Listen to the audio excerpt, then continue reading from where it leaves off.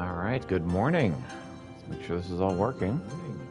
Oh boy, I am so excited to stream. I may stream a full 8 hours today. We'll see. We'll do the 5 hours in the morning and then come back in the afternoon. I think because I'm so ready. I'm so ready to get to Shadowbringers. But first, we got to get through all of the stuff that I had set up, getting on my way here. So let's go ahead and start this. Guto's ready to depart. Good, you're here. We are preparing to embark on a search for treasure. Would you,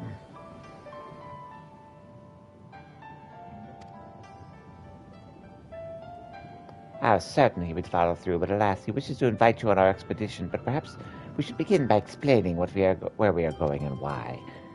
Shitaki's pirate associates in Yanshev informed him of a treasure that may prove suitable for our vault. If what we have been told is true, the owner of said treasure can be found somewhere near Namai. Our mission is to debrief this individual and see if there's aught that we can do to trade for this oddity, whatever it may be. Now, let us be off.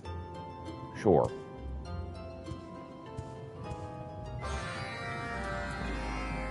So I have just an insane amount of Beast Tribe quests to do, and other stuff. I got so much stuff to do.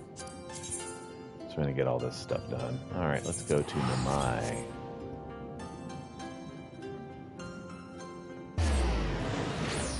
But I have prepared.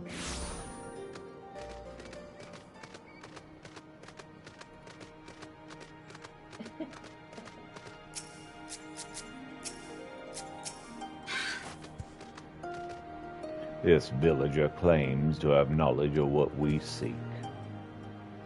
I can only tell you what I've heard. Whether or not there is any truth to it, you must decide for yourselves. If I may ask, what exactly is this treasure? Forgive me. I had forgotten that it can speak. I do not mean to question your decision to come here, but I surely doubt any treasure you will find will compare to this doll. That may be true, but our aim is to create a collection. To that end, we came here to follow the rumors of a treasure here in Namai. No doubt a burdensome quest if every piece must be a curiosity such as you. Sadly, I cannot say what this treasure is, only that its owner is of the Namazu. How can you be certain they possess of any worth? He has been seen carrying something about the glittering basin with the greatest of care, but only briefly. Upon realizing he's not alone, he leaves with all haste. He speaks to no one, and so we are left to wonder what it is he guards so dearly. If you mean to approach him, it will not be easy. How are we to strike a deal for such a seemingly skittish character? Well, we must find something the Namazu are willing to trade for. That they may stay and consider the exchange instead of running away, yes, an excellent idea. Then let us begin our search. Indeed. Not so fast, my friend. If you were to appear before us here and now, we would have naught from which to barter. Our time would be better spent learning about this Namazu. You have already inconvenienced Pietro greatly. We will not keep him away from his other duties. Sympathy for a comrade? Well, I suppose it would be prudent to where the Namazu can be found. We are ready to bargain. Very well. Let us find an ideal location to better survey the area.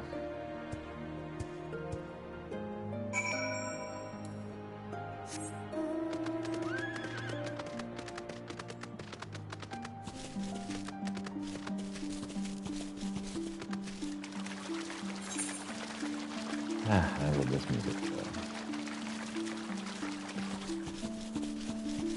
I miss the mount music, but I love this music that is here instead.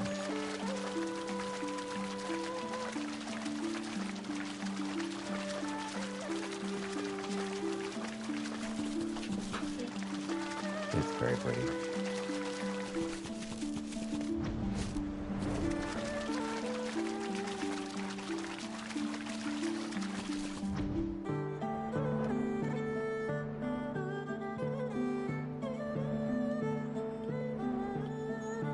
sorted the mounts for Pieter so that we have mostly stuff you'd find in a forest or in nature. Look at me, that's Pieter, right? Search your surroundings for the Namazu. You may move the camera as well, zoom in and out. Target the Namazu with X.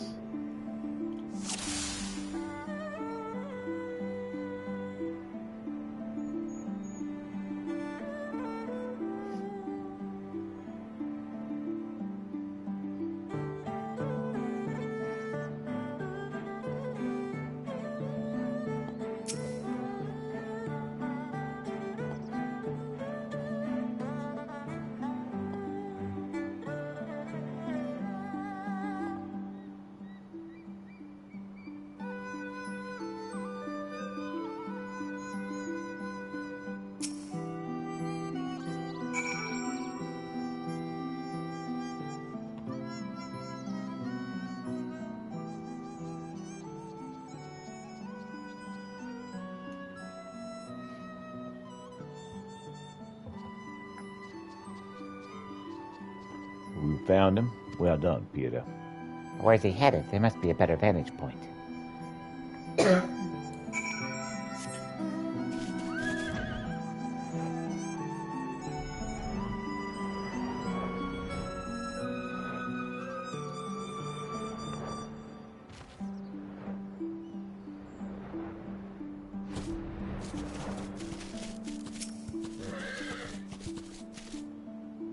Search the surroundings for the Namazu.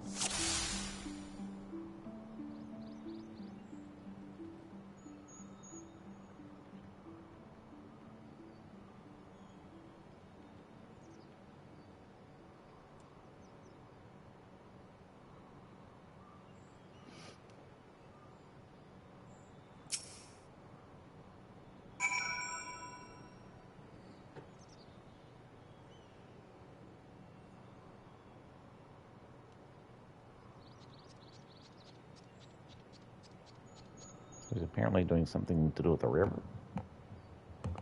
Bearing near the shore of the river or something.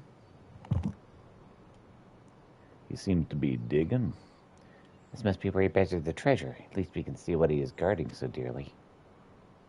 Indeed. So it is the vase we are after. The only question remaining is why is he acting in secret? The answer may be Akita approaching him.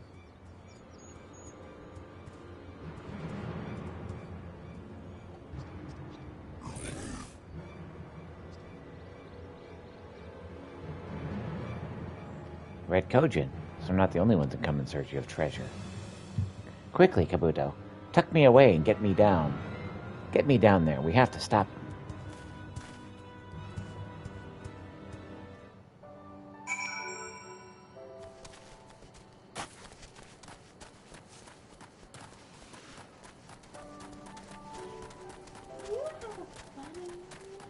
Uh-huh.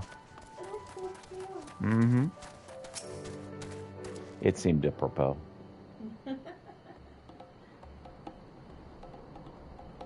Stay back. The Namazu's safe, but they've taken the vase. We have to get it back. Please, please, just leave me alone. No need to fear, friend. We're here to help. You hear that? The bungling blue and his wetness want to help. No need to worry, our pretty little chef. We've only come to retrieve what's by right ours. He's more than willing to give it to us. Give it to you, you're a liar. Let's have the lumps to prove it. You here to help, yes? Yes? Then you can start by teaching those brutes a lesson. This treasure belongs in the vault. You know this is to be true. Now, stand down. No. Give back the vase. Oh, how curious. Before he spoke as a whining child, now he speaks as a would-be warrior. Lay down your sword and surrender. If you do, we may consider allowing you to work as one of our mercenaries. I would rather die than serve you red brutes. Watch your tongue. You stand in the presence of General Hiromaku the Red. Now, Shogi. Let's not be rash with this would-be warrior. Given the right incentive, I'm sure he and his brothers could be convinced to join us. Never. Not for all the treasure in the world. Again with the whining. Perhaps the blue are not worth having as mercenaries after all. Though I could be convinced, mark my words, when next we meet, I will have you on your knees begging to join us. Why don't I attack them? Those fiends. Do then think you'll simply let them walk away? That doll, it talks. Yes, well, for your Kojin savior, he is indeed brave. He's not the best with words. I'll step in on occasion and speak on his behalf. Enough of that, Kabuto. You must follow him. Pietro and I'll be right behind you. That doll that speaks. Interesting. Thank you for saving me. Would that we had met on better terms. My name is Gyokai. Get a go and assist Kabuto. I'll be along shortly with our new friend here, who's going to steal me. It's a very predictable event. There is a 95% chance that thing's going to get stolen by the Namazu.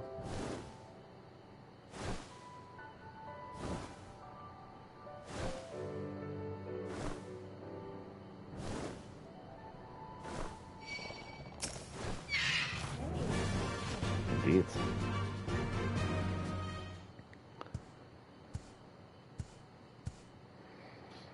He had reinforcements lying in wait. I managed to fend them off, but he got away.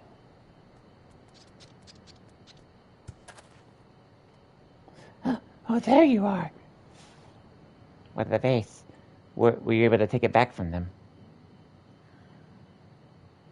My apologies, Kubo. No need to concern yourself. No, I'm actually glad to be rid of it.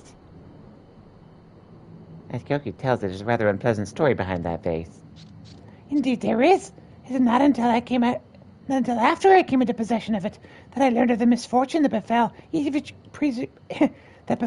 of its previous owners. Oh. When the birds began to follow me, I thought nothing of it. But then their droppings came, every day a torrent, a maelstrom of dung from the heavens. I grew suspicious, and soon after I learned the vase had been cursed by its maker. I made every opportunity to get rid of it. But whether I dropped it in the ocean or abandoned it in the mountainside, it always found its way back to me, as did the storms. Eventually I learned the way of the curse can be broken. It involves a small ritual which must be performed while alone. Otherwise the misfortune would spread, and we mustn't have that, no. But if the Red Kojin want it, they can have it. I see. Truly the world is full of strange treasures. In any case, I suspect the curse will soon come to an end. They were taking the vase to Kojin treasure vault in the Isle of Zeki. Once enshrined within, it will be purified by the myriad kami inside. The vase will haunt you no longer. Oh, thank goodness. I must repay you for this kindness. Come. Is there anything you would ask of me? Name it. Any thoughts, Pietro? You only ask for your friendship on behalf of the Kojin. But I noble gesture, putting the needs of the Kojin before yourself. But of course, you're mostly merchants and traders, yes? Oh, that suits my plans perfectly. I was looking for partners with whom to do business. Forgive me for interrupting, but I could not help but notice you have quite the charm. What? I'm flattered, truly, but I don't think it would work between an Amazu and... It is old, but it is quite exquisite shine. Yes, it is indeed a marvelous chime that dangles around your neck. Oh, my chime, of course. Oh, what else could you have meant? You have a good eye, Sakumo. These chimes are the pride and joy of the Namazu. Why, I have worn this one about my neck since my first name day. But a brilliant shine matched only by your kind-hearted soul, no doubt. Please stop before you make me blush. I tell you what, as a shine of good faith between soon-be partners in trade, how would you like one of these charms?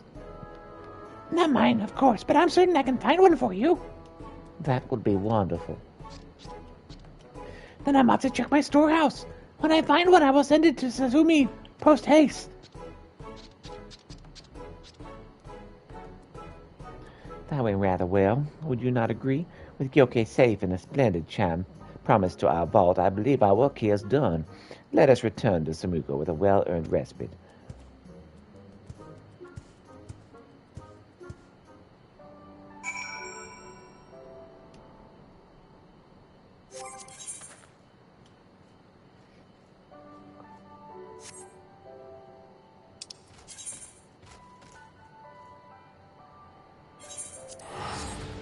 Foundation.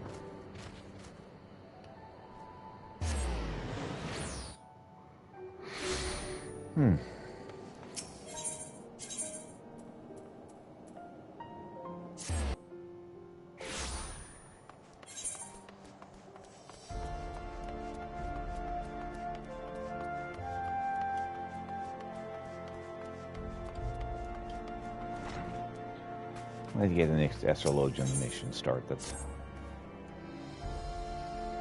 Oh, Pieter, you've received my summons. You didn't receive my summons? I'll damn that Jonacquard to the 7th hell and back. He's gonna... Forgive me. There shall be sufficient time for the condemnation of his soul in the 11th bell starts. For now, I will speak to you of Kyohogu's training.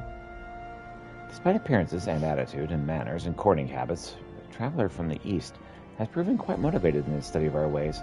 In fact, while you are off doing whatever it is you do, he successfully opened the next 4 gates of heaven. Anyway, preparations for the symposium have left me with little time to pick the boy's mind, but I nevertheless managed to fully grasp the primitive concept of geomancy. I plan, in fact, to incorporate several of the ideas as anecdotes in my presentations. That's what my father would have wanted. Now, as to why I've called you here, Kyohuko was quite close to attuning to the final heaven, the spear. I think it only fitting that his instructor be there to accompany him during his finest moment. But because I'm obviously too occupied at the moment, I thought perhaps you could join him in my stead. Sure. Then it's settled. You shall guide Yon Kohoku in the final steps to glory and enlightenment, just as I did you many moons ago. Follow me outside, Pieter, and I shall bring our friend the good tidings together.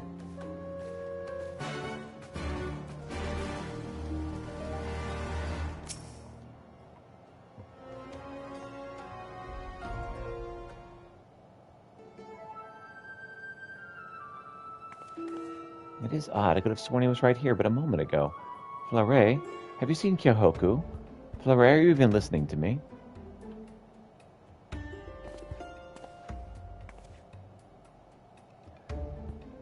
As if our Hingen novitiate you seek. He hurried out the Athenaeum's side entrance, not 5 heartbeats past. He was quite animated, even more than usual. A veritable one-man mummer's tragedy, all full of jumping and flailing and pumping of fists. What could have unsettled the boy so? I suppose it might have been the letter I handed him. It was delivered just this morning.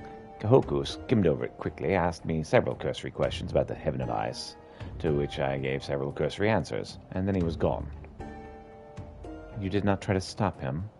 Did she change her hair? She did. Why would I? He was leaving. She's in disguise as a man, baby. Oh. My intuition is correct, and it usually is. Something in that missive has led Kyoku to believe that he does not have much time left in Eorzea. He set out for the Steel Vigil that he might open the final gate and complete his training before he departs our realm. Pieter, it looks as if our plan is already set in motion. To the Central Highlands! Sure, I can do that.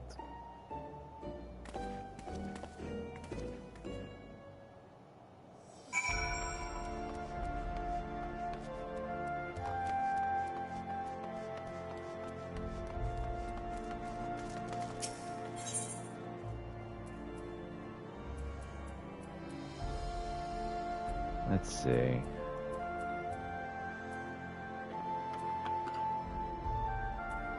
Yeah. Trying to find airship land.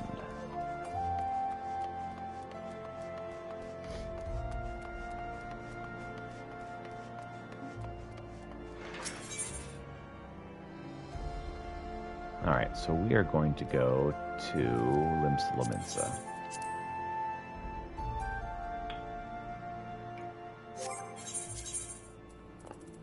we can work on Arcanist.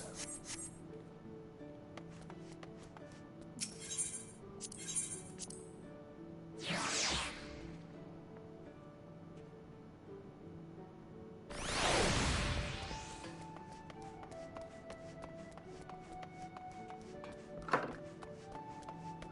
Yeah. You want to go here at the chair?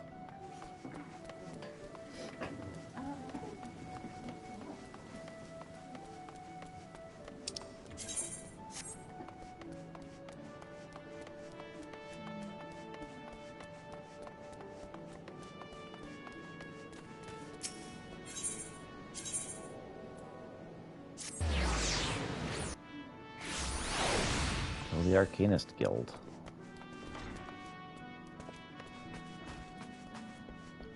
Trying to learn to be a scholar. It'll take a minute. You seem tired, Peter. Are you sleeping properly? One's reasoning can suffer without sufficient rest and recuperation. Should you deem yourself fit for duty, pray make your way down to the practice floor. Forcia Kalia has requested you accompany her to another official inspection. There is, however, a requirement for your participation. The Foreseer will explain the situation. All right, what do we gotta do here?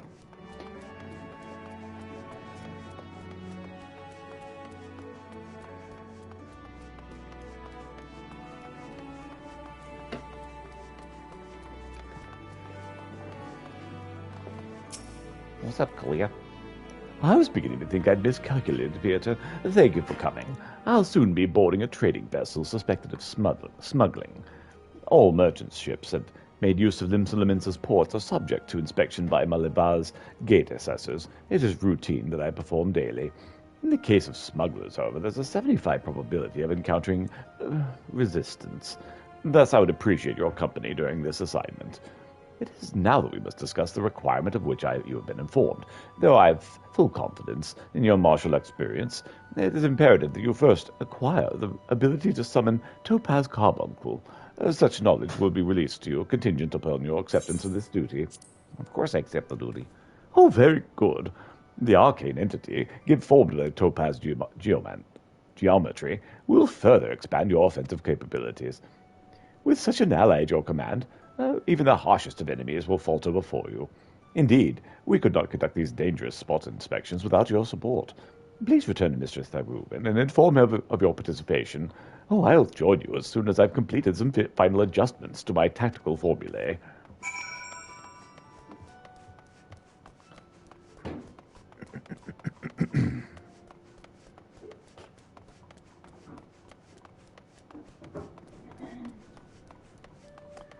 As soon as I get Topaz, I need to put it in my repertoire. You've agreed to accompany the Foreseer, then I shall gladly instruct you the use of Topaz Carbuncle. Pray do not hesitate to employ this entity in combat should the inspection turn sour.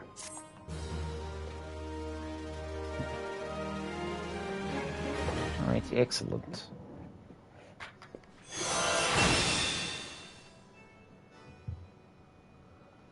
I can now summon Topaz.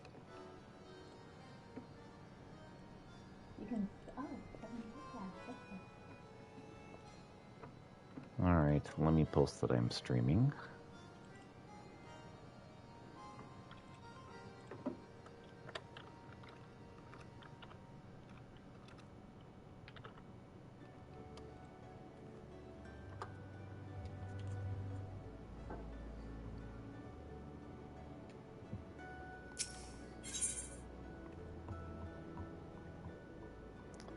Okay, Guildmaster Thurbigham is awaiting the arrival of inspection party members. The mercenaries, Gifrin and Ashridin, are here to assist with the inspection. Both are old hands when it comes to escorting Kalia during her more dangerous duties. Well met, Peter. My spells are at your disposal. This won't be the first time we're expecting trouble, but as long as we follow the Foreseer's tactics and keep a clear head, we'll come through just fine. The Morning Star is preparing to dock in Allaport. We will meet our first challenge, however, before we even board the vessel. It's almost certain that this merchant ship has hired a thug or two to accost us at the pier. I calculate the probability at 98%. The crew wish to avoid attacking us on deck, you see, as that would be all but trumpet their criminal intentions to the world at large. Now, once we manage to clear the rails, we will face a deck crowded with armed sailors. For a small party such as ours, the more effective strategy will be to incapacitate individual foes as swiftly as possible. Each opponent we down is one less weapon raised against us. It's imperative that we do not allow ourselves to become tangled in multiple drawn-out skirmishes, lest we be overwhelmed. I call this stratagem Hammerfall. Strategy is a tool used to manipulate one situation into the desired reality. Keep those words in mind. It is time we departed. Let us regroup before the main gates of Alaport. All right. Quest accepted. All right. So, before we do that, let's do the next job, which will be Bart.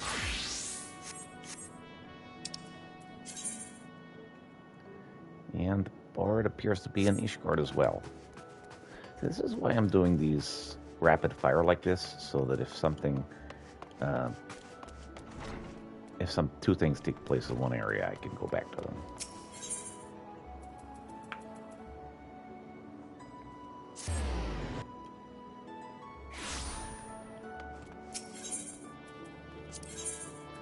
Ishgard.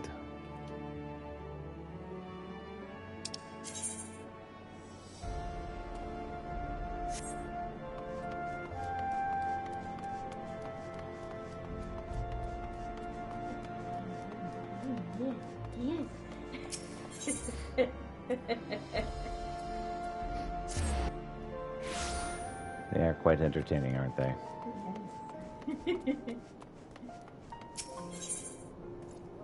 Hello, Sanson. The Gidlet is worse than useless. Instead of helping with our inquiries, he spends all of his time drinking and wenching, and now his indiscretion is about to get him and us into trouble. The gods see fit to bless him with a gift for song, and what he does with it is satisfying his base urges.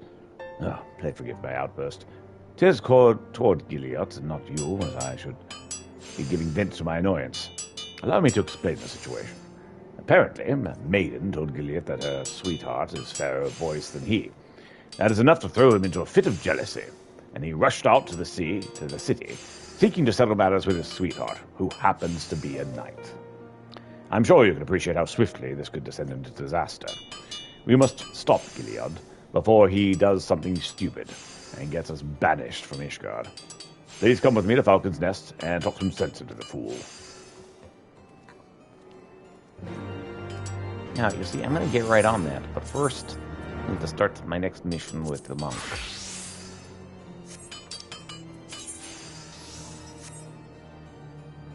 Which is in Mordona. It's more or less Dona. No, more Dona for sure.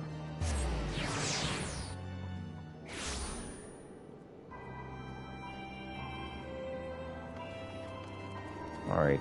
Man, look at all these people. What's up, Slaffborn?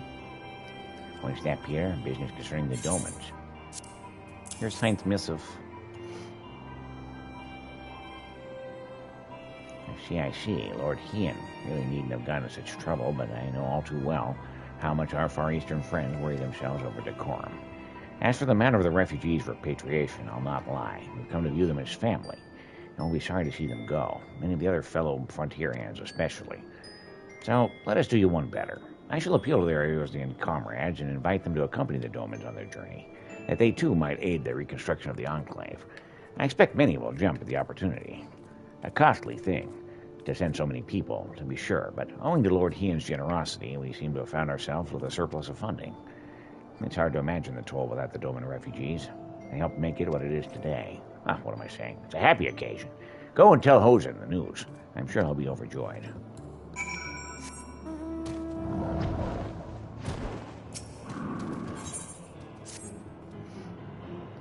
Peter, finally I have information on Otaka. She is near Eugenia's spire in the northern shroud. I mean to confront her, to demand the truth from her. She and Zetsa do not act of their own free will. Of this I am certain. Nay, something has a hold over them. we will find out what it is. Come, brother.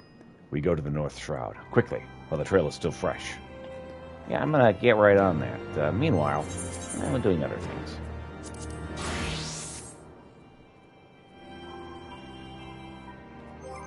Yeah, I've already got that one. And I believe that's it. Okay. Well, let's go through our lists, shall we? Astrologian first. To airport. Or, sorry, Arcanist first, I should say.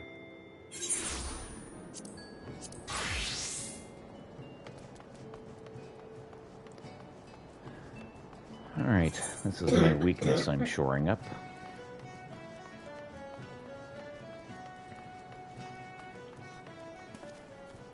What's up, Kalia? Let us be about our task. Beata, pray inform the steersman at the pier that we are ready to conduct our inspection. Should violence be offered, you're to execute stratagem Hammerfall. Do not forget, your tactics are both your shield and your weapon. Alright, so before I do that, I need to add someone to pass to my list.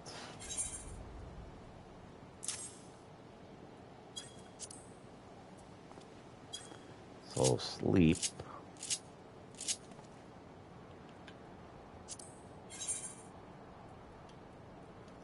We'll go in the Topaz place instead. Okay.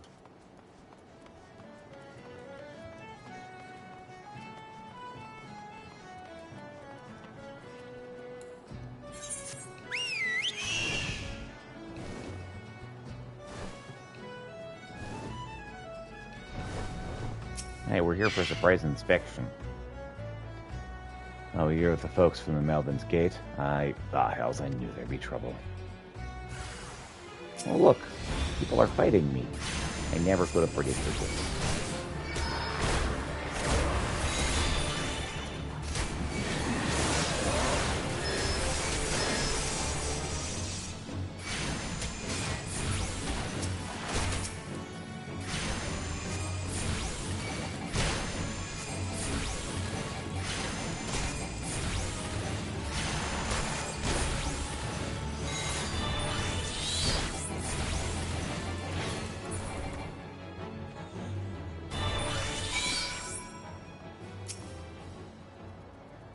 Well, then I'm certainly glad to see you can handle yourself. You'll find the landing boat just down there at the end of the ramp.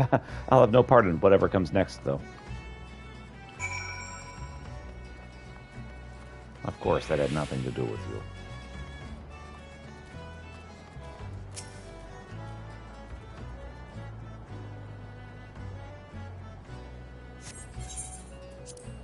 Oh yeah, let's get it on.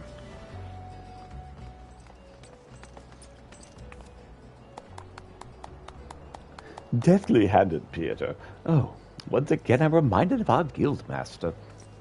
Thanks to your efficient response, we will be able to commence this inspection earlier than I had calculated.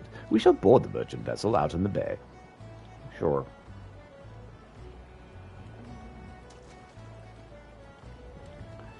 Estola, will you take the rudder? The Morning Star awaits.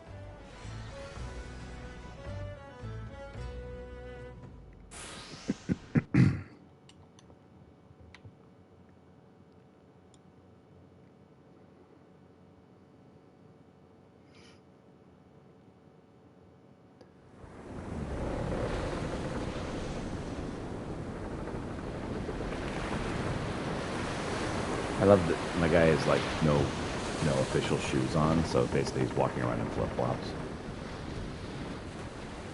That's humorous to me.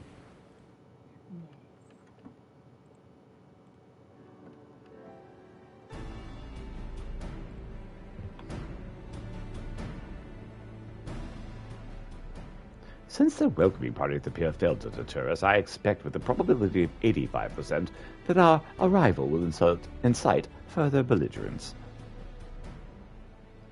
Our objective, however, is not to trade blows, but to gain access to the hold. You may behoove us to employ stratagem Hardhead. The aim of our opponents is to buy time so our suspect goods may be tossed into the ocean. I do not intend to give them that time. We will bull our way toward the cargo hold as quickly as we can. It's a tactic fraught with risk, but one which your presence makes possible. Shall we begin?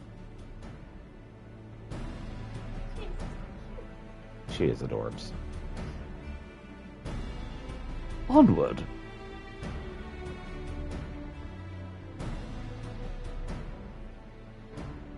That's all of the Makotes. All of the Makotes are adorable.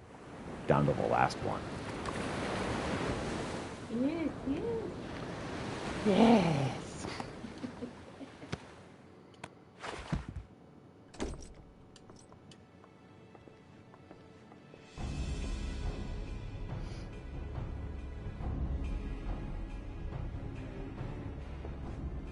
I am Percival Kalia.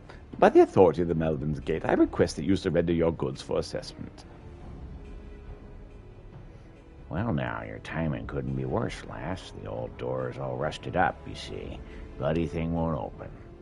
You'll have to come back another day as we fix the hinges. I will see that cargo now. Any vessel entering the port of Limsalimins is bound by law to submit to a routine inspection.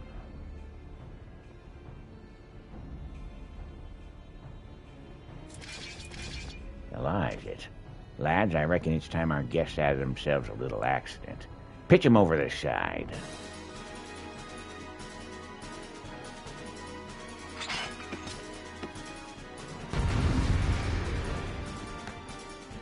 Someone to rush the exit. Oh. Commence stratagem hardhead. Topaz carbuncles time to shine. There is no objective. So I guess kill everyone is the objective. Despite what she said.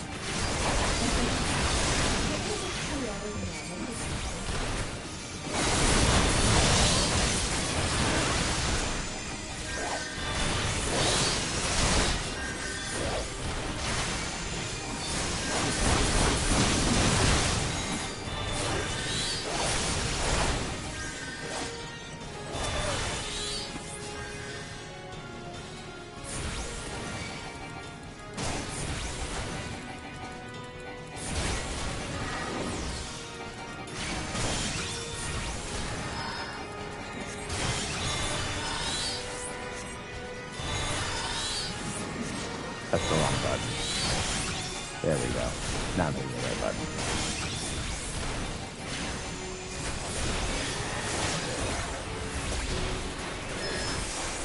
Kept resummoning the carbuncle. I'm like, wait, what?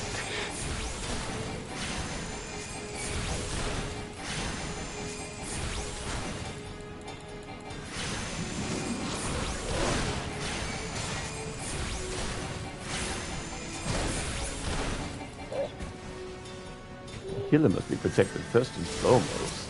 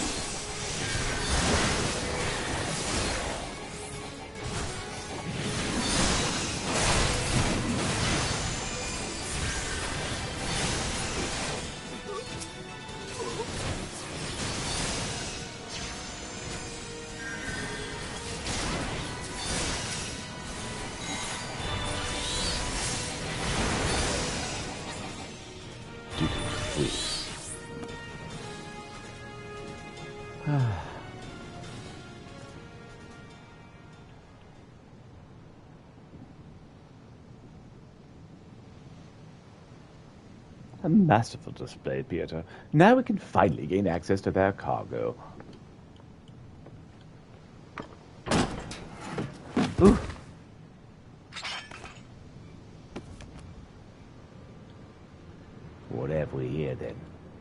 of them bitch Admiral's lapdogs scampering about the ship. Just like your mistress, always sticking your nose where it ain't invited. No, it can't be. Huh, recognized my pretty face, did you? But you are caught and exiled.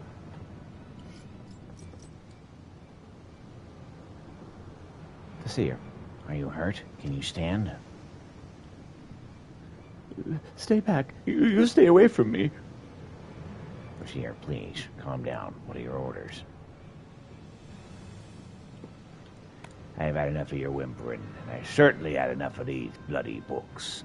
It's clear you ain't learning anything from them.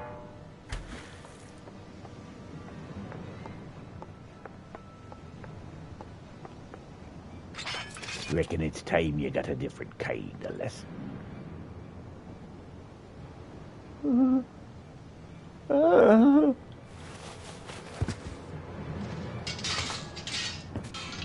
Clear enough, Governor Reserve. She's fainted. We must withdraw.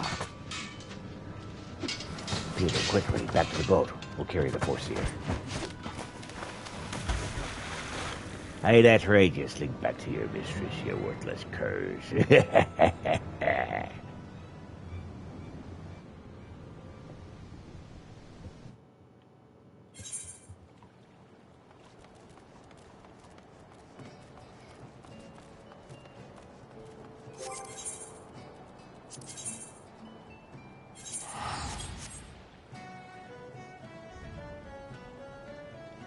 Back to Lynchla then.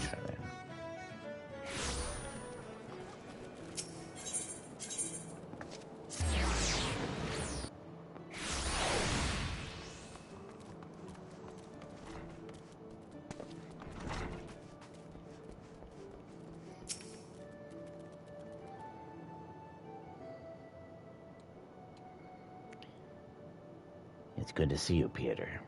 Guess friends sent word ahead of your travels.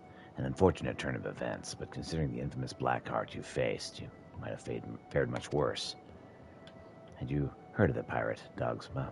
He was exiled from Laminsa some years ago, but it appears he's chosen to defy the Admiral's orders. And once more he dares lay a hand on Forcia Kalia. Poor lass must have been terrified. If I'd known Dogsma was aboard that ship, I never would have assigned her that duty. The assessor may require some time to recover. For Kalia, that man is a nightmare made flesh. Though her physical wounds will soon mend, there's little we can do to salve the hurt of her mind. Are you concerned? Angry, mayhap? Harness that energy and channel it into your training. I predict we shall be needing your skills again before long.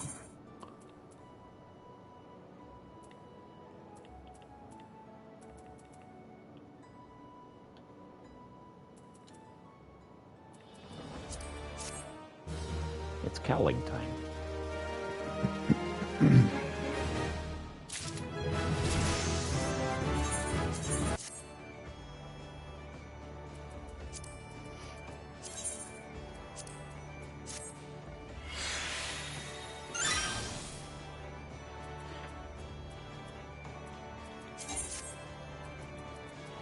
I did have shoes on. It looked like I had just basic shoes on, but I guess I had some actual shoes.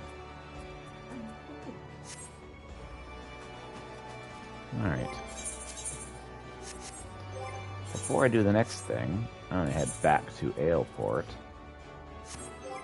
or Alaport, because there is a lot of these things I got to get done for Realm Reborn. The Sahagin, Amajah, and Sylph stories.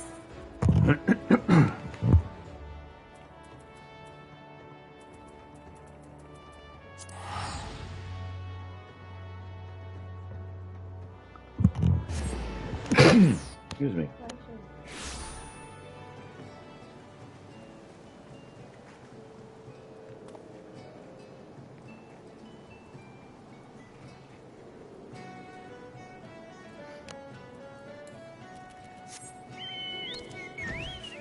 No, that's not here, but that's fine.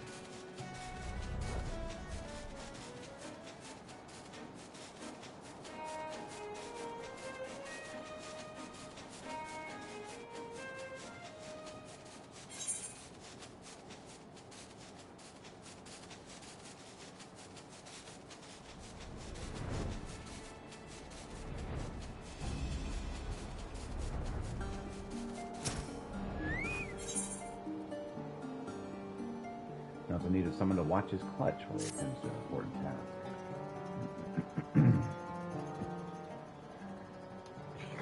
Peter, I wish to ask a tedious favor of you. There's a task that I must attend. A task that will take me away from the nursery for a time. Thus, I would have you watch over my clutch while I'm gone. You need not feed or discipline the spawnlings. Few, and few of such duties well in hand. Before Trident's consent, it would be foolish to think our acts of sabotage have escaped their notice, and they surely desire vengeance. Thus far, my presence has been sufficient to deter any such reprisals, but should they learn of my absence... What is it you travel, Clutch Father? What is the task to which you speak? Do not question me. Do not question your elders, you. Your duty is to care for your spawn brothers. That and not else. I leave the safety of the nursery to you, Peter. I will return as soon as I may.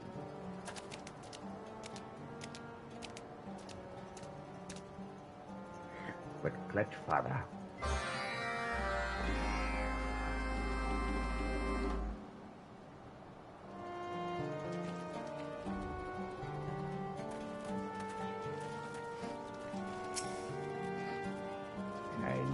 I have never known the Clutch Father to leave the nursery in another's care.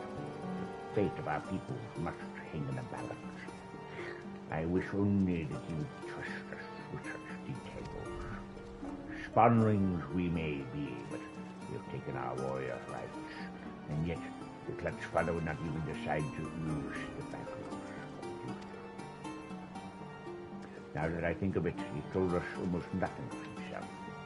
We know little of his past, or part in the old wars. Will you do something for me, Peter? I want you to find out about this vital task, and learn if there's aught we can do to aid the Clutch Father. Many of our older kin speak of him with reverence and respect. They live scattered about our territory, the reef of Sending, Reaverhide. Even one is on Moonshade Isle. Oh, you may need one of our imps to carry you there. Perhaps in our stories you may hear the clue you need to solve this mystery. Now, to get them to speak to you, you'll need to show them the cell inscribed with our clutch mark. That should cause their memories to tumble forth from their own accord. The elders do love to reminisce about the old days.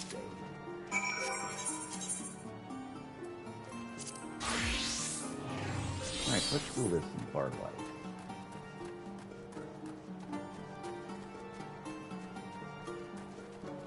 I was like, and I'll go back and check the other... No, I just need to go. I am ready to bear you to Moonshade Isle, Shore Walker. Yeah, that'd be great. You are.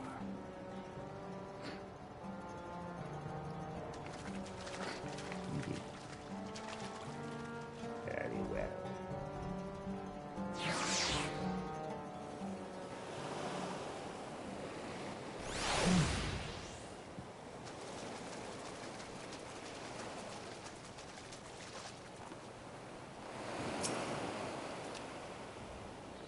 Leave me be, Shorewalker. This is my isle. I'm harming no one. Here's a clutch mark. I will carry dogs to that shore. Has he cast his lot in with the finless ones? No, it's too late now. His time ended long ago. Zug is the champion of the Spawnling grounds now. No other warrior is fit to claim the mantle of Scarlet She-Devil. Mark my words.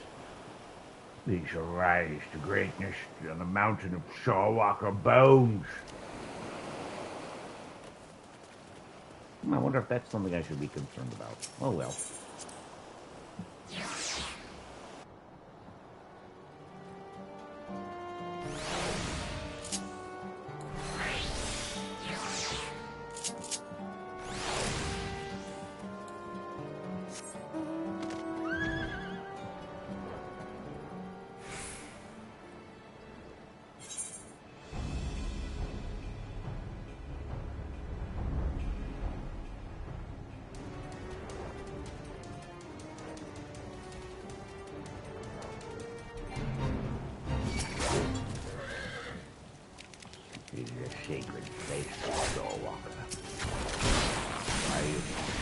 my friend.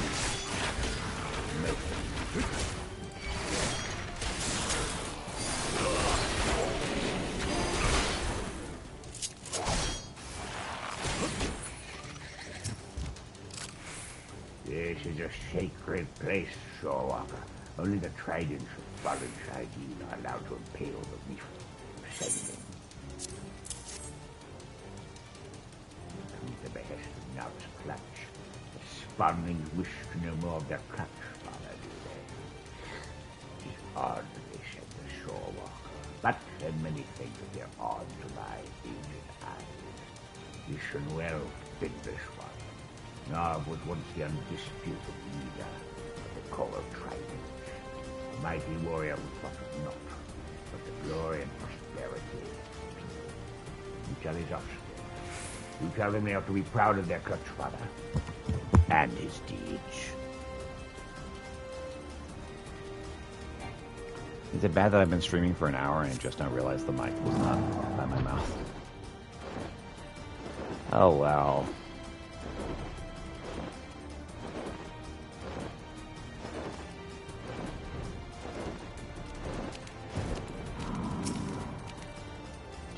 Why do you bother me, Finless one? I do not summon any reavers to do my bidding. Yeah, this clutch mark. So you're the ones the others have seen consorting with Nod's clutch. Fortunate for you that all Shorewalkers look the same to us. If you come seeking your Shageen friend, I hear Nov has come to parley with the Zoog in the Serpent's Tongue. I can only guess as to the subject of their discussion. Here, take your shell back. Finless one.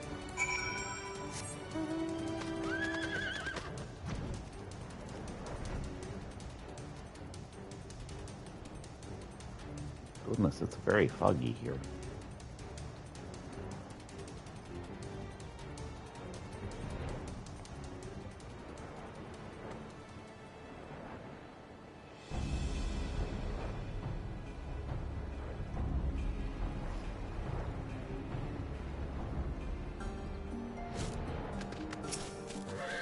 What's up, Sue?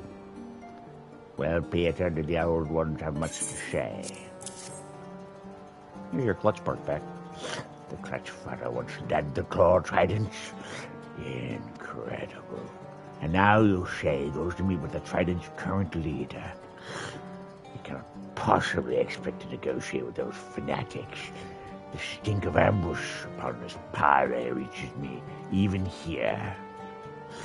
Oh, clutch father, this is why you chose to attend the meeting without your spawnlings. You mean to fight those savages alone. Finless one, Peter. I would willingly face my battle myself, but I cannot abandon my duty to protect my clutch mates. It falls to you to ensure this does not end in tragedy. The clutch father is meeting with the coral tridents in the Serpent's Tongue. You're the only one I can trust to rescue him when the parley turns sour. And you can be sure it will.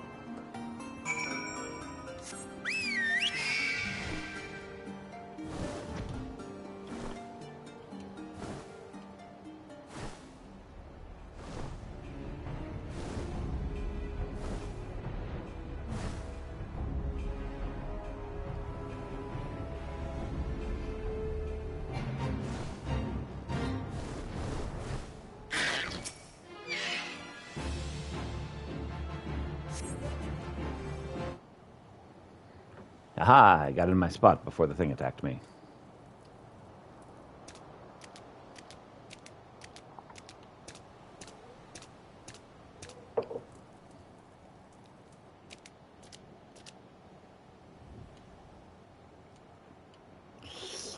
Come to our lair, Nov. Your mind is as wilted as your fins, old one.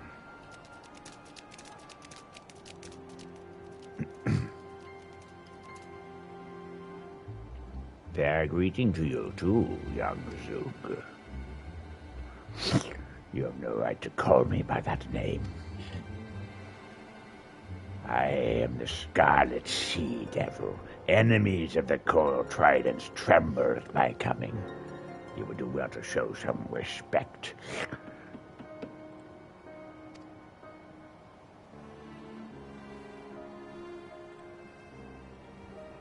Calm yourself, Zug. I did not come here to trade insults. I only wish to talk. Had you thought about our future, Zug, the future of the Sahagin? Have you seen how our people fade into darkness, like the evening sun sinking below the ocean waves?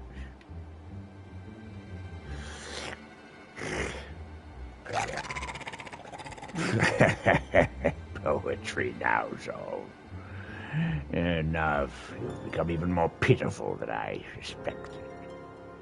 You were once feared above all, bloodthirsty as a shark, deadly as a ray's sting, savage as a sea serpent, the terror of the indigo deep.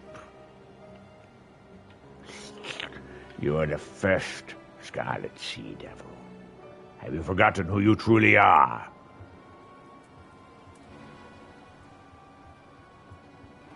I consigned that title to the deep long ago, along with my heinous past. And that is why your legacy must live on through me. The Cold Tridents will thrust our spears in the very heart of this land and bathe in the gushing blood of the Fidless One. If we lack the territory in which to spawn, then we shall take it by force. Our offspring will thrive on sand that has drunk the life water spilled from our enemies. I see my words are wasted on you.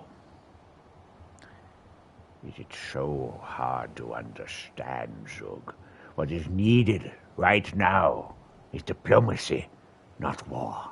Your hubris will doom our spawnlings to lives of violence and misery.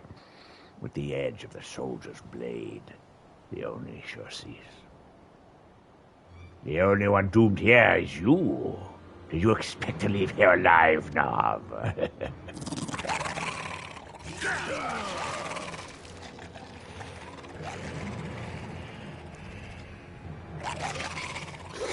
Kill the traitor. Rip off his fins. Strip away his scales.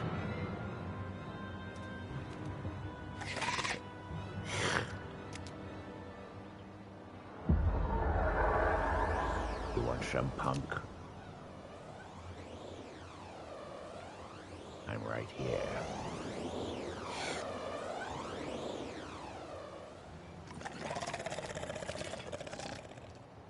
You said he was weak now. Feeble.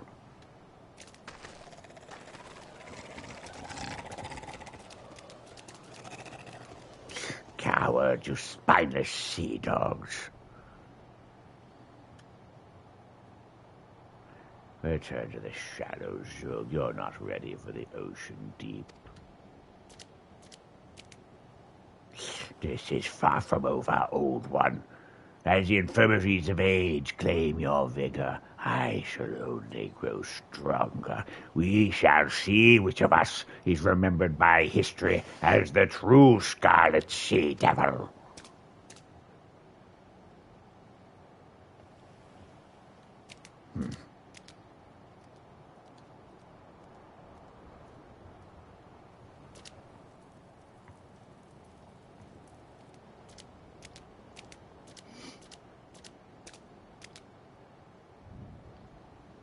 Pieter, who stood ready to rush to my rescue.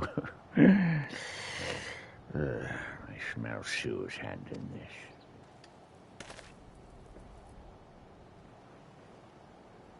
I yet think of him as my little spawnling, but his instincts are those of a warrior grown. My strength has not dimmed so much that I need cower behind the fins of my offspring. But you have my thanks, all the same. Come, let us return to the nursery. It would not be wise for you to linger here.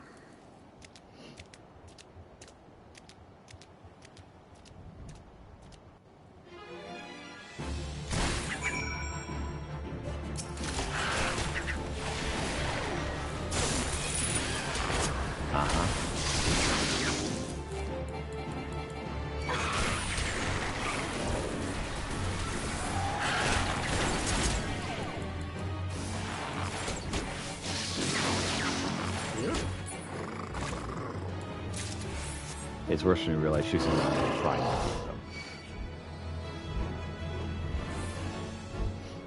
And they're finding food somehow.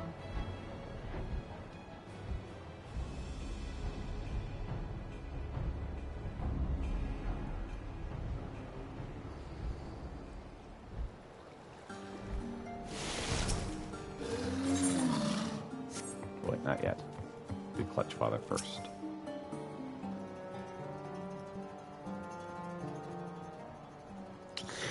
An explanation is in order, Pieter. Sure, I would have you hear this as well. I am listening, Clutch Father. There's much I have kept from the Clutch, but the wreckage of my past cannot stay submerged further. It is time to tell you my tale. 15 years ago, I led the Coral Tridents to countless acts of piracy. Pillage, slaughter, kidnapping, there was no foul deed I did not commit. For the shorewalkers of Lanasha, I was a nightmare made flesh, a demon from the Indigo Deep, the Scarlet Sea Devil. All those I killed, all the land I seized, I did so for the future of my people. I had not a single shred of doubt that my actions were just. I was just as zealous Zug is now. It is tradition among the Sargeen that our queen, the Indigo Matriarch, reward a proven warrior with a clutch of her eggs. Such as a champion earns the right to become Clutch Father to the spawnlings thus hatched. Even among the elite, my victory overshadowed all others. The matriarch honored me with more than 100 eggs, from which many healthy offspring emerged. My clutch was the envy of the tribe. Never in my arrogance and pride did I expect what was to happen next. I returned to my nursery after a typical campaign of looting ships, only to be greeted by a sight that haunts me to this day. The broken corpses of my spawnlings, strewn atop one another in a gruesome mountain of death. It was an act of pure vengeance. The shorewalkers had trailed me to my island home and waited patiently for me to leave. They put my children to the sword.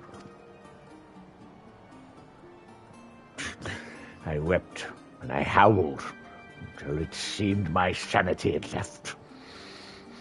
And then all at once I understood.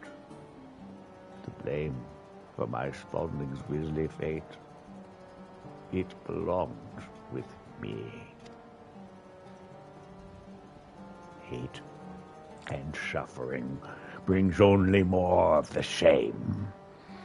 It draws you into a whirlwind maelstrom of reprisal and retaliation that leads to naught but a soulless abyss. My salvation lay in the few unhatched eggs that had somehow escaped the bloody retribution. I cast away my hollow dreams of glory and focused on raising my surviving sons. You and your spawn brothers, Sue. The Scarlet Sea Devil died that day. Nor of the Clutch Father was born. I'm proud of you, Clutch Father. You will stop the Coral Tridents, I promise you. We shall. Not just for ourselves, but for the Clutch mates we left behind. Does it all make sense now, Pieter? The reason I recruited you to our cause. To be truthful, I've never forgiven the Shorewalkers for what was done. But I will never let my actions be guided by rage. For that path will not bring us the peace that I desire. No, I will create a legacy worth leaving to my children. Let us continue building that bridge, Pieter.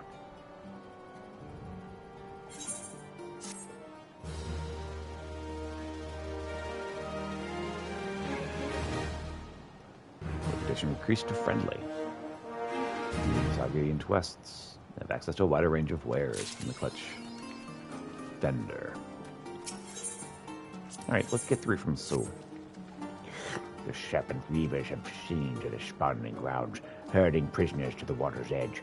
I do not doubt that they will mean to offer their captive souls to the Lord of the World. This act of drowning our enemies provokes the most volatile reprisals from the shore walkers. I suspect we might react in a similar manner were our kin forced to worship one of your finless gods.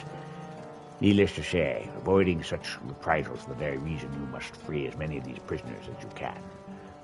It is possible the ceremony's already claimed a number of the shore walkers. Should you find any drowned amongst the captives, do not hesitate to strike, or they surely will not.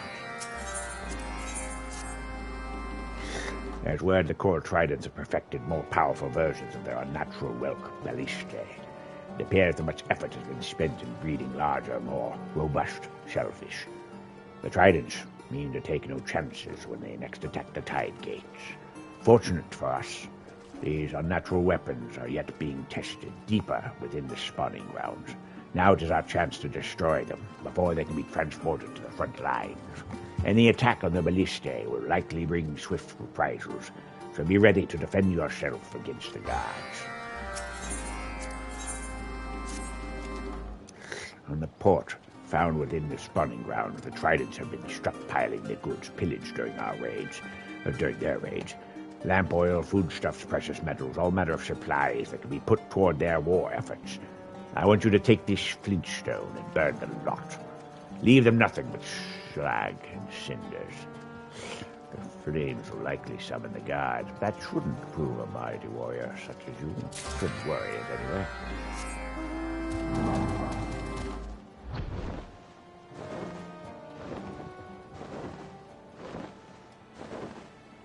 I'm gonna swoop in with this dragon and they're gonna try to fight me off. 4 slobs. Stop it.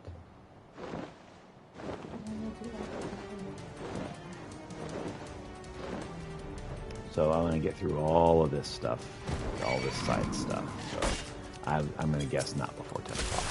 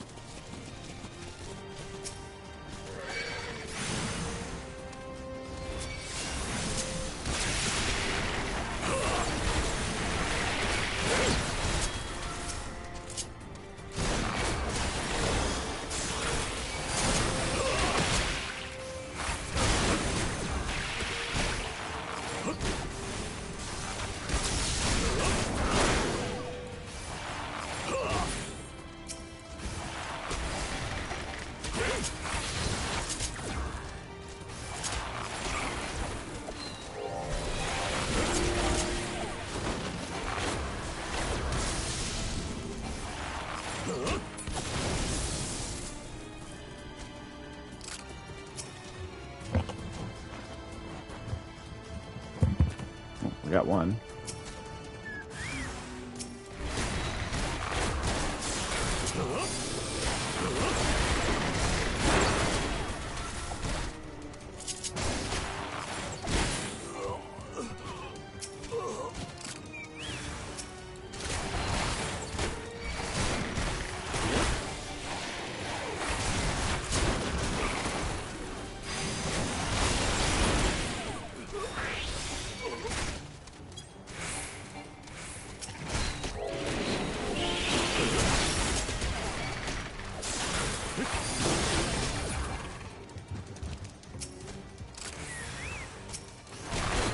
Yep, I was able to save one.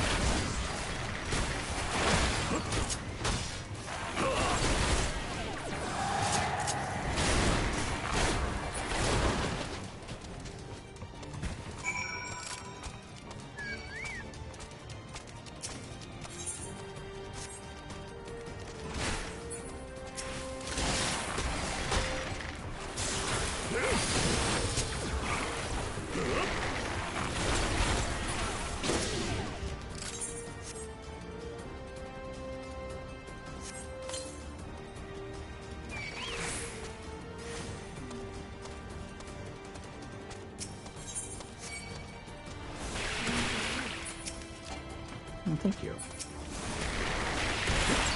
Hey, look, he picked the weapon.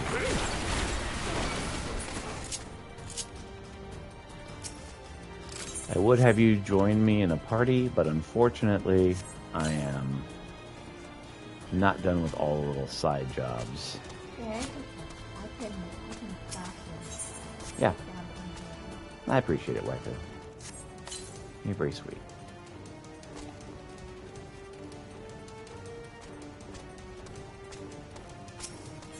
Glad to have enemies.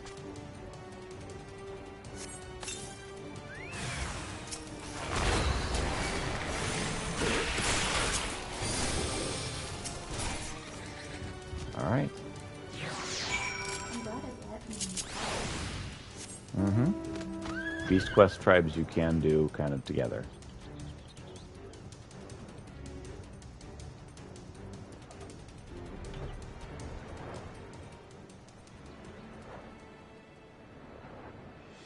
Beast tribe quests are kind of awesome. They're repetitive, but they're kind of cool. Like the further along you go, the better they get.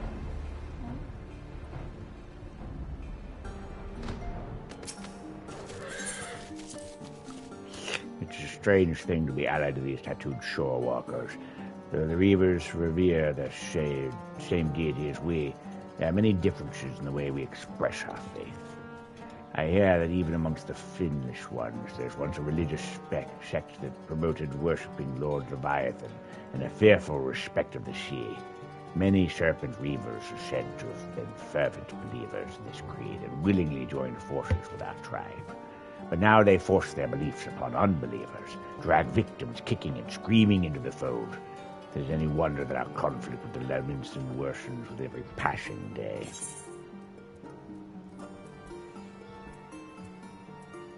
Critical hit sounds good.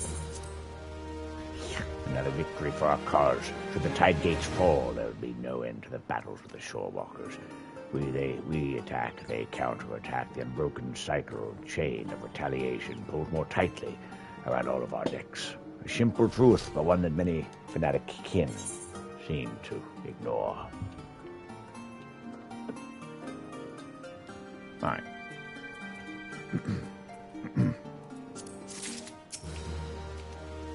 The stench of smoke yet clings to you, shore walker.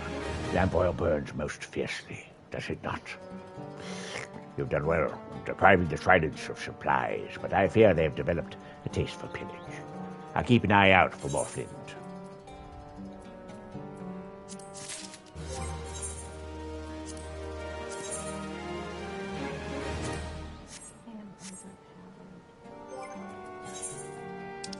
Oh yeah, you're gonna just totally wipe the floor with these guys. This is what I want. I'll leave this. This is fine.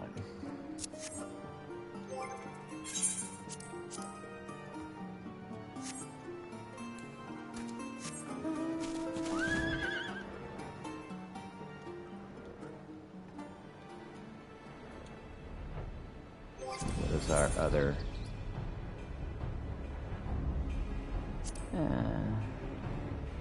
Before I do any of that, let's get the rest of this.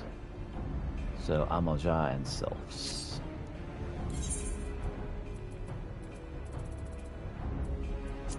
East Shroud first.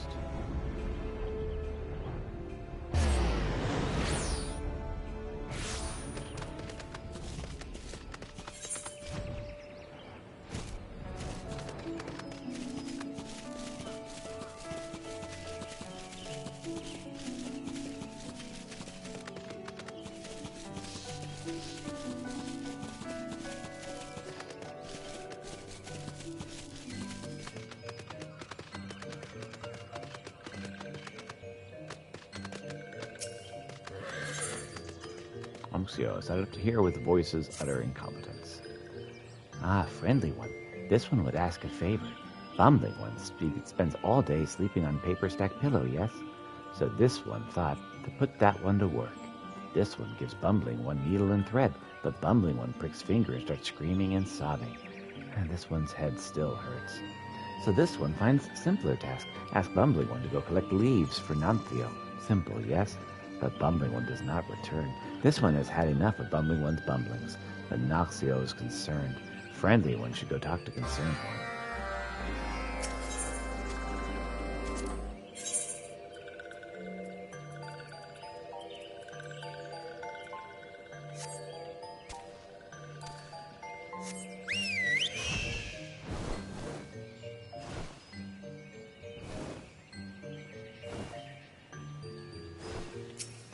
What's up, Nathoxio? This one is an Exatio leaf crafter. Walking One is sent by Onxmio, yes. This one is thankful. Onxmio placed Four-Eyed One in this one's care, asked this one to find work for Four-Eyed One, so he would not bumble. So this one sent Four-Eyed One into search of leaves in the great shelter tree. This one casts see-through spell on Four-Eyed Ones for safe return, but day turns to night, and this one is nowhere to be seen. This one suspects Four-Eyed One is see-through no more, and shakes and shivers behind a tree somewhere. Four-Eyed One is useless, but does not deserve to die. Please find Four-Eyed One, Friendly One. I can do that.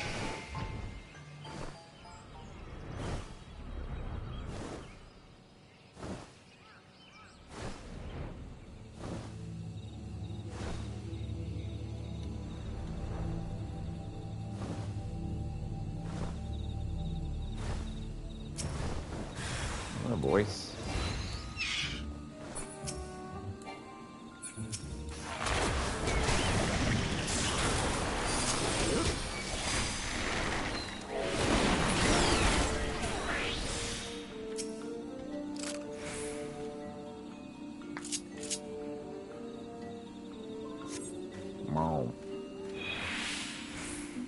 Oh, friend.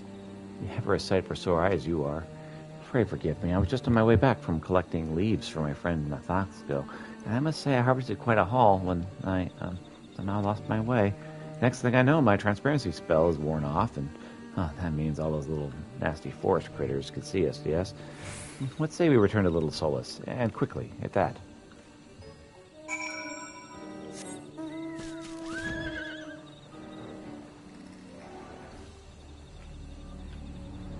What are the chances that dude is from the Sylphlands?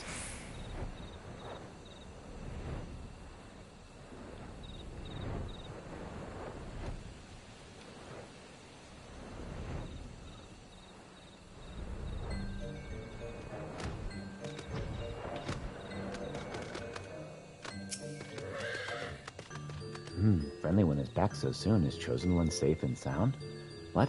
Friendly One only now returns to this one. Saved Bumbling One but moments ago. This cannot be.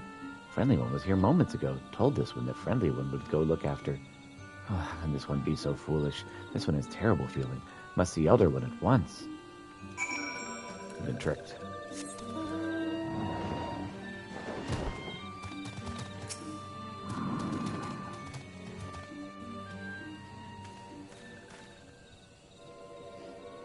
Are this one's eyes to be believed?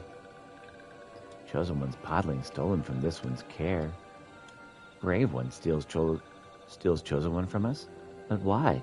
Was Brave One fooling these ones all along? No? This one thinks Gray-Haired One needs new spectacles.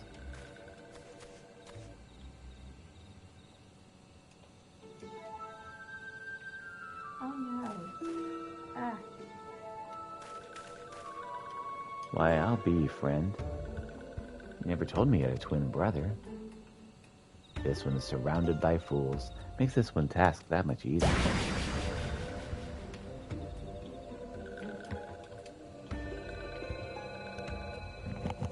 Chosen One. Foolish ones are foolish indeed to try and outwit this one. Sorry about that. But worry not, foolish ones. Chosen One's podling is safe in the hands of this one.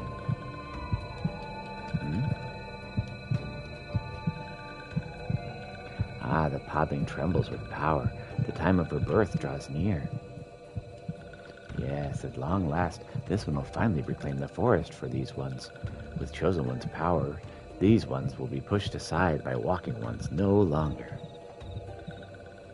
Yes, this one will teach Chosen One the way of Almighty One, Lord Rama.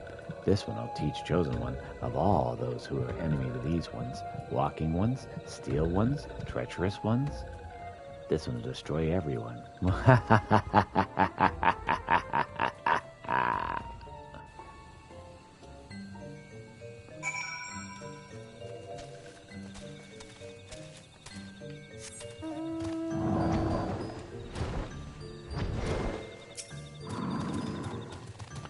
Chosen One is born in Deluxio's care, it's not just these ones who will suffer, everyone will be in danger. These ones must find Chosen One, but where to look? Curses, if only walking ones had sent real smart one instead of a bumbling four-eyed one. But this one will think of something. Brave One, please help defend these ones' homes against Touched One's attack. These ones have no one else to turn to.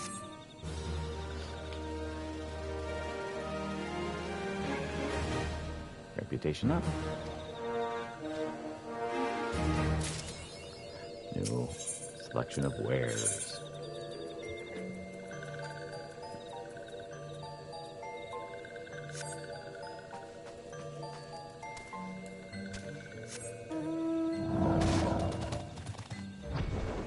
Okay, so let's see here. Last we have the Almaja.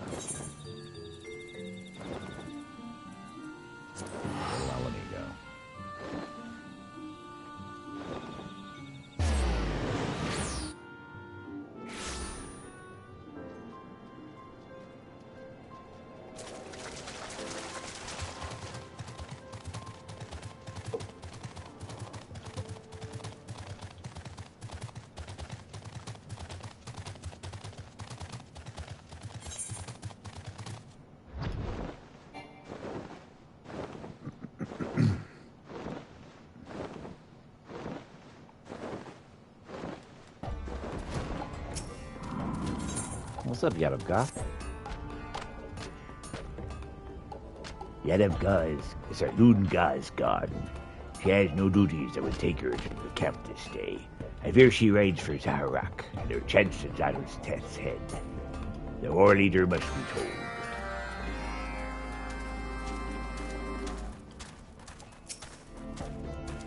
He's gone, the impatient whelp. Reckless action is not martial courage. To charge into battle with a certainty of oneself or one's enemy is to course disaster. Lunga is beyond our help now. That is her battle alone.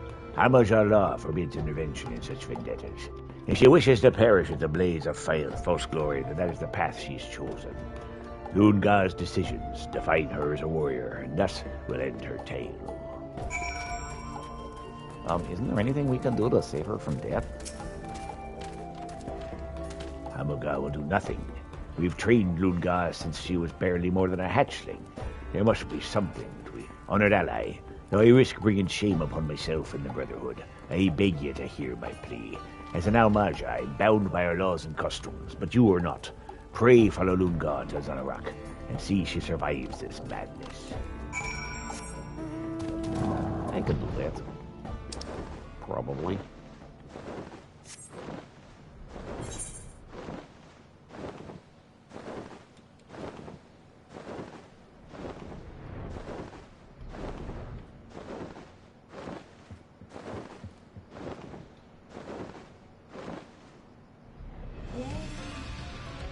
Yeses.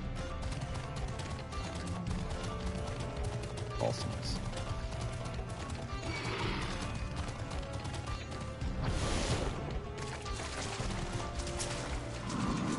What's up, Lunga? Well, users, your doom is come.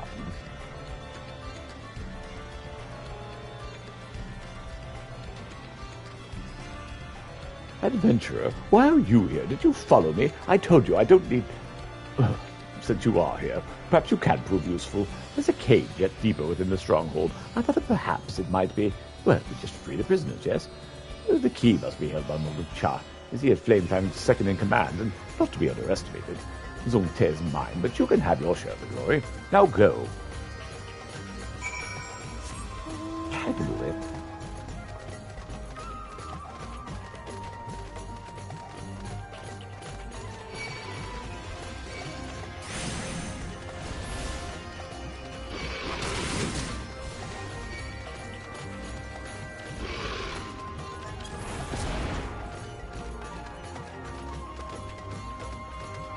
Oh, beep, beep, beep yourself.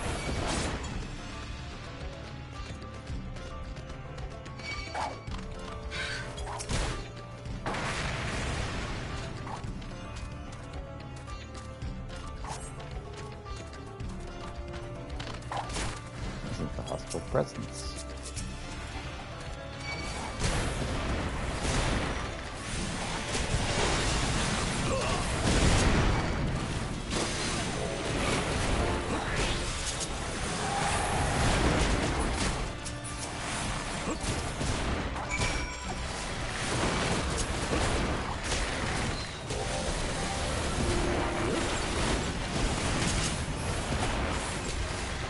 Bitten off more than I can. I'm gonna try and save it.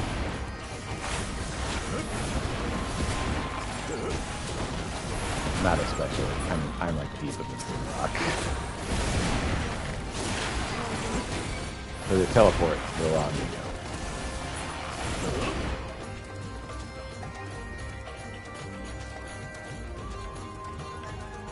I think I'm through the worst of it.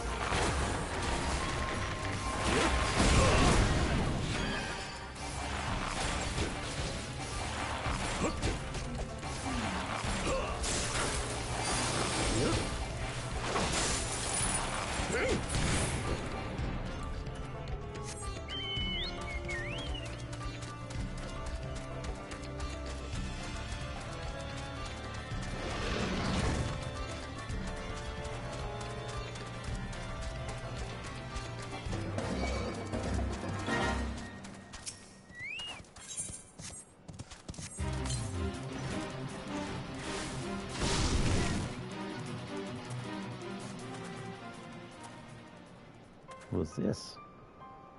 Who is it? Who's there? Stay back, you stay away. I know why you're here, filthy kidnappers. You've come for my little Lone, haven't you? Well, you can't have her. No one can have her. She's been promised to the Lord of the Inferno.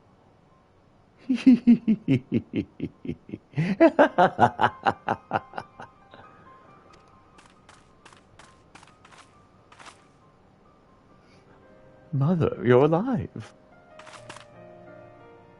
Who's that? No, I know, you people snatchers, dirty tricks. Now, get out of here before you scare my little loon. Out, I said. Oh, gods, no. There's not quite as touching as a reunion twixt mother and child. I can scarce contain my tears of bittersweet joy.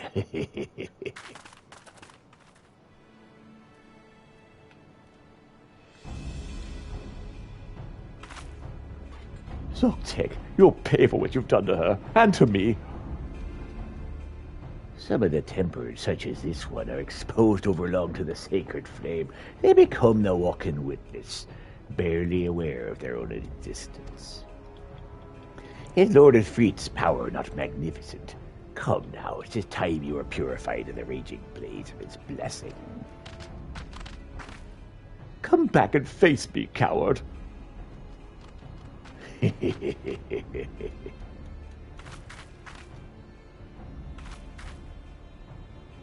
I go now to put an end to that monstrous abominations once and for all, but if I'm not up to the chance of victory, I'll need you to first destroy Ifrit's beacons. Honor and pride, adventurer. Idiot.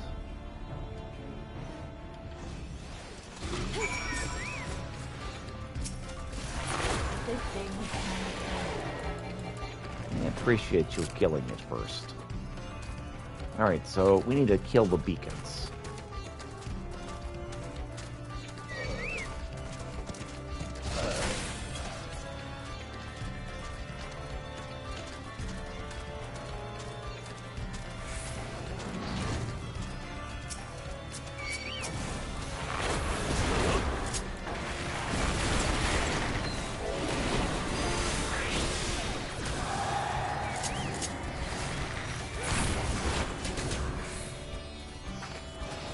There's two more around.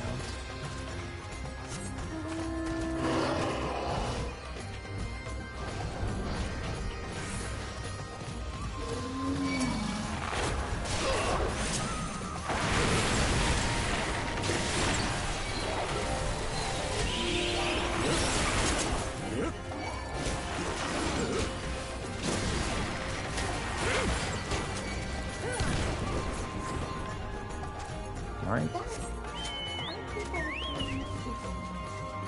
Probably. Is what I was wearing. What in the world? Where did you go? I'm hiding. You just disappeared. I am the knife. Right, kitty. I've taken over your job.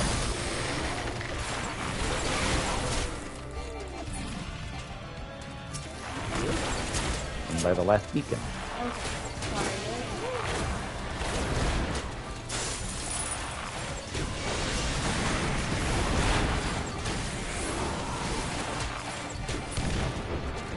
Got him. All right, we've destroyed the beacons. Now let's see. Did she survive?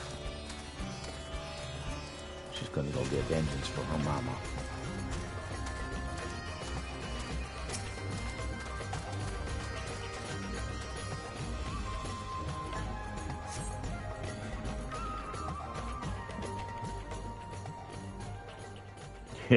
You're the lost kitten who's wandered into the Drake's lair. Surrender this doomed vendetta. Submit to Ifrit's will as your mother did before you.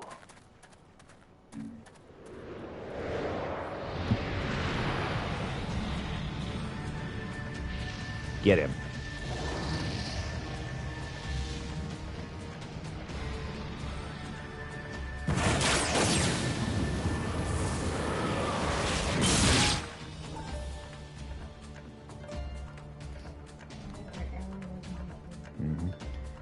The pain. How is it possible? My spells are drawn from the searing furnace of Ifrit's might. Wrong. Your power is drawn from the beacons, and those altars of suffering are no more. Without your precious blessing, there's naught to protect you from the sting of my arrows. Mercy, mercy, I beg of ye. The will of our God is overwhelming. Spare my life. I shall become your slave instead. Pitiful creature. If any brings shame to the Amaja Zegato, it is you. Your power is broken and my vengeance complete. No more of my arrows will be stained with your coward's blood. Crawl back under your rock, lizard. And he's gonna stab her as she walks away. Gullible fool. Die.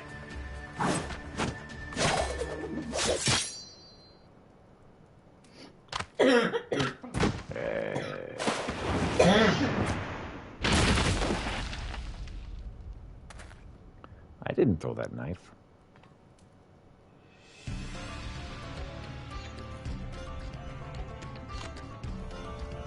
Kitty? He's over there. War leader.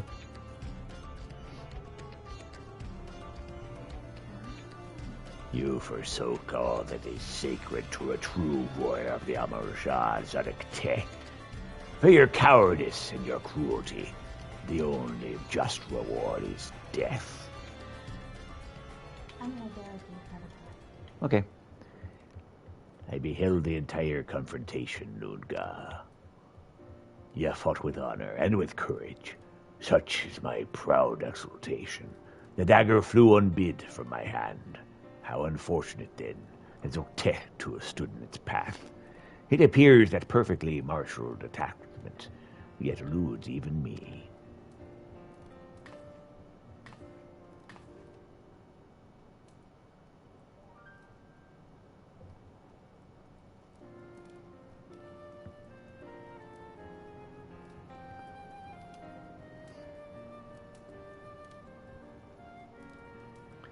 You're watching, Mother. You have been avenged.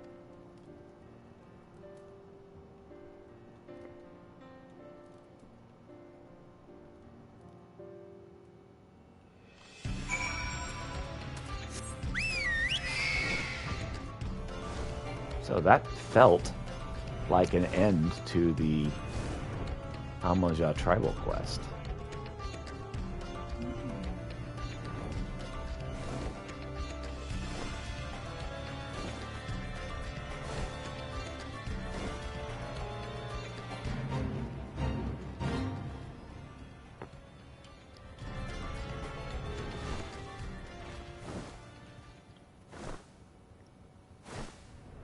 was told there were 7 levels, but again, that felt like an end.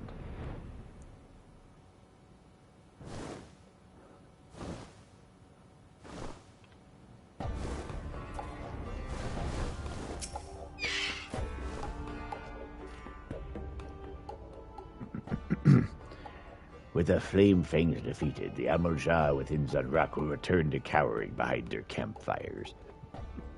And though the embers of Ifrit's blessings yet smolder, we shall fight that fire with the flames we ourselves nurture, a strength born from within. But I need not speak of your strength, for you, perhaps more than any, have neared the peak of perfection. You have earned the highest praise and the deepest gratitude from my people. Even should our races clash in blood-drenched savagery, you, honored ally, will always be welcomed by the Brotherhood of Ash. I've seen my mother safely to Forgotten Springs. It is unheard of for Tempo to ever recover their primal-induced madness, but it is my hope that since, well, she will find at least a measure of peace in our old home. Indeed. Oh, and a word with you, adventurer. I questioned your resolve, and you've answered me as well as any Almaja warrior would. You have my respect. Well, and my thanks. we get to see her face now. You want to see her face? Oh, she's adorable. Of course she is. She's Makot. She's adorably fierce. Yep. Well, this feels strange. Why are you staring? I cannot help the way I look. My brethren think me hideous. The road calls you, honored ally. Though misfortune seeks to waylay us, let us not stray from the path of the strong.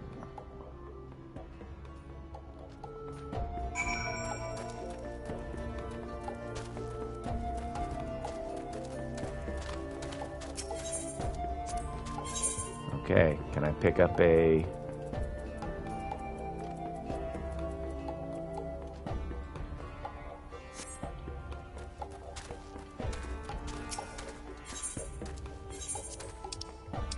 I was looking for a way to buy the mount. Apparently I cannot.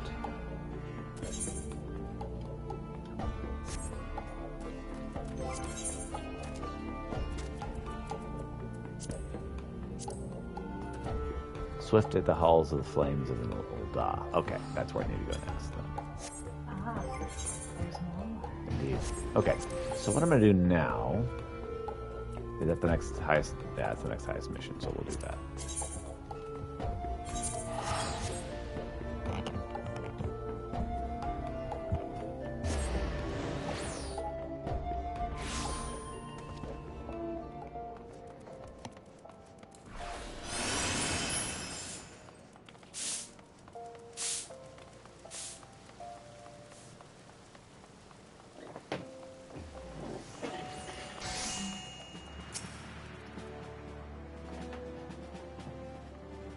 Commander Gilsbert submitted a detailed report, Peter. It seems my decision to assign you to this duty was the correct one. With the Almaja fanatics thus quelled, Thanlan may enjoy a measure of peace for a time. And though we were never in short supply of beastmen-related problems, I believe you've earned the respite from the chaos. Enjoy the rest while you may, Peter. Several quest complete. Reputation up. Reputation is now trusted. Furthermore, you have access to a wider selection of wares from the Brothers of Ash vendor. A real bad Ash. Okay, so trusted is maximum for the Amalja. So that's... I have finished that mission. Again, it felt like an ending. Mm-hmm. So, I'm going to see if I can buy a mount from them.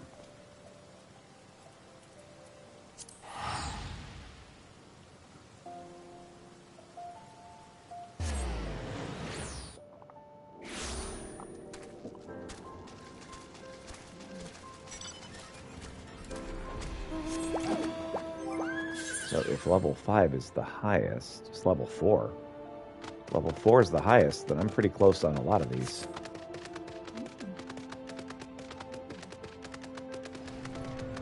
I'm guessing that one going up to level 7 is because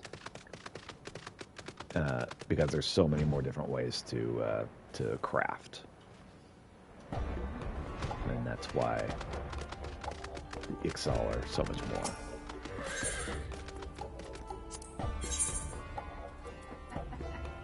I tried to fly instead. I tried to calm things down. Mm-hmm. Okay, Drakehorn is purchasable and also a minion. What can I get from them from their current? Nope.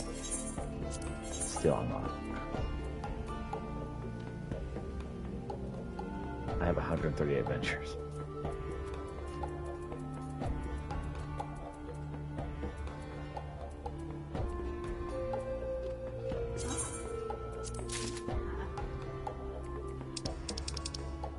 Alright, that's the only one I really wanted to buy there. So let's go ahead and I'm getting the mount. And the minion. Yep.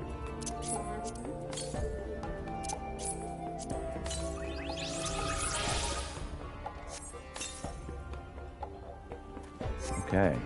So, let's get all these things sorted.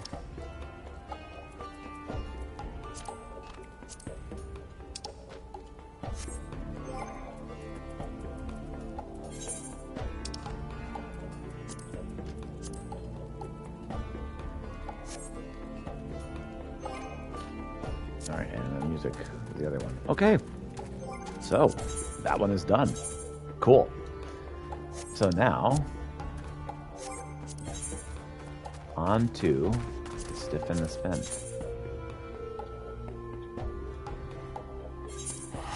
Grand Falcon's Nest. Oh yes. Thank you for the celebration.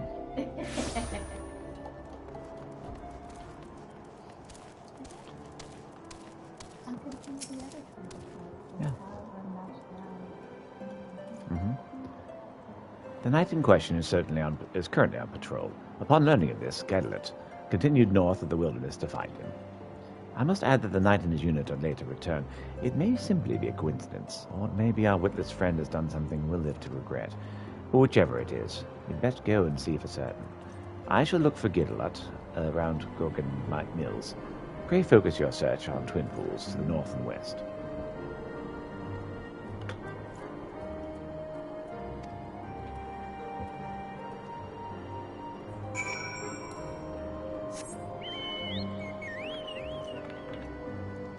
Alright.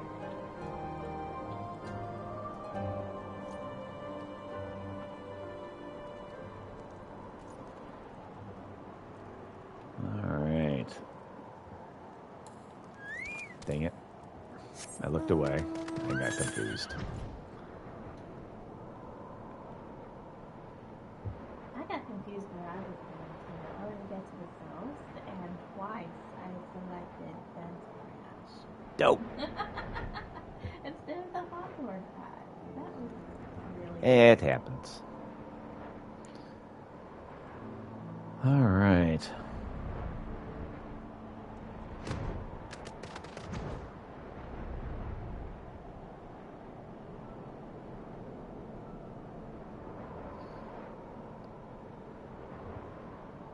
See if we can have this battle.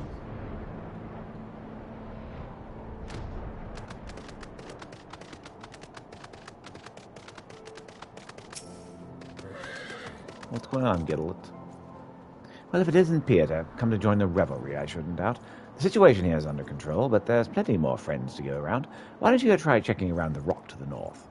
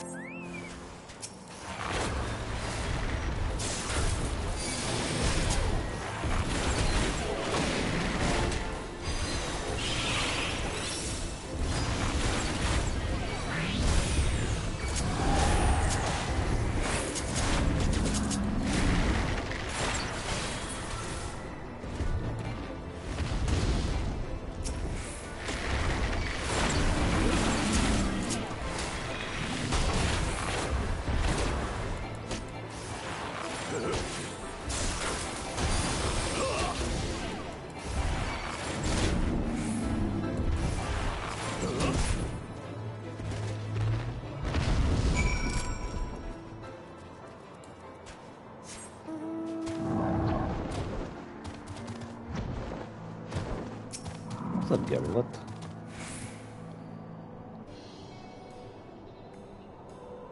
Your sense of timing is superb, brother. Late enough to be stylish, but not too late to be useless. Peter, what has happened? Oh, we were attacked by beasts. Geralt, what? Why would you do such a dangerous thing?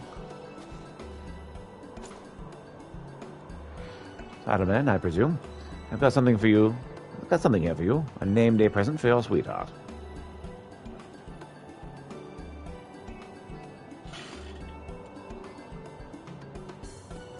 From Abby? There's a message attached to it.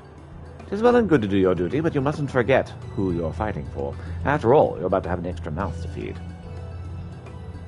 My Abby is with child. Oh, Elon be praised. I'm to be a father.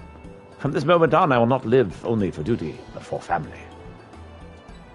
Rushing out of the city, joining the battle against fiends, it was all for the sake of delivering the present and said message.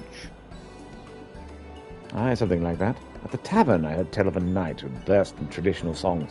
I went to a sweetheart to ask about him, and the poor lass was damn near inconsolable, the way she was pining for her dearest Alamadain. What was I to do but go and find the bloke?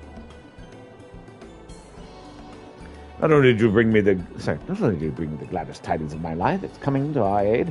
You've most certainly saved it besides. I can never repay this debt, but I shall not be for want of effort. Whatever it is you wish to know, I should be glad to assist you. We are searching for the legendary song said to be the power to bring battles to an end. The Ballad of Oblivion, as it's called. Are you perchance familiar with it? I've heard such rumors of a woman who sends souls into heavens with a song. Perhaps this is the song which you seek. I shall look into it, and send word should I have learned something.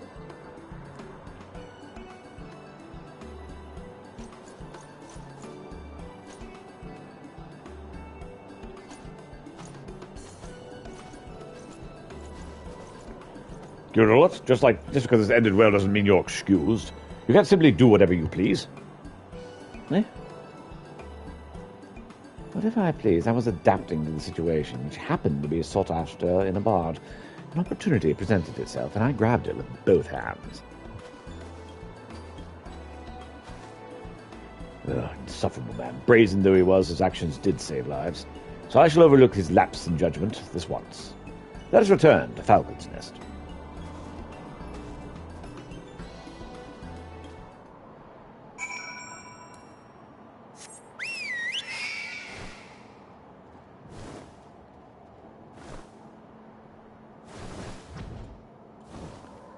Interesting sword just stuck into the ground. Sure there's a story there.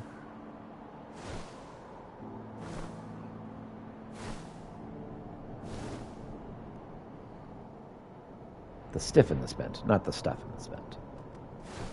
I've been saying it wrong.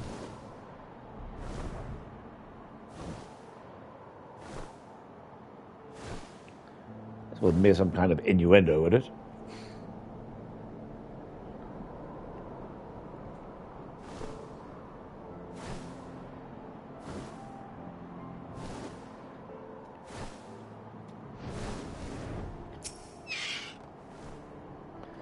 I swear there's another lance up his arse that keeps him propped up.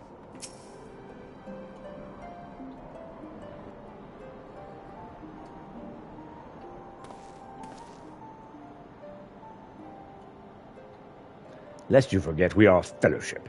Members of a fellowship work together. Do we have an understanding? Fight for the flow of life's river, for you will never arrive at the shoals. Give your body and soul to the waters, and Sanson the Stiff has no soul. Stop that! I'm trying to have a serious conversation. You know nothing, Sanson the Stiff. A bard must compose when inspiration takes him. I was trying to capture the virtue of tranquility, and you rudely interrupted me. What about you, my friend? You have recent happenings kindled a verse within your heart.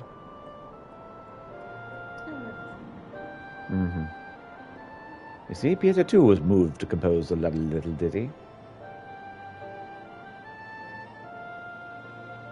Yes, it's very beautiful. But I was talking about what it means to be a fellowship. We have much work to do, and I expect you to do your part, starting with the inquiries. I am inquiring, aren't I? As I've already proven, there's plenty to be learned from the common folk. I'll leave you to deal with your own kind, the stuffy highborn sort.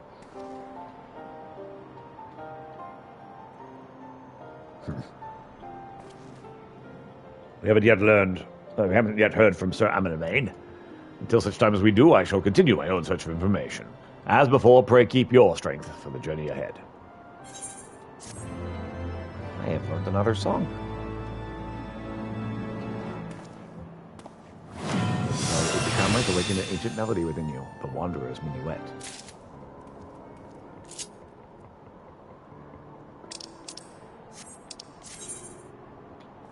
Displays corresponding song gauge. Okay, the effects time range. Okay.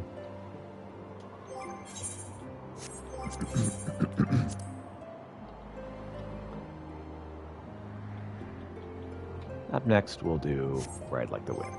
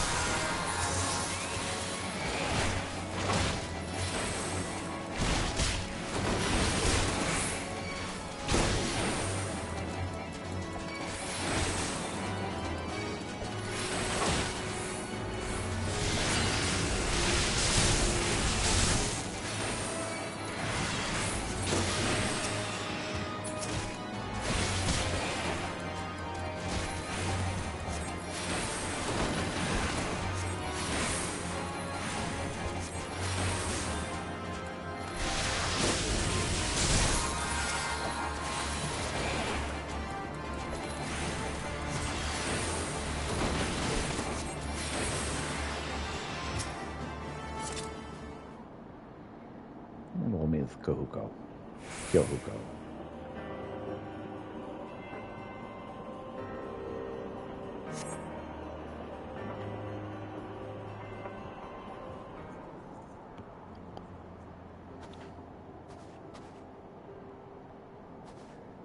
Oh, Peter, this is the second time you've saved me from my folly. Well, technically speaking, it's the first. You were merely standing around as Lady Liveva healed my wounds last time. Right, I'll stop there. I know it makes little sense to leave without saying anything, despite the fact that you, Lady Liveva, and Jennequad are all but yawns from where I stood, but some stories are already told. And who are we to struggle against the ebb and flow that carry us towards our fates? All right, that's a poor excuse. Truth is, I've been summoned back to my homeland, and I was too ashamed to face those who'd showed me so much support. So I thought I'd come here, open the gate to the final heaven, and then take the next trading galley out of Oldar before any of you realized I was gone.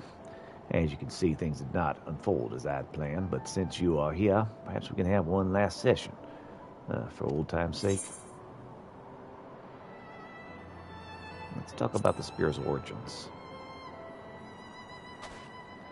Palace of Ice set ablaze in the light of the moon, and you say it was carved by a single spear. Remarkable. The more I learn of your stars, the less I know.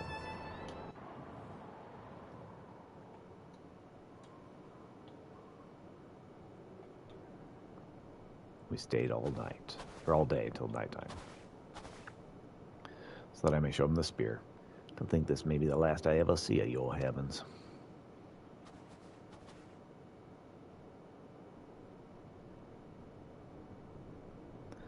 I'll put up your food when I am able, Kitty. I'm busy at the moment. I'm beginning to understand why your people treasure them so. And in the opening of the 6th, I prepared my mind and soul for the 7th, a final gate that leads to the true dominion of the elements. Also, Lady Leveva insists.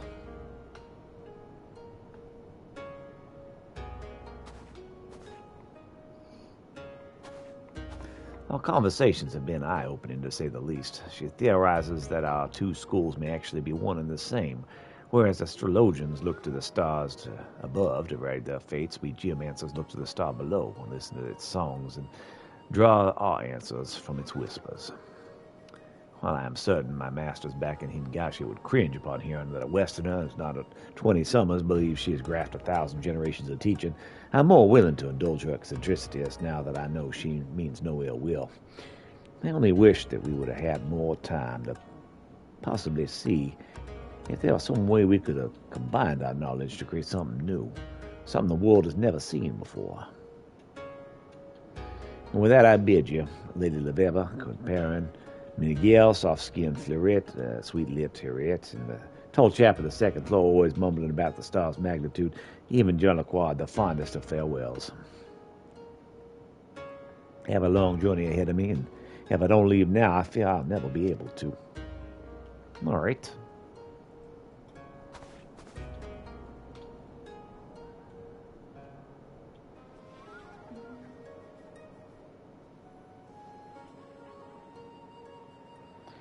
Well, seems like everything went pretty well. Okay.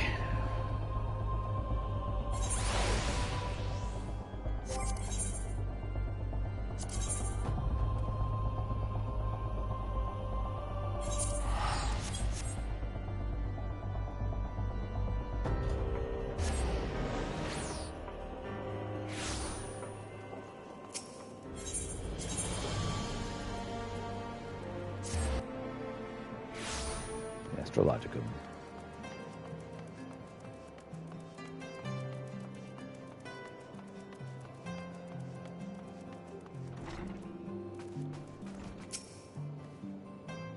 You're back. I don't see Kyoku. Is he out fawning over Florier again? Well, actually, he had to go home. Back to Hingashi? I cannot say this is unexpected. The deck of 60 told me as much this morning. That, and I asked Jalaquar what was written in the letter. What?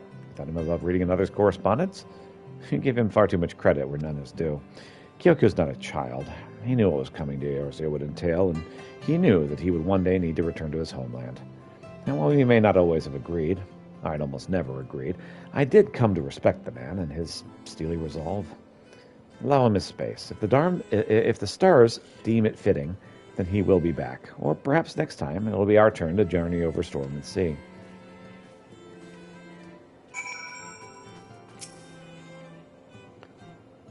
He's gone, without saying goodbye.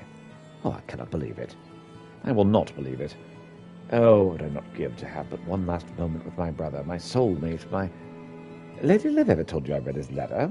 Oh, well then, yes, it pains me to tell the other novitiates that Kyoko has returned to his native lands far away on the other side of the world. I may even need to personally comfort those most stricken with grief by his sudden tragic departure. But, truth be told, I'm going to miss having Hingen around. He certainly did liven the place up. Godspeed, Kyoku. May your return journey leave you miserable and wet, but see you safely home.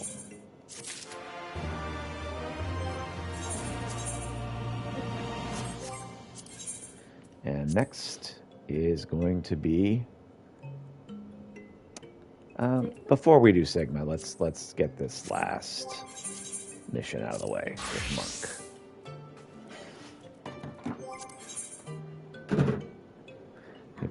Can you put up the cat food on your way? Thanks. The Fallgourd float. Fallgourd float. Just says this.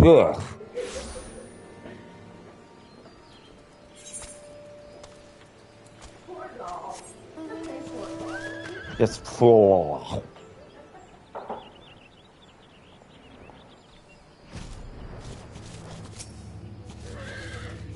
Yeah, where'd it get?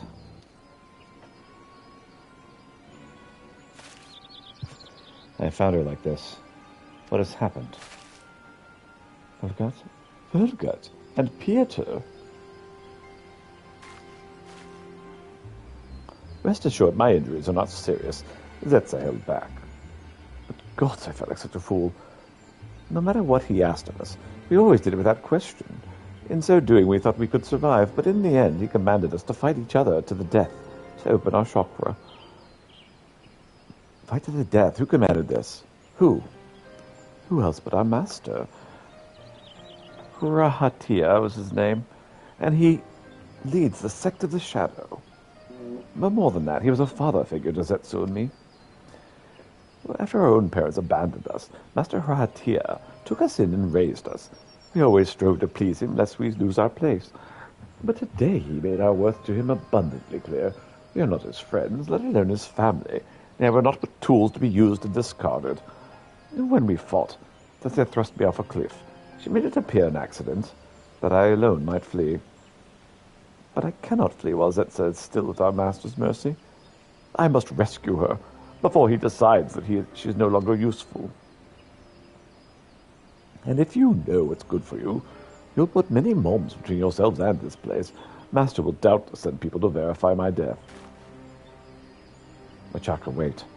Let us help you. You would help us after all the wrongs we've committed against you? Why? I once lusted for power. I stopped at nothing to obtain it.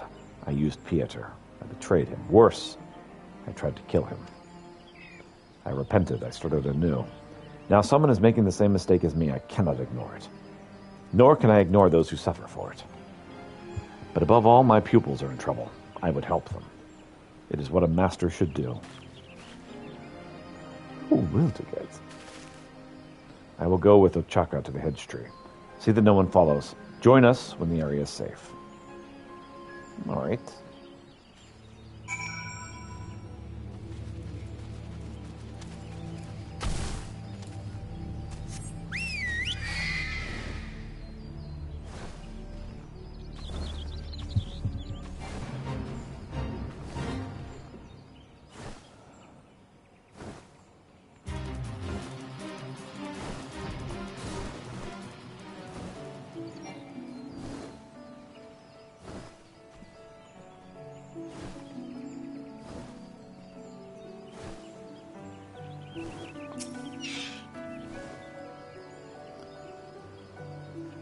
Oh, Kitty is very interested in what I'm doing.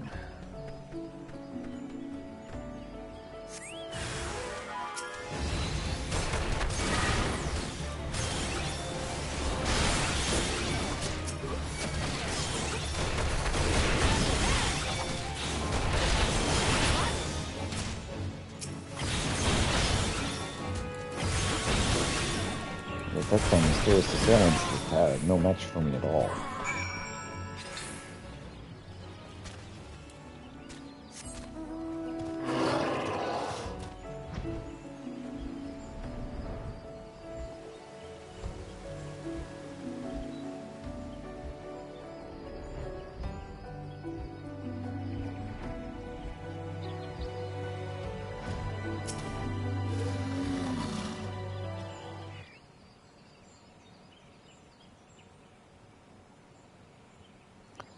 It is safe here. You may speak freely. There's much I do not know. Please tell me everything.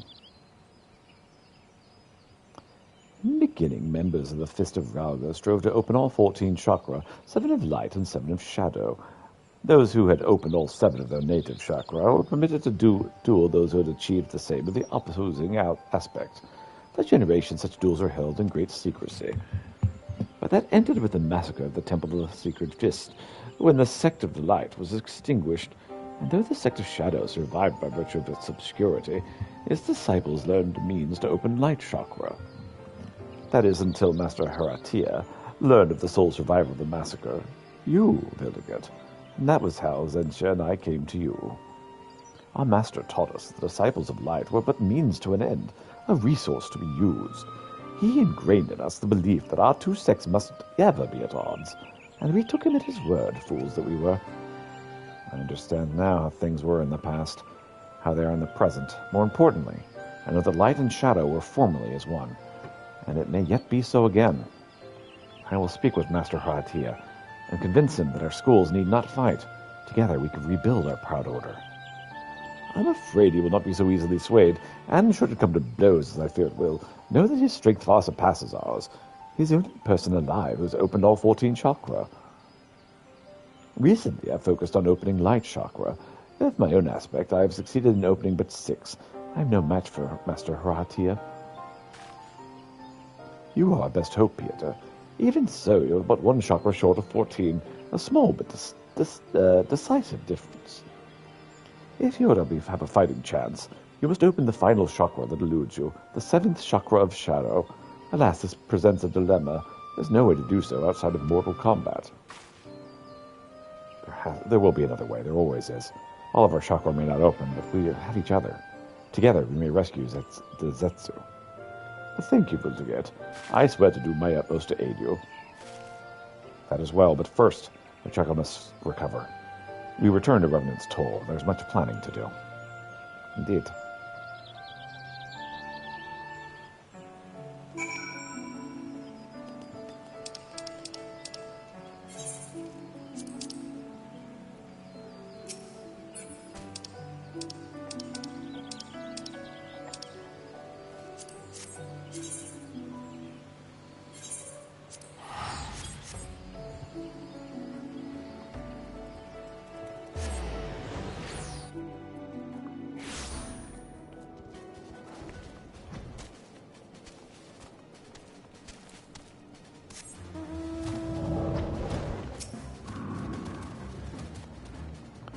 A healer Tenzo chakra. When she's well enough, we will work to open our chakra. We both saw how a chakra fears her master. It's not normal.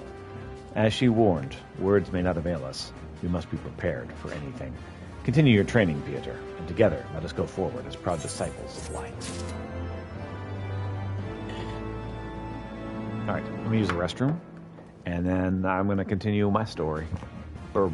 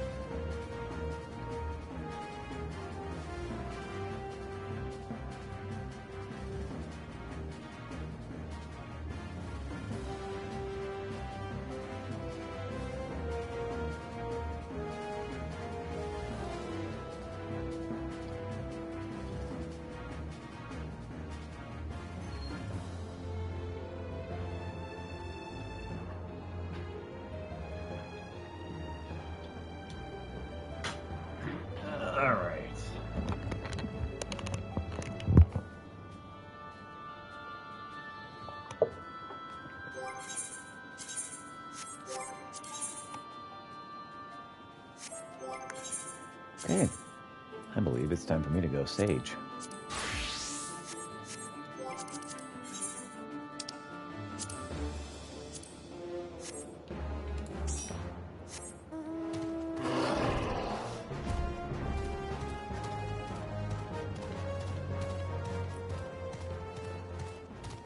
Let's talk to Hosen. Oh my. I appreciate the young one's concern, but as Idozar taught me, age is but a barrier in one's mind. These old bones can still put up a good day's work, and the spirit's always amply willing besides. How very good to see you, my friend, though not at all unexpected. You look as though you have something important to say, do you? Yeah, I'm going to be making sure you guys don't die on the way over. I know not what to say. Return to Doma. Has the day truly come at last?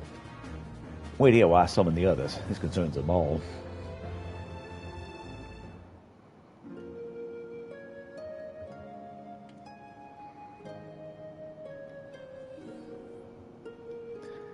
My word, and they're already making arrangements for our return. Indeed. Huzzah.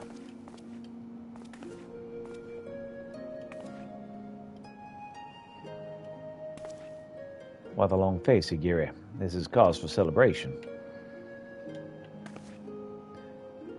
It is I, and like all of you, I've dreamed of the day since the moment we left Yanxia. But now that it's arrived, I cannot help but think of those whom we owe so much, Southbourne especially. Indeed, even if it were possible to leave this very moment, I could not. Not until I thank the people here for everything they've done for us. I remember when we first arrived in this land and learned of its troubles. Though disappointed, I understood why no one would grant us shelter. Who were we? Why risk us so much for strangers? But this place and these people are different. When all others turned us away, Revenant's Toll welcomed us with open arms. I love Dolma and Lord Hien with all my heart and want nothing more to return and help rebuild, but I implore you, Hosen, we must first do our utmost to repay the boundless kindness.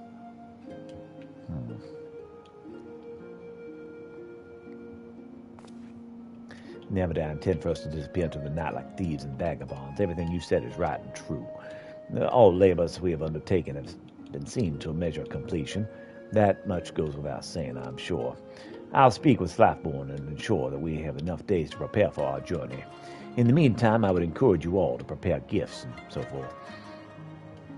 Very well, very good. I would not do to leave without saying proper farewells. Yes, we would labor under a cloud of regret. In my age, one appreciates every opportunity to put their affairs in order. After all, I am not aware of the journey home, much less another one to Eorzea. Given your constitution, Father, I'd be surprised if you bury us all. I wouldn't be surprised if you bury us all, that's what I was trying to say. If you have no pressing obligations, Pieter, might I impose upon you to assist us with our final preparations? Since this is all quite so sudden, many of our people require a second opinion on a farewell gift or something else. All I ask is you make yourself available for any such consultations. Would that be all right? You can count on me. Thank you, my friend. We'll look to you near the northern gate. Near the northern gate. There we go. Quickly, everyone. Let us not keep Pieter waiting. Seriously, computer? Just all of a sudden goes to sleep. Ugh. That's annoying.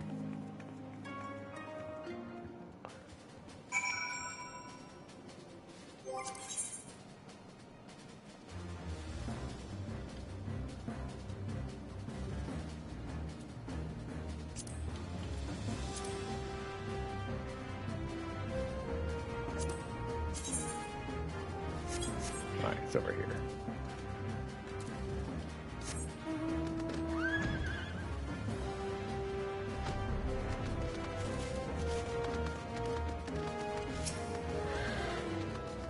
The Doman refugees for their final reparations will take several minutes. You may wish to cancel any pending duty finder registrations. Yep, let's go.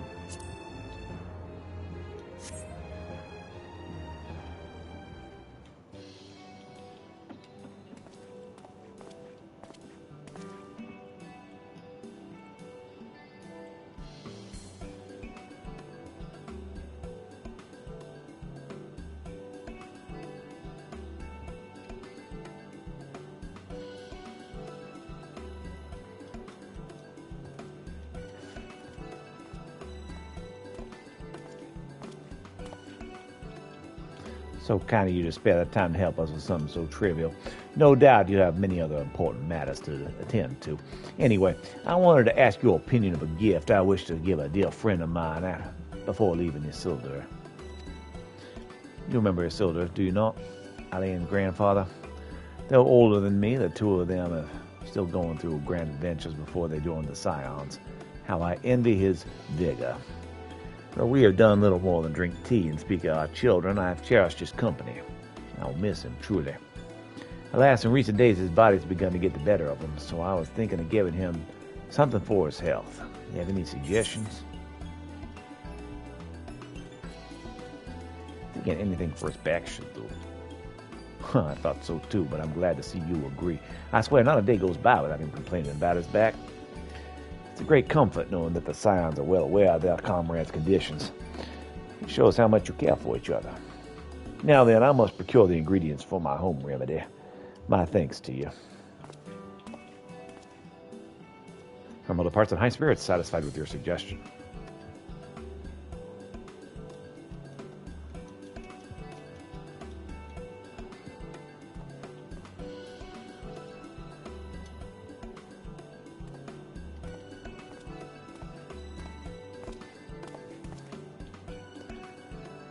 My friend, if you could spare a moment of your time, the toll is home to many interests of which we owe a great deal, but there is one in particular to which we would definitely pay respects: Rowena's House of Splendors. The house has been an invaluable source of goods and services in both professional and personal matters. I'm sure you two could say the same. So I thought to bid farewell to one representative whom I've worked most closely. If you would, look to the counter by the gate.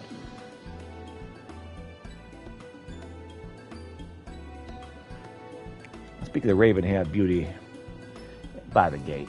Of all Rowena's girls, she's been the most helpful. There's a problem, however. I can't for the life of me remember her name. They all sound so similar. Perhaps this is my Dolman ear. I don't have any idea what her name is. But you know her name, surely. Please tell me that I might have proper conversation with her before I return to my homeland.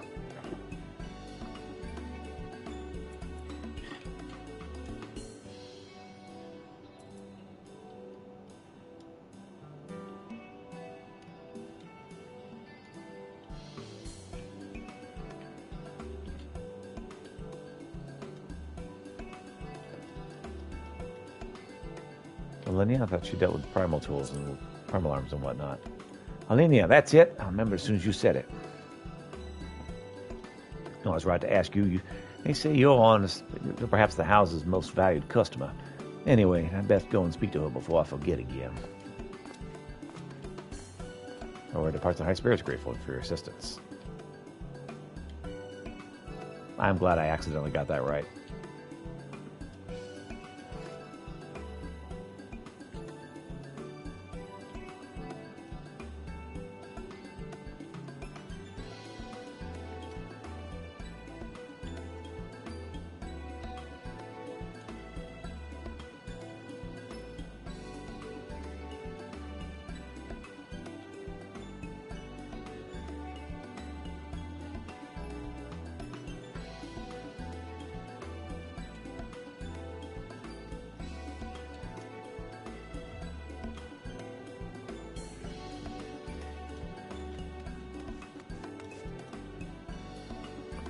Pieter, have you seen a carbuncle roaming around? Of course, over my time here in Revenant's Toll, I've come to know many adventurers, including an arcanist with a somewhat disobedient companion. Seen every day her carbuncle wanders off on her own, you see, and today is no exception. For mercy, it will respond to its name more honestly than called by someone other than its owner, strangely enough. The problem is I cannot seem to recall what it was. Some sort of gemstone, I think.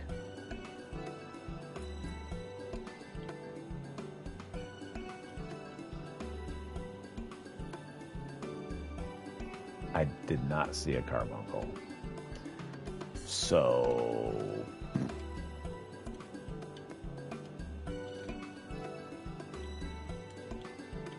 Oh, you must mean Ruby. Ruby?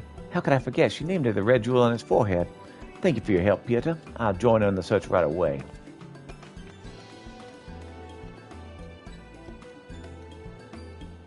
Here, twice the high appears to begin calling out Ruby at once. Sure enough, an errant carbuncle soon appears. That's 2 in a row. I've accidentally gotten it right. That little criminal Lawfell's over there, having a good little meeting.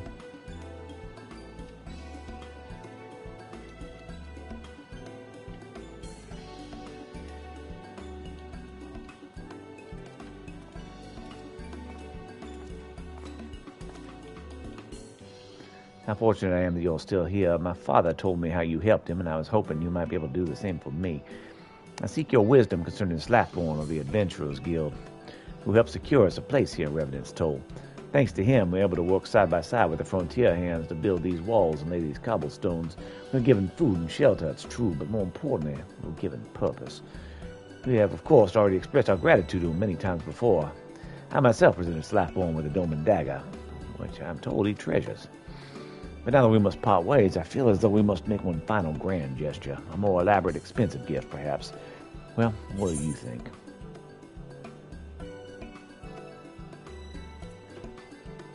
Maybe just try to stay in touch. Really? We should be glad to maintain our relationship with Slackborn and the toll, but you really believe that's all in and of itself? Perhaps you have the right of it.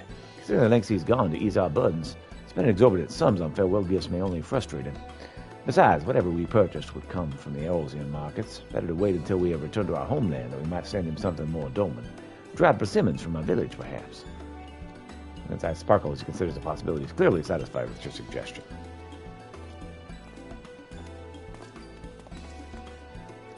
How go your efforts, brothers and sisters? By all accounts, it could not have gone any better. We owe it all to you, my friend. Well, forever in your debt. Ba, ba, ba, ba, ba.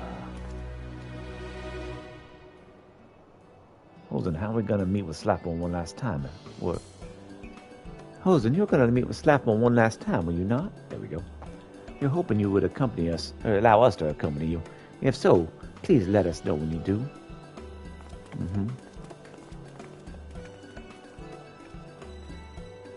That said, perhaps we should speak with Slackborn sooner or later. I cannot think of any reason to delay. Pieter, I know you have imposed upon you well enough. Might I ask you to accompany me as well? Sure, why not? Money, please.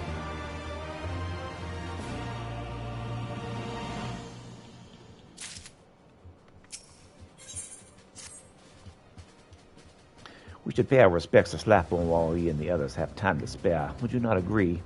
In that case, I ask you to go on ahead and wait for us with Slackborn. I will require a moment to gather the others, but I'm not expected to take long.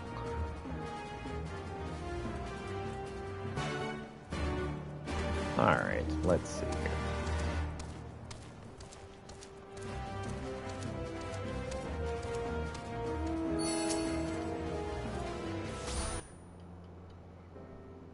Judging by the way I've seen the Domans running around, I gather they're busy with preparations for their long voyage. Mostly just trying to thank everyone. It is as you say, Master Slackborn. The day many of us thought would never come has arrived, and now we must make ready for a return to our homeland. Let me assure you specifically, that we have no intention of abandoning our responsibilities. My people have either completed their labors or ensured that others may easily do so in their stead. Earnest as ever, I'm grateful, truly, but you needn't have gone to so much trouble. Revenant's Toll. Gods, when I think back of what this place once was, how it's changed and what it's become. Can't imagine it without you lot here. You made this place what it is. Same as we did. None would say any different. Tragedy drove you from your lands and delivered you to our shores, but from that tragedy came a new beginning. A hope that we shared with every soul that passed through our gates. And that, my friends, is more precious than any riches. I pray you carry it with you to Doma, that it may grant you strength when you have need of it. You will, Master Slackborn, I swear to you. We'll never forget this blessed place. You gave us the opportunity to work with the former hands, to build Revenant's Toll. All the skills and experience we gained, we put to good use in rebuilding the Conclave, or the Enclave, whatever. And then, when we've finished, I pray you'll come and visit. I would be honored to receive you and any other man or woman child of Revenant's Toll. Let this not be an ending, but another new beginning. The beginning of a lasting friendship between our two houses. That is my dream for the future of our peoples. As we build these walls stone by stone, may we build it together. Well said. Well said.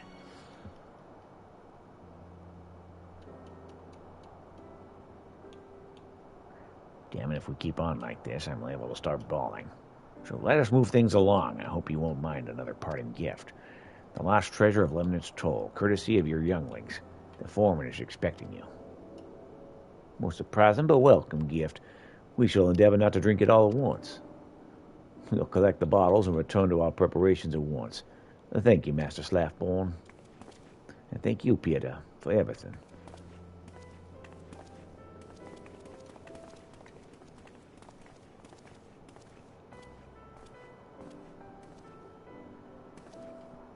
before you go, I have a favor to ask. Well, Fleming, actually. She wants you to bring Yosen and his friends to her up in Rowena's cafe. The wine's for the adults, you see. She's got something else for the children. I doubt it'll take too long for you to find them. You have a knack for this sort of thing, after all. My thanks to you.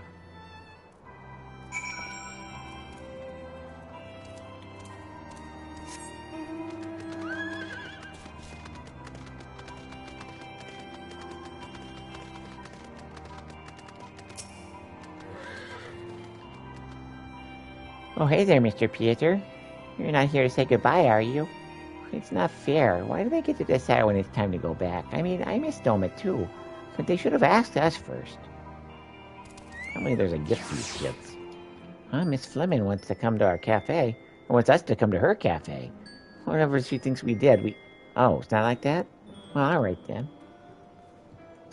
With me, guild members. Miss Fleming needs us. You too, Mr. Peter.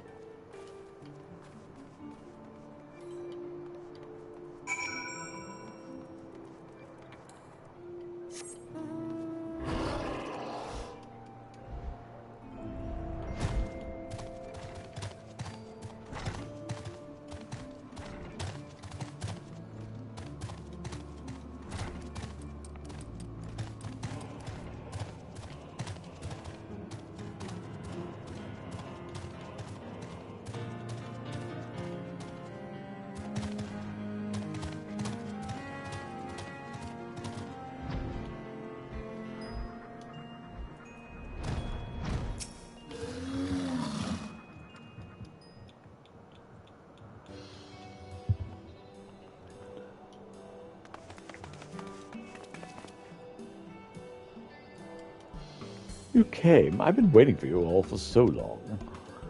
As members of the Doman's Adventurers Guild reporting for duty.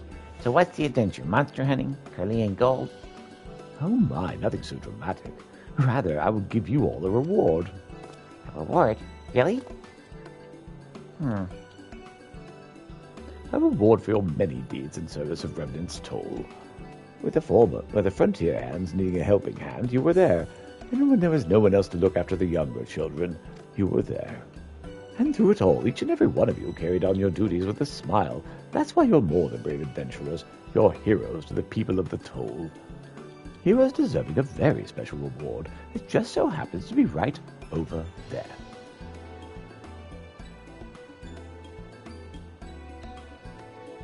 Oh, look, it's a treasure chest. Treasure!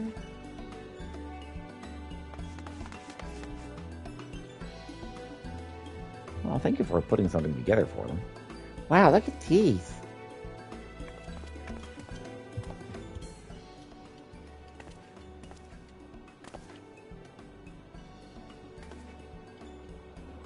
Look, Mr. Peter, she got us matching hats. We'll make them the official uniform of the Doman Adventurers Guild. They suit you, little ones. Wear them with pride. Oh, sorry, wrong voice. Master Boulder and Mr. Colonet, I thought you were away on important scion business. Recently returned. And it's a good thing that we were. We heard of your impending journey and hoped to see you off before you left. We're both very happy that you have finally returned to your homeland. They have great need of stalwart adventurers like you out there. I don't want to say goodbye. Then don't. There's no need to. You're adventurers, are you not? Adventurers never stay in one place. That's not who we are.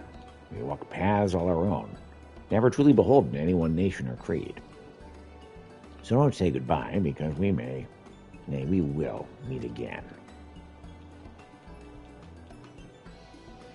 You'll see, we'll become the most famous adventurers in Yansha, and then we'll return to Eorzea and become famous here too.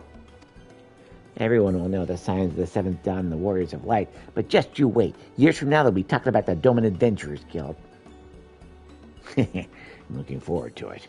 Grow strong and grow famous. Lead the tales, little ones. Huzzah. Well, we must get going, but thank you again for making the arrangements. Take care.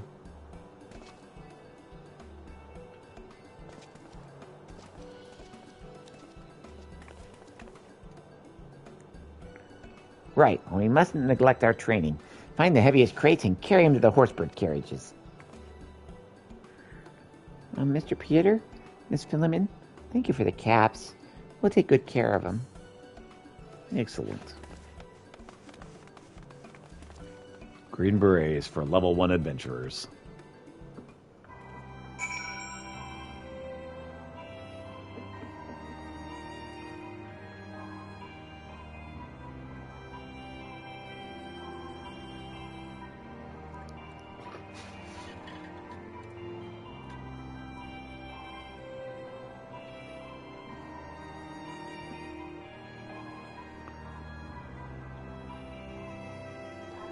All right. So downstairs.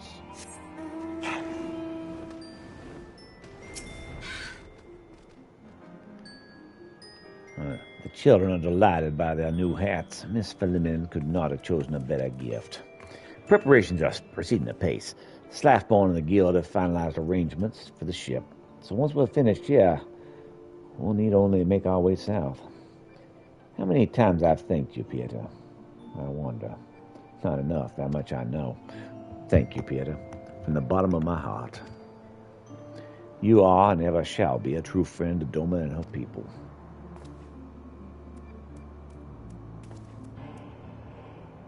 I expect you'll find something in the Enclave before us. If so, I pray you tell Kazarukura that we shall join her soon.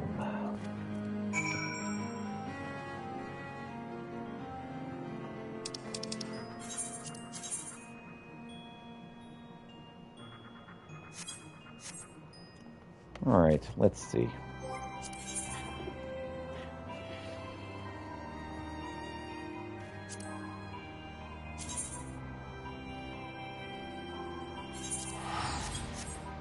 So when you're ready, I'll start us getting ready for Sigma Escape.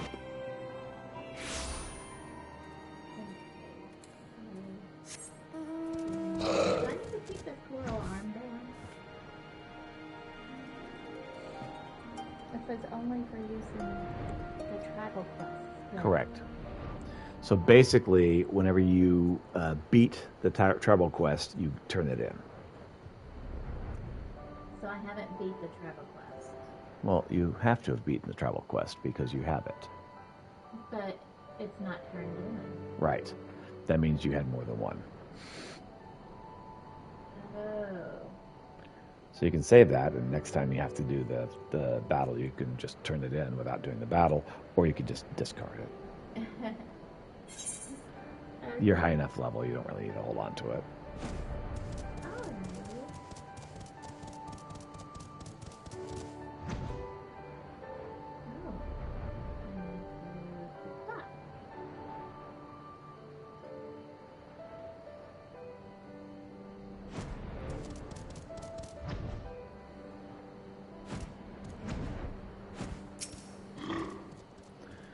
Feel free to travel in and out of the Enclave. Do you seek passage? I do.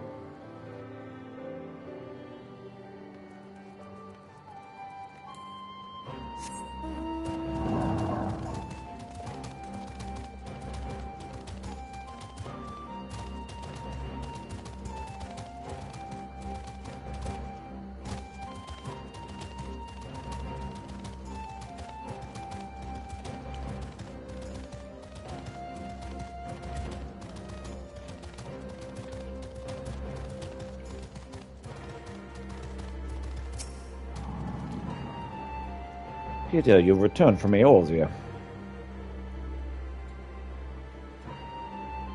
They're homeward bound, then. Comes as a relief to hear that there are no complications.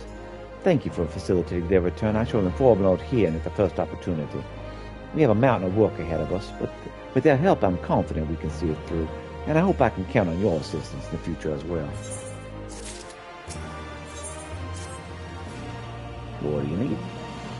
I got plenty to do, so... Peter, come and be praised. I was hoping you might pay us a visit.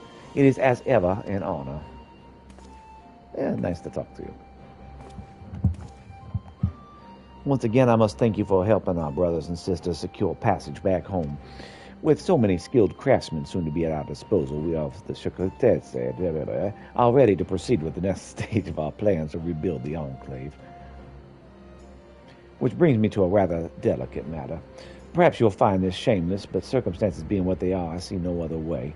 The reconstruction and revitalization of the Enclave cannot hope to succeed without the contributions of wealthy individuals such as yourself.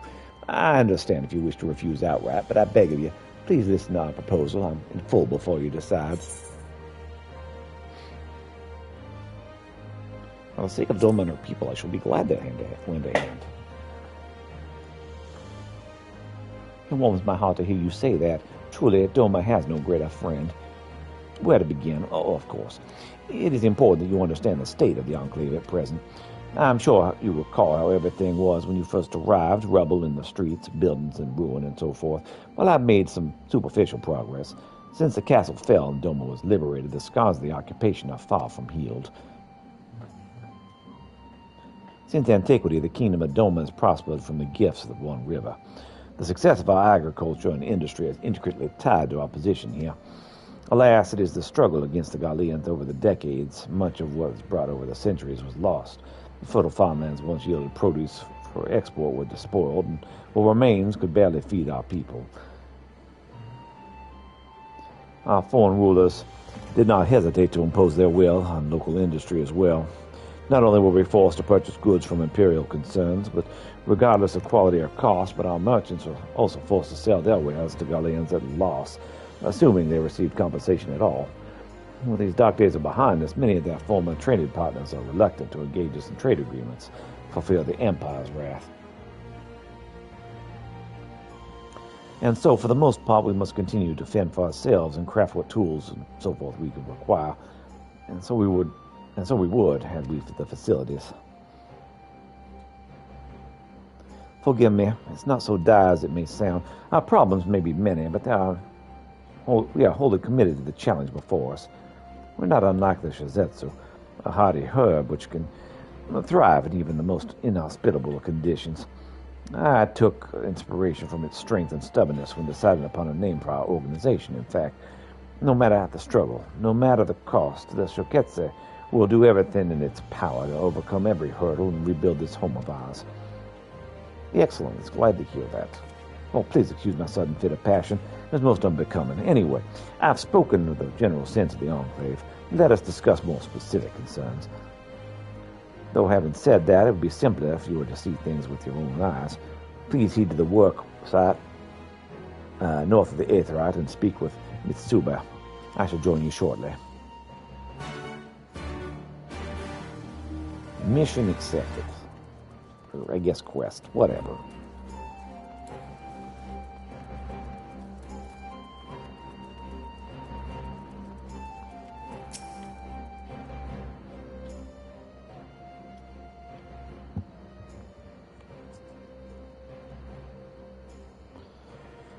Well, you all Peter Crowlins, aren't you?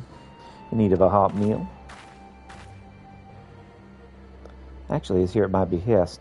I thought it would be best if a potential patron saw our efforts firsthand. If you'd be so kind as to explain to him what you do. Oh, focusing on a burden on me, are you?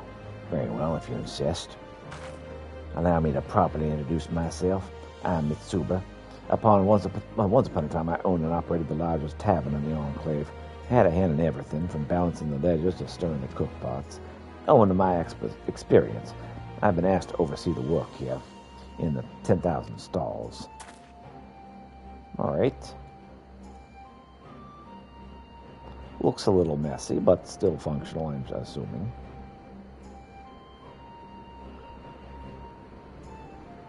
Could be worse. Huh. That was the exact same look I gave Kasuna when she showed me the place. 10,000 stalls, by the comment, there's not even 10. But mark me, there will be.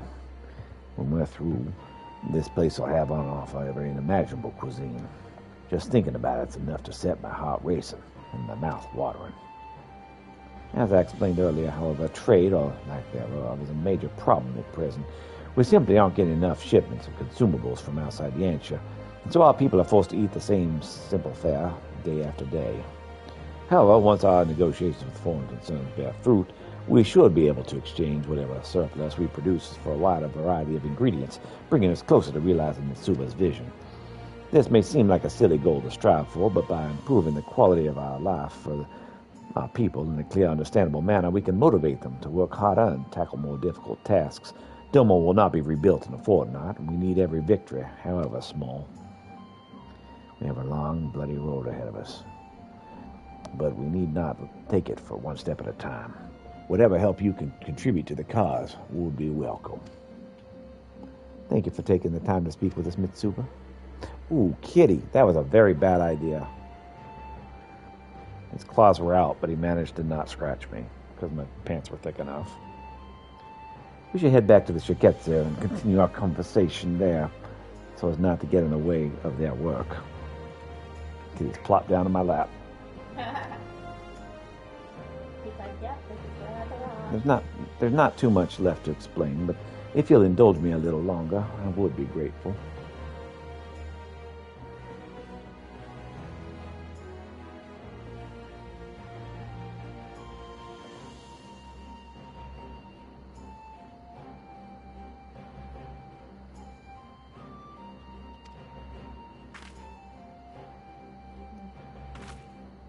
Place everything back.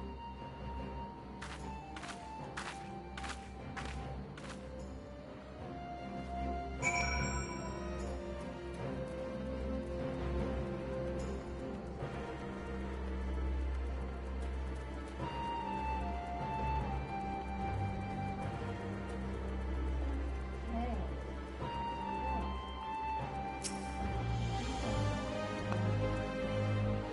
The 10,000 stalls are but one example of what we hope to build here in the Enclave.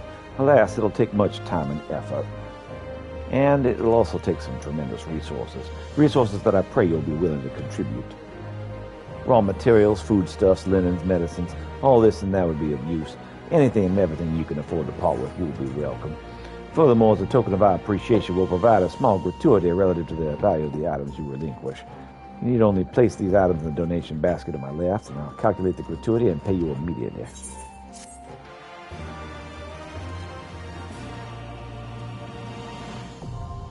Doman Enclave reconstruction commenced. Now use the donation basket to contribute unneeded items to the Shiketsu. These items will be used to supply and finance the reconstruction of the Doman Enclave. Further details can be had by speaking with Kazukura.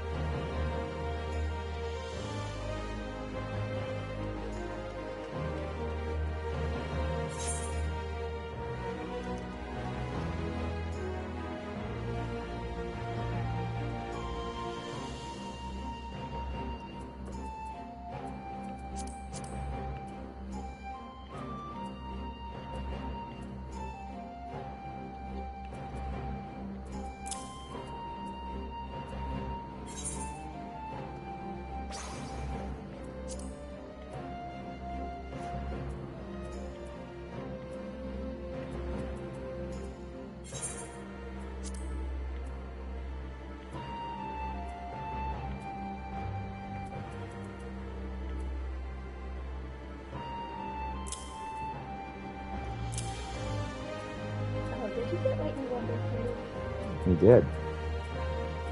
The cat is now happy. The claws are now out. I hear him purring. Mm-hmm. I did.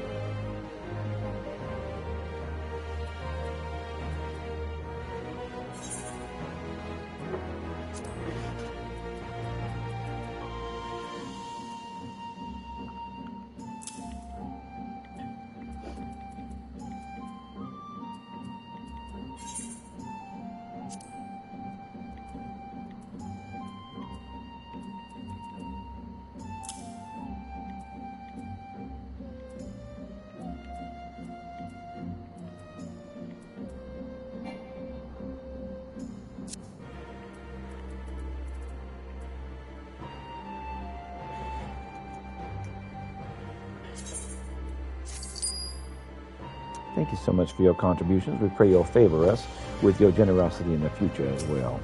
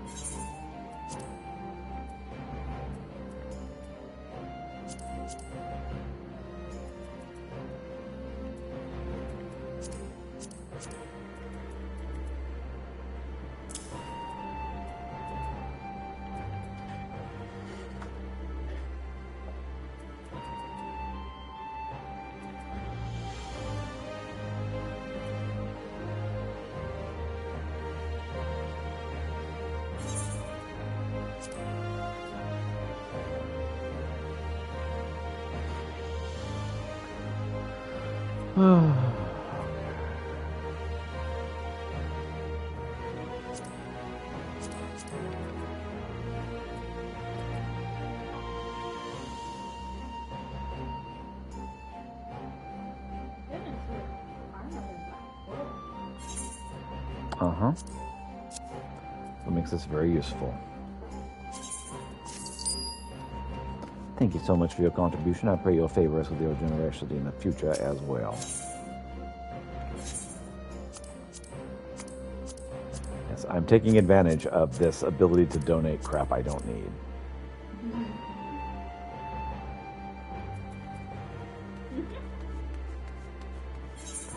Yes, the cat is quite happy right now. I wish he wouldn't show his happiness with his claws, though.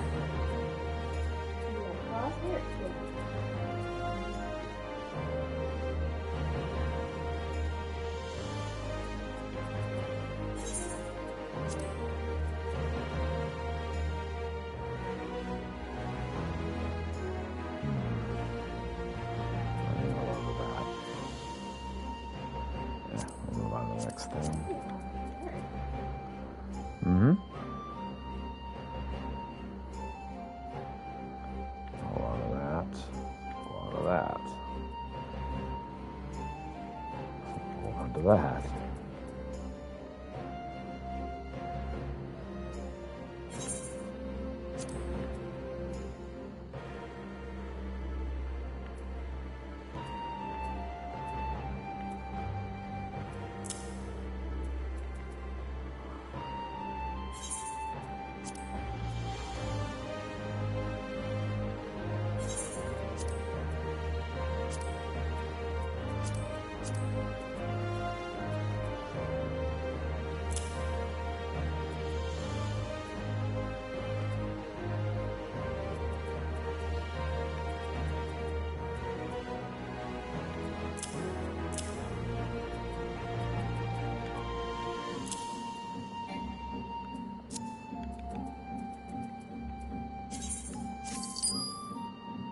Thank you so much for your contribution. We pray your favor will find us with this thing as well.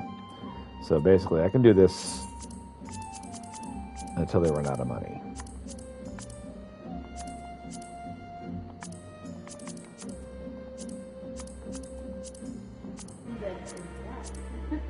It resets at the next week.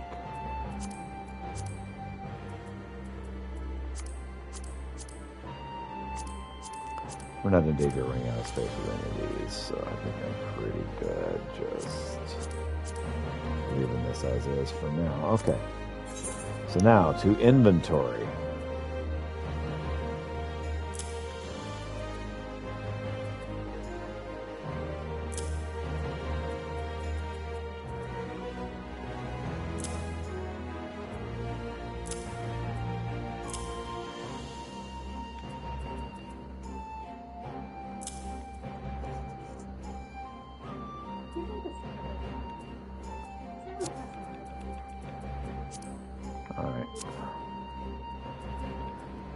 In fact, I think I want all about all this.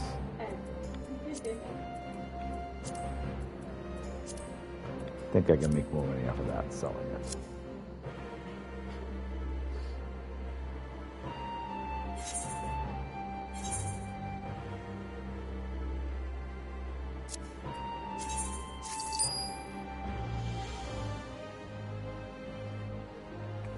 And that's Shikatsu Pieter. We thank you for your support. Sure. The proceeds from your contributions have already been used to great effect, but I would not have you take me at my word alone. I pray you pay a visit to Mitsuba of the 10,000 Stalls. She would be glad to tell you the progress they've made. All right, cool.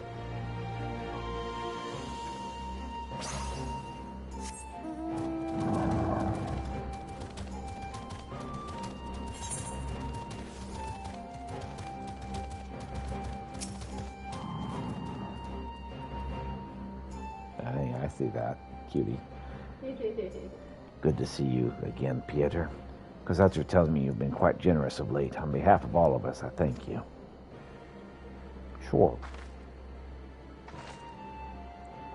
As you can see, we got the frames up now. Just the bones of it's what's to come, but perhaps it's easier than before to imagine how that stall over there will one day be a proper kitchen. Unfortunately, we've yet to address the poor supply value. Well, it's just true, we've no shortage of rice, and a few varieties of vegetables, some river fish as well. There's little else of note. The land has always been well suited to rice cultivation. You can't blame a farmer for taking advantage of that, but a man can't live off rice and nothing else. Hunting was more viable in the past, but these days you can't go more than halfway down the road to the next village without tripping over a shikigami or worse. Not much game to be found at any rate, unless you're keen to try cooking koja, and I'm not. Which leaves fish and whatever livestock we can raise on our own, which is not nearly enough to meet our needs.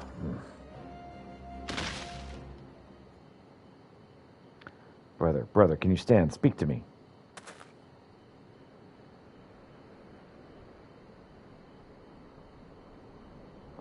I have no strength to rise, brother. The void within my belly is all-consuming.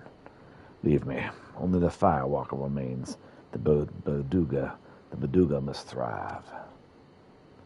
My own vision grows dim, brothers.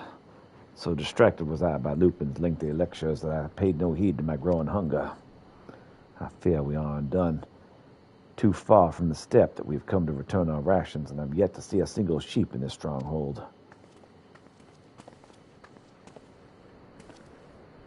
I say, have the look as one in dire need of a meal. We've got rice balls to spare if you'd like. I was using the wrong voice for this.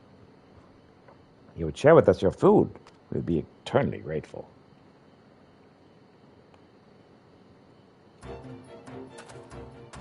Delicious, delicious.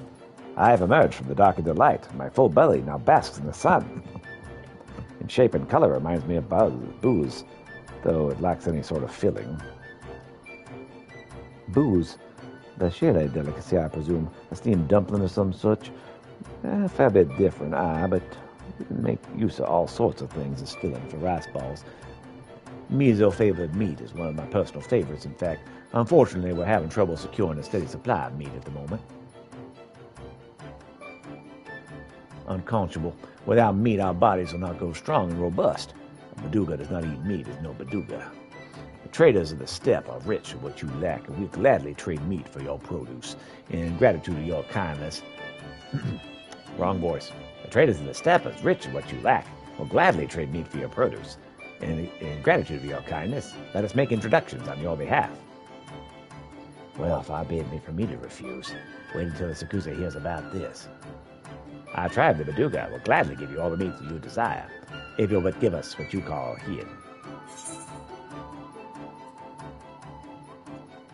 You're asking a bit much. That's putting it lightly. That said, from what I've heard, Lord Hien often speaks of his time at the mall quite fondly.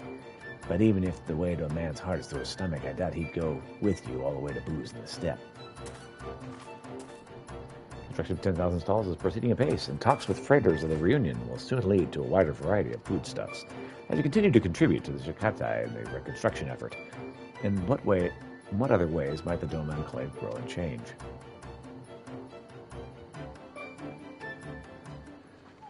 Okay. Still have more crap to get rid of.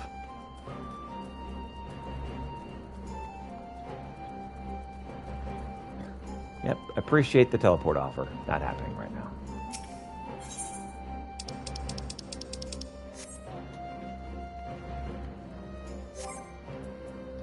Let's see. Chocobo saddlebag.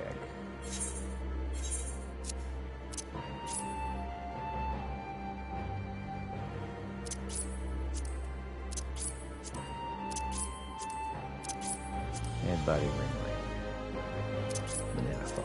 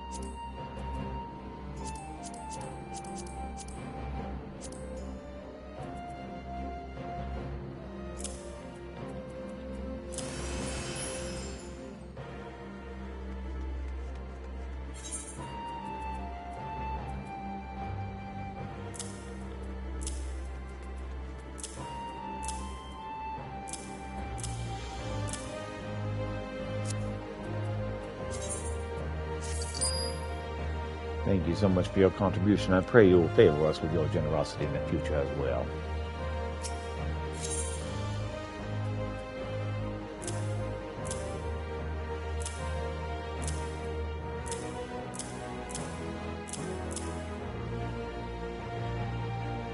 When you come back, I will give you what you want from my stack, and then I'm just going to donate all of this crap.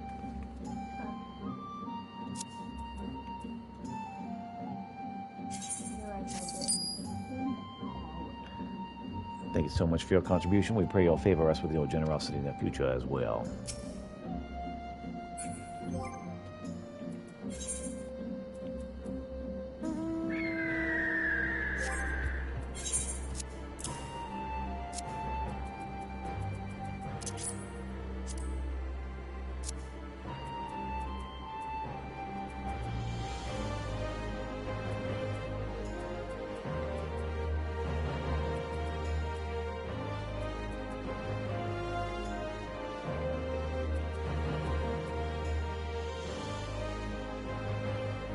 All right.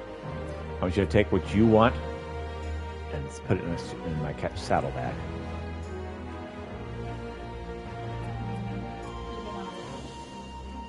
Whatever you want, you can have. I'm going to get rid of the rest.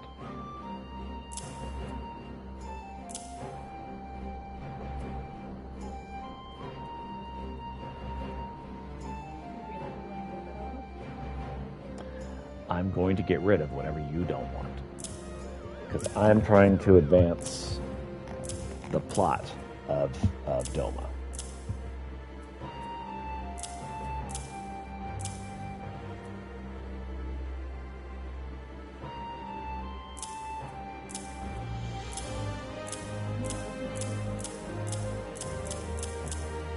Okay.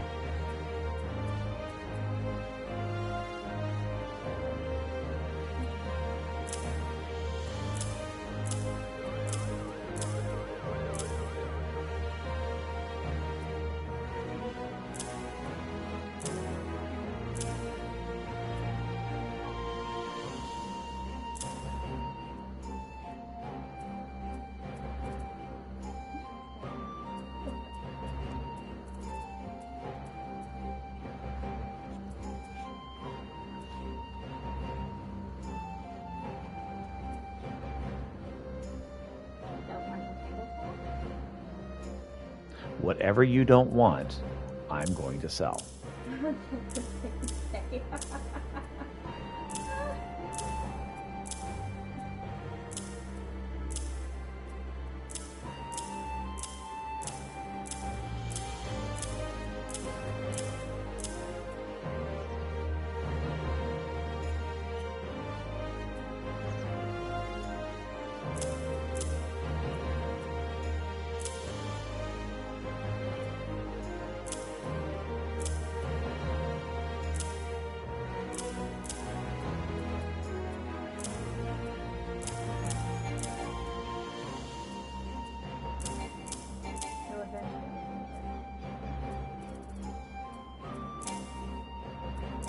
We're out of space in the saddlebag.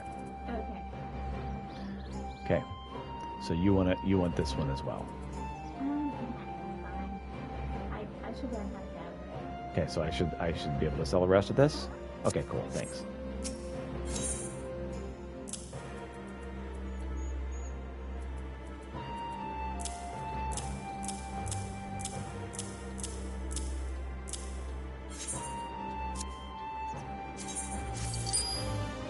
Thank you so much for your contribution. We pray you will favor us with your generosity in the future as well.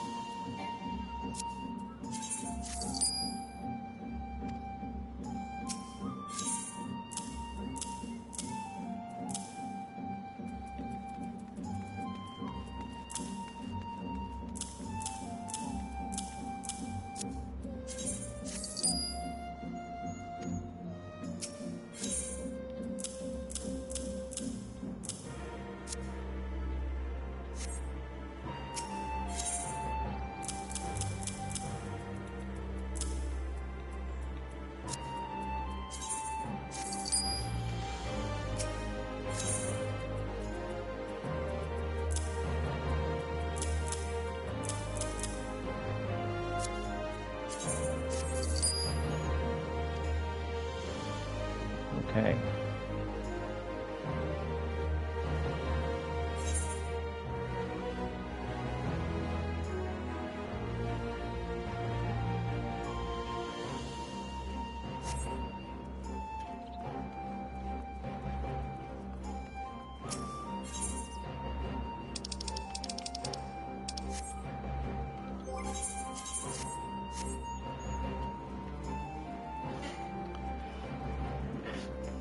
Trying to get Doma back on their feet, so I'm just kind of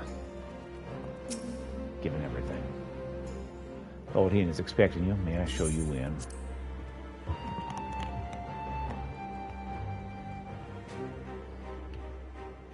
You just arrived, didn't you? Yeah, it's okay. Get your cutscenes down. Mm-hmm.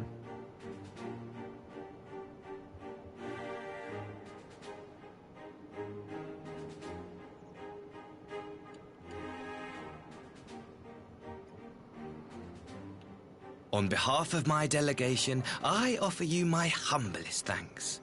Never did I imagine that I would meet the gallant and noble Lord of Dorma himself, nor be welcomed into his magnificent hall. You'll forgive me if we forgo the pleasantries. You say you are come to negotiate peace. Unless I am mistaken, such negotiations are typically conducted between sovereign nations. I was not aware that the Emperor had recognized Dorma's sovereignty. His Radiance has yet to do so, that much is true. Know, however, that he has expressed willingness to cede Dorma to her ancestral masters and treat with her as a friend.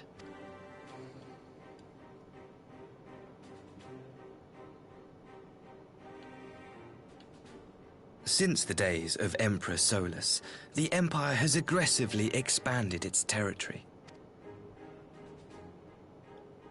While you may not agree with our founding father's policy of expansion, I believe there is room for discussion on the matter of his lifelong goal, to rid the world of icons.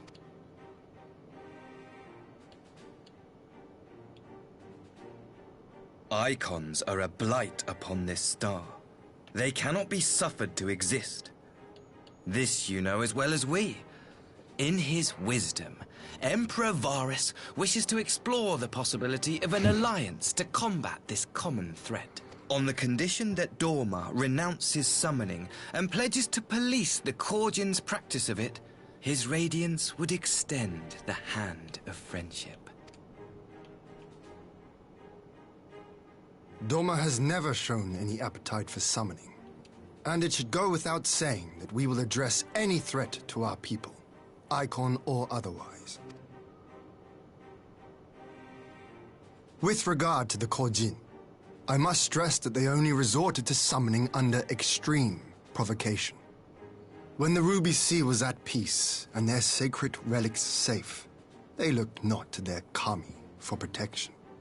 Yet even now there are certain parties who would destabilize the region with ill-conceived military forays. Unless they alter their course, we cannot hope to be rid of icons. Quite. I can but apologize. In seeking to eliminate icons, the Empire creates them. 'Tis an irony among ironies, one with which the people of Eorzea are well acquainted, I am told. Indeed. Many summonings are the result of persecution, the weak being driven to call upon the divine for deliverance from the strong. So it was in Alamigo, the bitter fruit of Garlean Oppression. A tragic state of affairs. If we are to put an end to summoning once and for all, it shall not be through might, but harmony.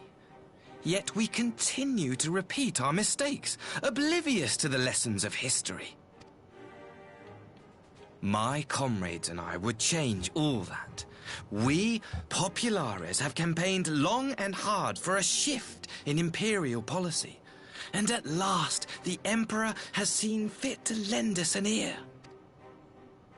Alas, there is a faction within Garlemald that would obstruct our every attempt at reform.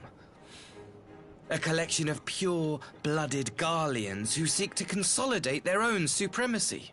The Optimates. Lest you wonder, theirs was the hand that loosed our forces on the Confederacy. 'Twas a regrettable incident, one that flies in the face of everything we believe. And I swear to do all in my power to prevent a reoccurrence. This sounds like America. We have factions within our empire, and some are aggressive in attacking you, but not us. We're the good guys. That would be most welcome. But if I may speak plain, if the Empire itself is not of one mind, how can we be certain that any peace we negotiate will be honored? I cannot blame you for doubting us. Indeed, I should find it strange if you did not. And so, in the name of building trust, I would like to make a proposal. A prisoner exchange.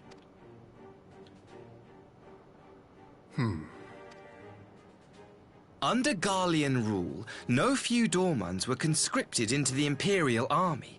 We would repatriate them in return for those of ours you captured in the recent conflict. Naturally, any exchange would include the acting Viceroy. Yotsu? What makes you think we have her? Forgive me, my lord. Was it not your wish to speak plain? Let us not play games. I desire only to work to our mutual benefit. The Optimates tried and failed to take my sister by force. I would succeed by peaceable means, thereby strengthening my party's hand. 'Twould be a lie to say I would not also be glad of my sister's safe return. A fellow plain speaker. How refreshing. Very well. Your proposal has merit, but I will need time to consider it. Of course, my lord. May we remain in Dorma until you have come to a decision?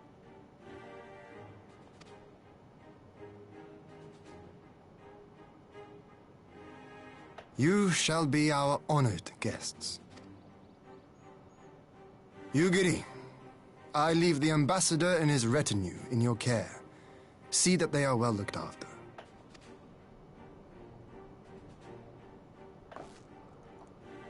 You have our gratitude, Lord Hien. We shall look forward to your answer.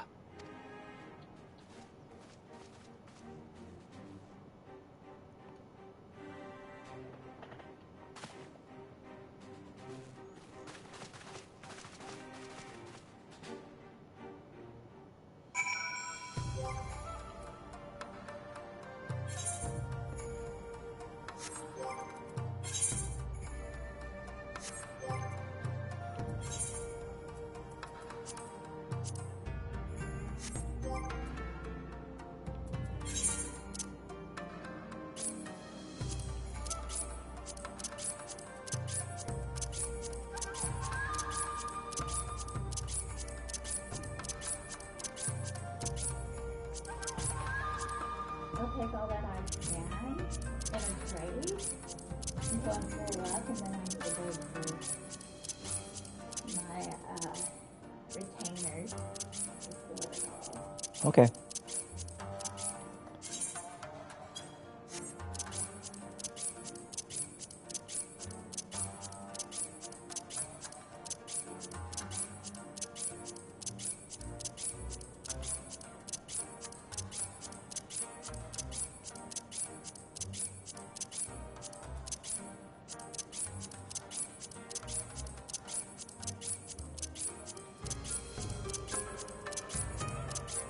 I will also donate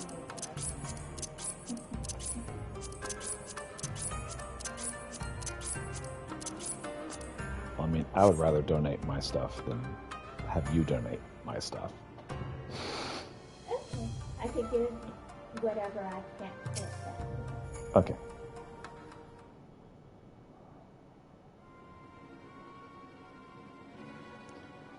Well, that was unexpected. You can say that again. I still don't know quite what to make of it. But on the surface, the prisoner exchange does seem like a good way to begin. The question is, can they be trusted? They had not to gain by divulging the details of their internal divisions. As it stands, we have no reason to doubt them. But the ambassador's mention of Yuzutsu lets me ill at ease. It made his grand talk of peace seem uncannily like a lengthy preamble. You think this might be a ruse to facilitate their retrieval? Perhaps. I cannot fathom why they would go to such lengths. Yutsuya may have been the active viceroy, but she is not Garlean, nor even highborn. Her value must be presumably lying in what she knows. Which brings us to the little matter of her memory loss. In her present condition, she would not yield any worthwhile intelligence, nor is she worth much as a bargaining piece. Onfino, you're well acquainted with the Empire's methods. I would have your thoughts on this matter. My knowledge is at your disposal, Lord here. While the ambassador's proposal is appealing in principle, I would be remiss not to give it due scrutiny. Indeed, well, it seems to me I have little choice but to accept regardless. With so many of our brothers and sisters languishing in imperial camps, I cannot well turn my back on a chance to secure their repatriation. Only the Kame know, and I'll be afforded another. But ere we continue, shall we excuse these two? I fear what follows will bore them to tears. I was just about to show myself out as it happens. Come on, Pieta. Let's leave Alfino to dispense his copious knowledge.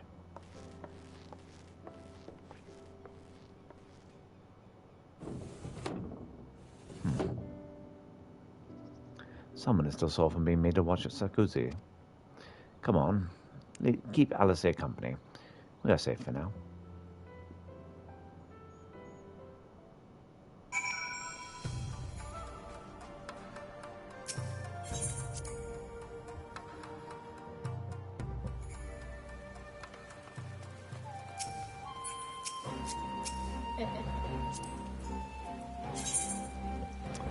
You want me to just start at the left and move across?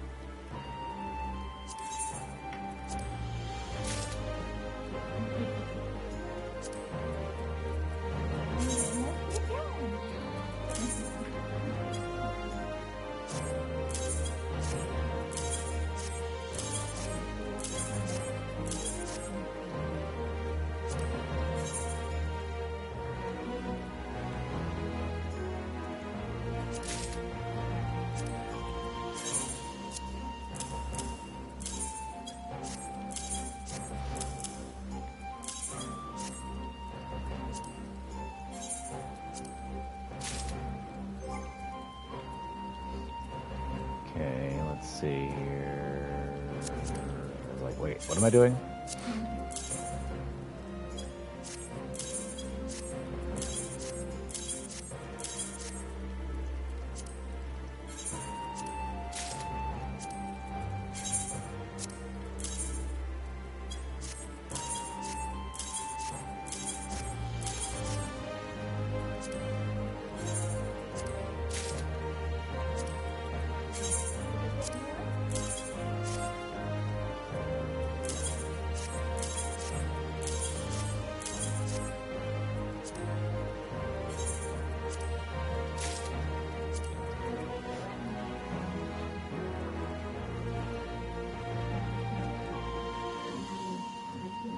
Your satyr bag.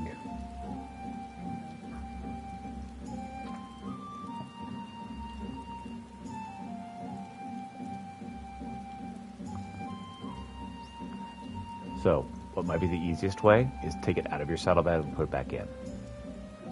If they are the same, it'll combine, and if not, it'll put it right there.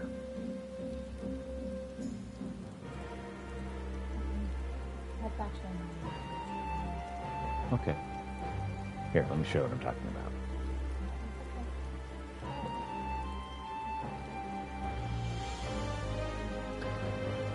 All right, well, you do your thing. I'm going to do my thing now. Chance to relax at last. I know I'm out of my depth, Pietro. With no weapons withdrawn, the negotiation is no less a battle, and the stakes can be every bit as high. One misplaced word, and people could die. It takes someone with a cool head. I'll be the first to admit, that's not me. So we're left with the eternal question. What do we do when they prattle on?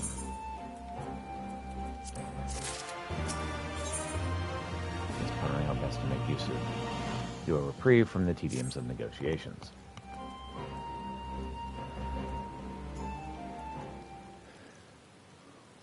Do you know where I can find a retainer? The closest retainer to here? Closest retainer to here is in the big city. Kagane. All right, for want of a better suggestion, what say you to a brief tour of the newly liberated Doma? I'd be interested to hear how the people are faring, in their own words. It's not as if we'll be missed here. Or will we?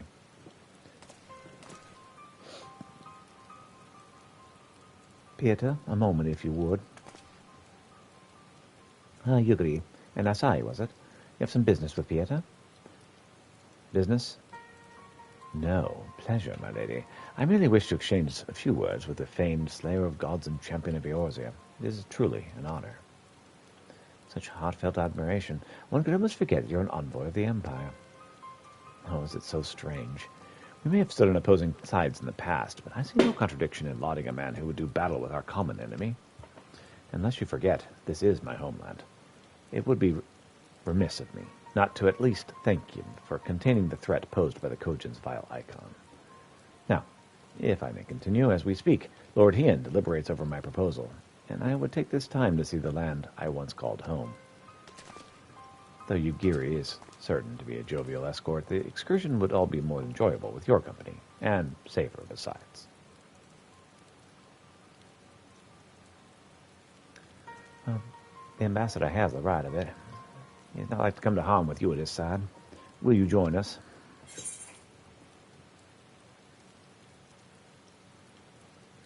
Of course, it'll be my pleasure. It is good to know your enemy. In that case, I'll join you as well. There's naught else to do until Lord Hien has reached his decision, and I can think of no finer way to learn more about the current state of Doma. It's settled, then. The four of us will make a brief excursion through Yanxia. When we start the town of Monson, I would see what has become of the Doma Castle. Very well, if you'll follow me.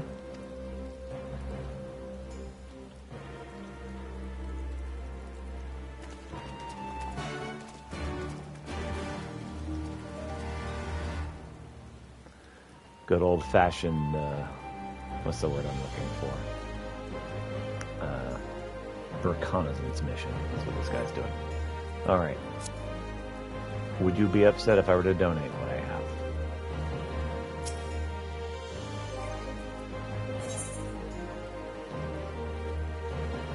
So that's a yes.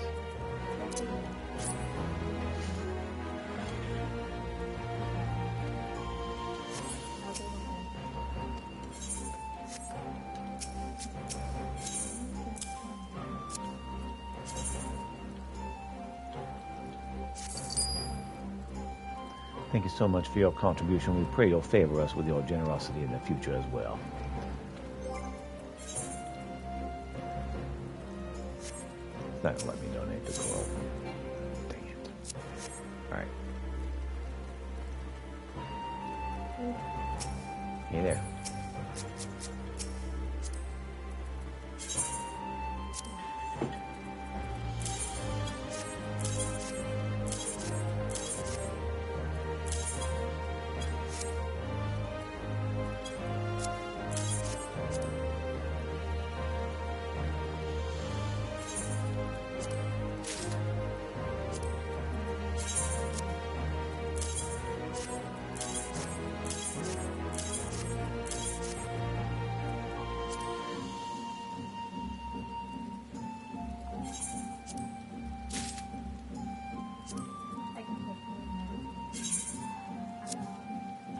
Pick the 3 you want. I'll donate the rest.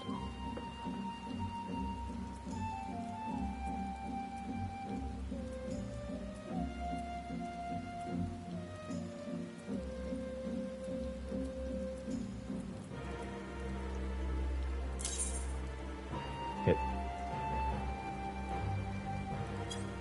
When you click it, just click it 3 times. That'll get you what you want.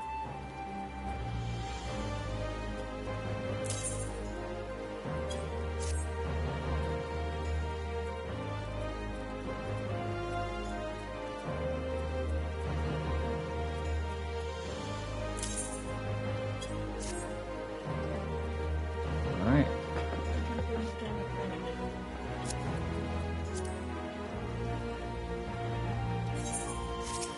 Oh no. That's my pen. I didn't go through.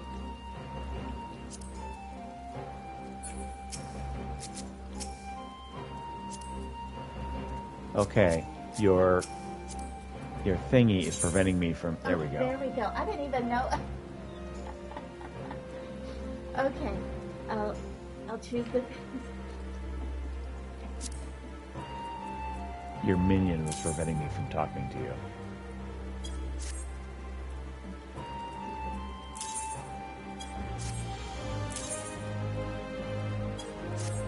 Okay, that's what you want.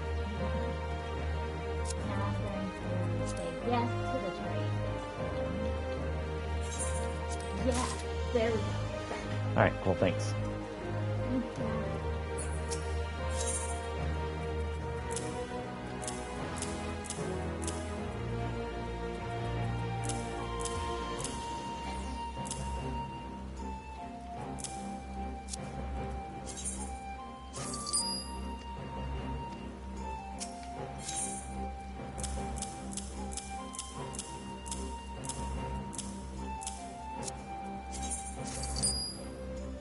So much for your contribution. For your favor us with your generosity in the future as well.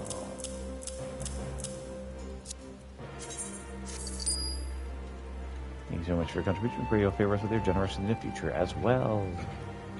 All right, and now I'm going to go to Kagane and take all of this stuff that is collectible and useless and donate it.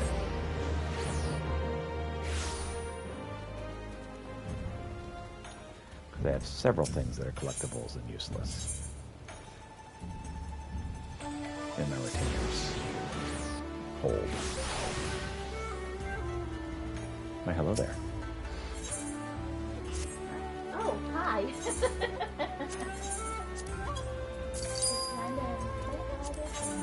Mm-hmm.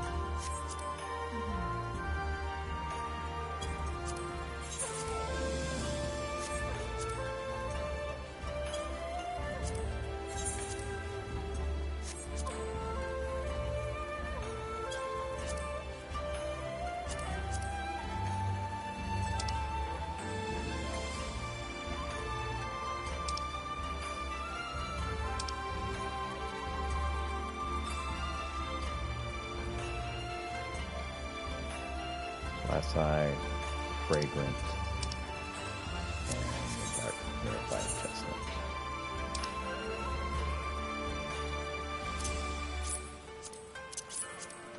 Ah.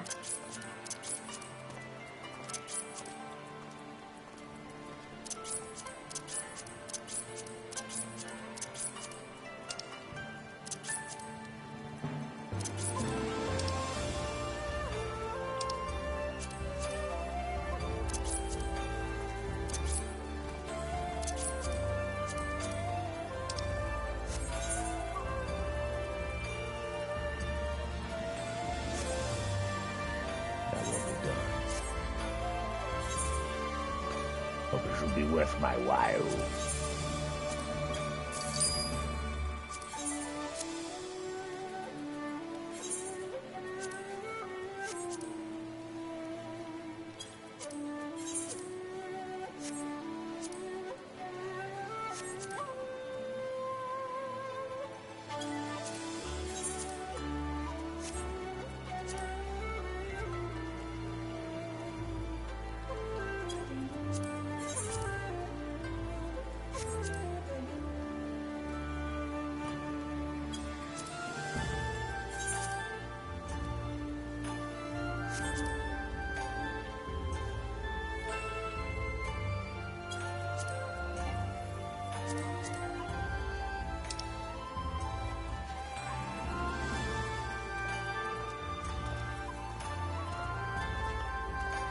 Sushi Jewel, everything across the right.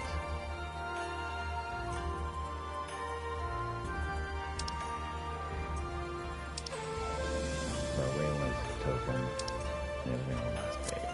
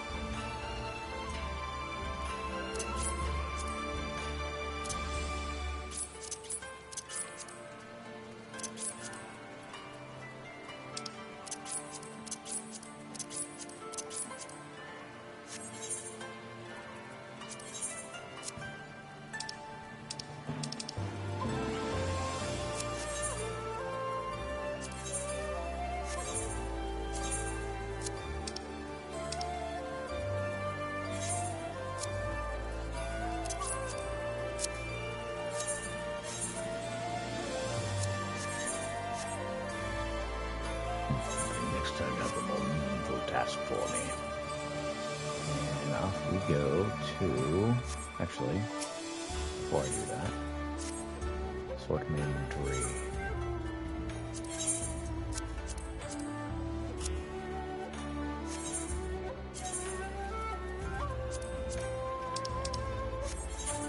Okay.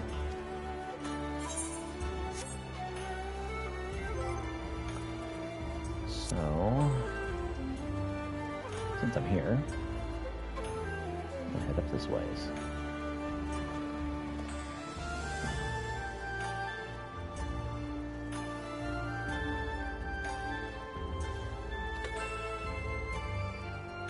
Can't take my eyes off the computer for a second.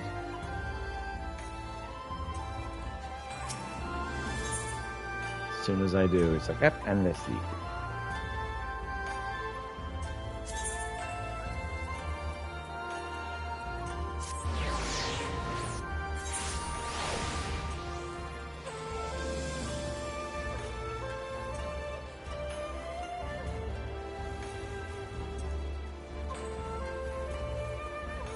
Hey there, Miyamagi.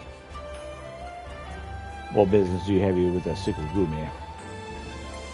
I'm here to talk to her about something. The wolf burglar, the lupin, and made a mock of me and my brothers. Yeah, you're supposed to have brought back the what's-its? Shigure and my comrades have successfully captured the notorious wolf burglar of Kogane and brought him here, that he might surrender him to the custody of the Sukagumi.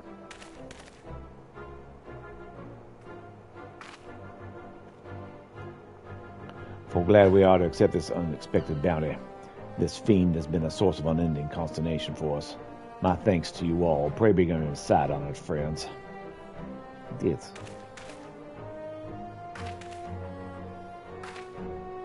Yeah.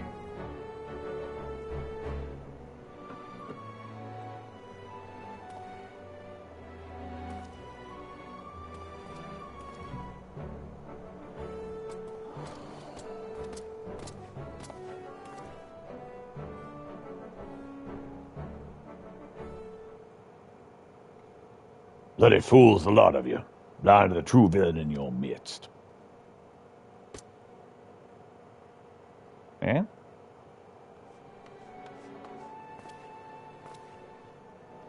It is true, then. The wolf burglar has been detained. Well done.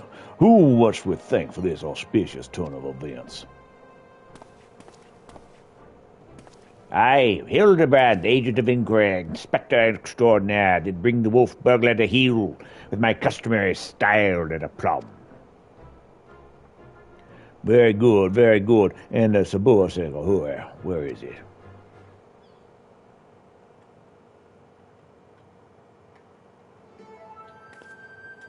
You mean you don't have it? I thought your Jimbo had returned it to you. Yo, Jimbo? That disrespectful disgrace of a samurai. Nay, I neither seen nor hide nor hair of him. I can only presume that Jim is currently employing a plate of dango at the Umanaki tea house before paying Master Akabono a visit. Or perhaps he absconded with the Sabor Secahura. This is all a joke to you people, isn't it?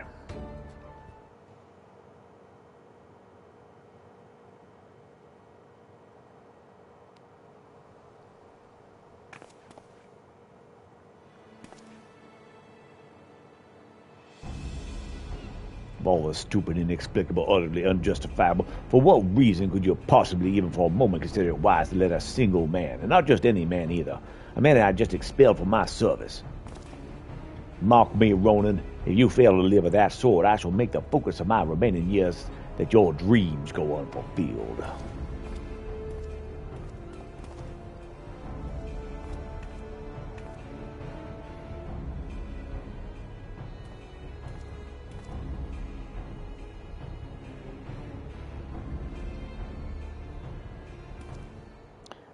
We certainly can't have that. Which reminds me, Shigure, you once told me it was your dream to serve alongside us. Is that still the case? Yes, sir, it is. Good, because in light of your recent accomplishments, I'd like nothing more than to induct you into the Shikigumi. What say you?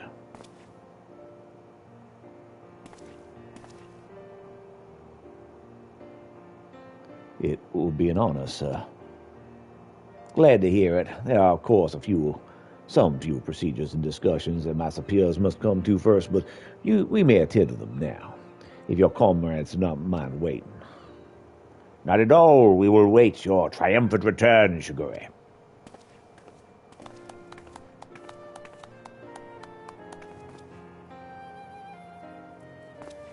As the sun goes down.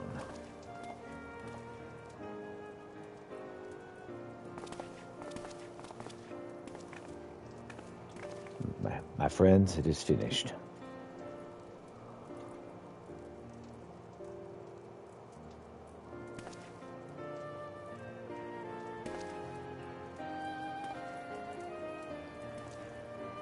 The Shigure reborn. Well, I'd not dare put it in such grandiose terms, but indeed I feel as though I am a changed man. It is you three who have changed me for the better. 1,000 thanks to you, Pieter. Inspector Hildebrand, Nashu. Oh. Though I've only just become a Shikigumi, I've already been given my first assignment. I'm to pursue the renegade Jojimba and recover the Saburo Sekihura. Alas, as a new recruit, I've been afforded no additional men or resources to accomplish this task. If I am to succeed, I'll need all the help I can get. Say no more, Shigure. I shall be glad to give it. I, Hildebrand, agent of inquiry, inspector extraordinaire, do hereby re-swear to help you scour all creation, from the deepest pit of the seven hells to the very pinnacle of the heavens, for Jim and Saburo Sekihuro. Me too. And so our hunt begins again. Wait for me, Inspector, wait for me.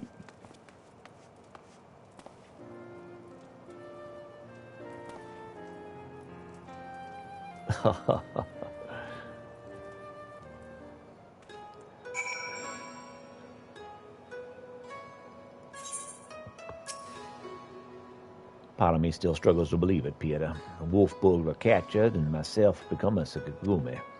Again, I cannot thank you enough for all you've done for me. What an odd, circuitous path that led us to this point. To be honest, the most vexing complication was the loss of my hair.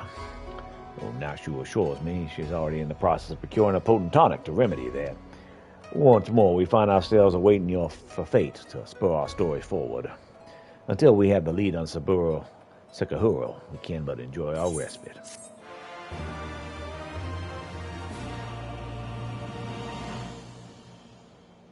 Quest complete.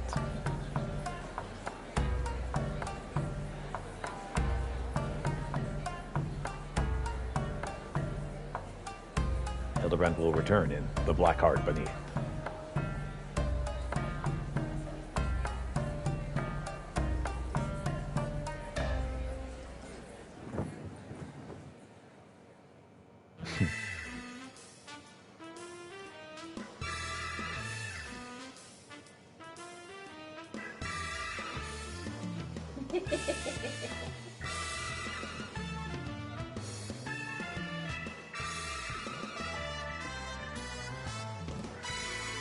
See you, Inspector.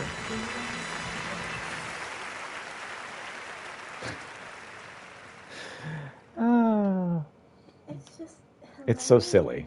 hilarious. It's lowbrow humor, and it's great. Yeah.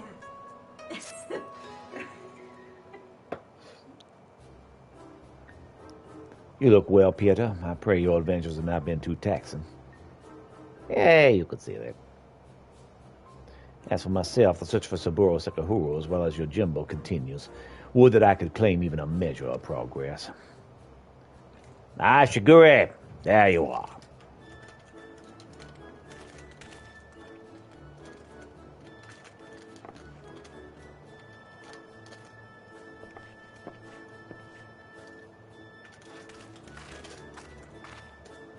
We thought perhaps to find you inside, my bold man, but I see you here, in the company of my stalwart assistant.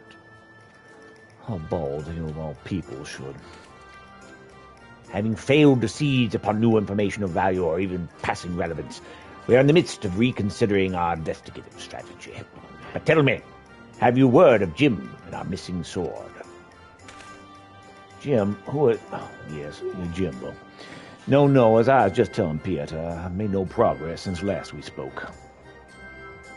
You seem distressed, Shigure, and if you yet pine for your lost locks, then pine no longer, for we've brought you a hair tonic of preternatural effectiveness. Really? Well, that's actually a very considerate gesture. Thank you. Why not try it out right now? The sooner the better, perhaps. Oh.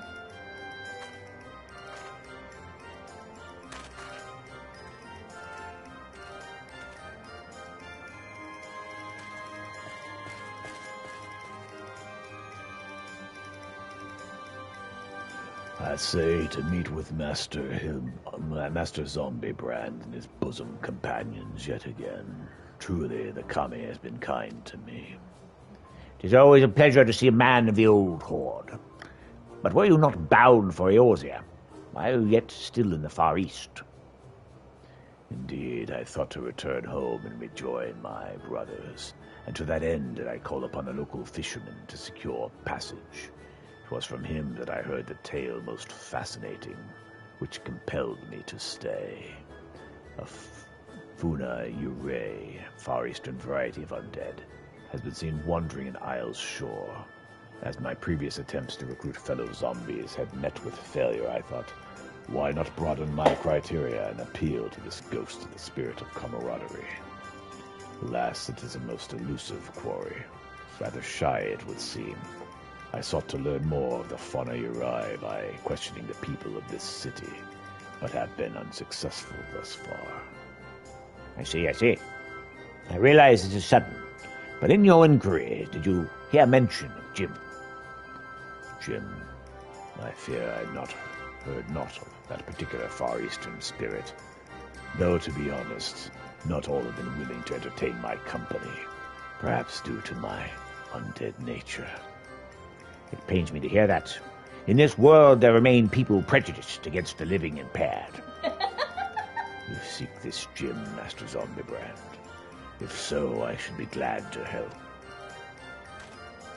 Grateful as we would be, it may be wise to change your attire. The people's reluctance to speak with you may be due to your passing resemblance to a certain wolfish figure who until recently has terrorized this city.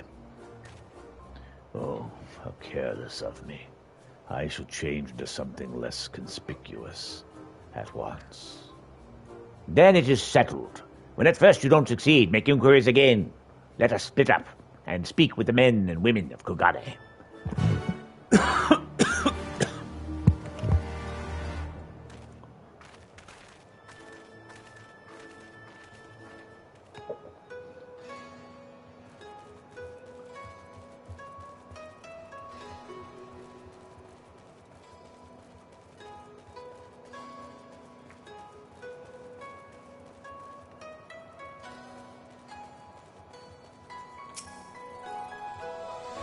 Well, Jimbo, you say? That name does ring a bell.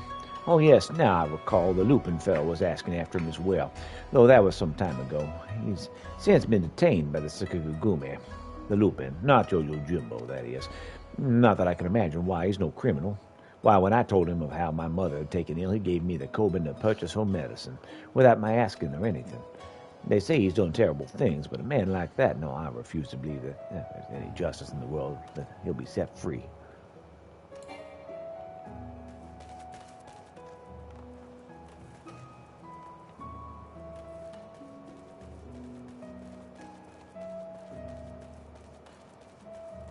Well, clearly that was the wrong move, so let's go back up.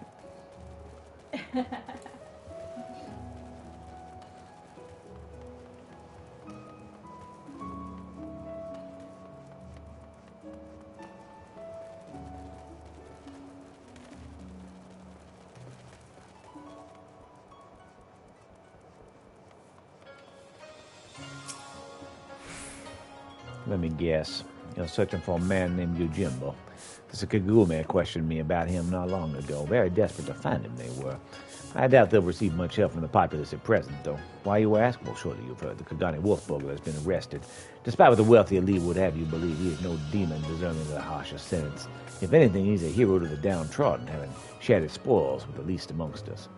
If you ask me, the Shikagome ought to take a closer look at the merchants he targeted. Akabono in particular has been the center of many dark rumors. Anyway, in light of the wolf burglar's detainment, many are less than willing to aid the Sakagume in their activities. And unfortunately, if they suspect you to be working with them, you too may find yourselves rebuffed.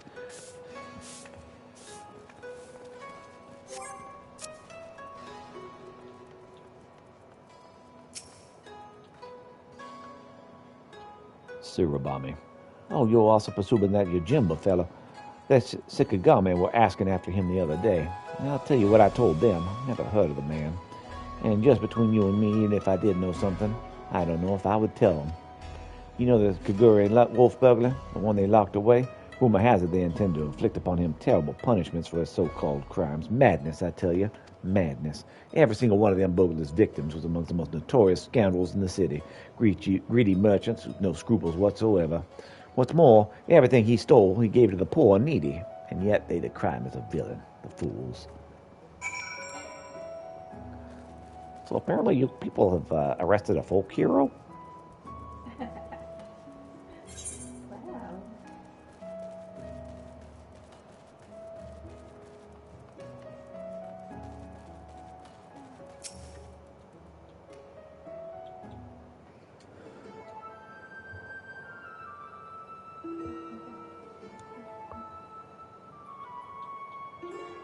I see. And what have you learned, Peter?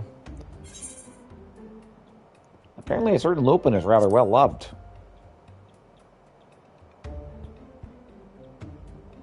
I had no idea the plot of the wolf burglar weighed upon the minds of so many. What exactly did they say? Well, yeah, he shared his spoils with the people. A hero to the poor and downtrodden. A criminal who simply gave away his hard-won spoils. Oh, this is quite unexpected.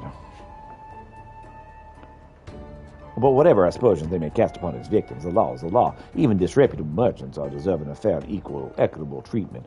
To ignore their plight is to let a mob decide their fate. That said, so many neighbors withhold information to protest is cause for concern.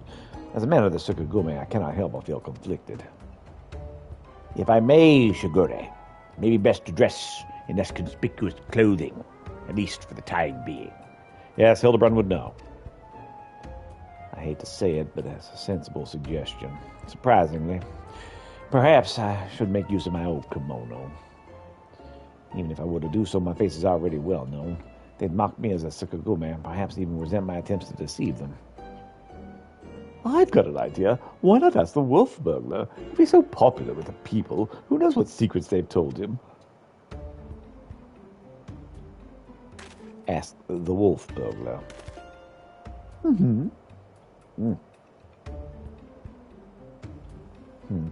If both he and Yojimbo had designed for the Sakaburo or Sakahuro, then it's possible they may know each other. Well done, Nashu. I was but mere moments ago from reaching the self-same conclusion. Oh. It's settled then. It's settled then. Let us go and question the prisoner without further delay.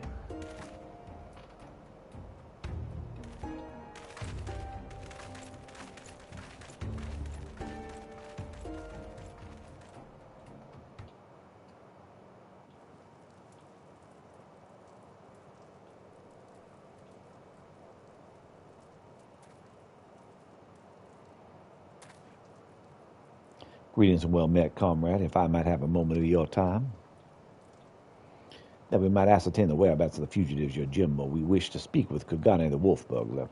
Will you permit us to enter? Certainly, Segura. If it'll aid you in your investigation, follow me.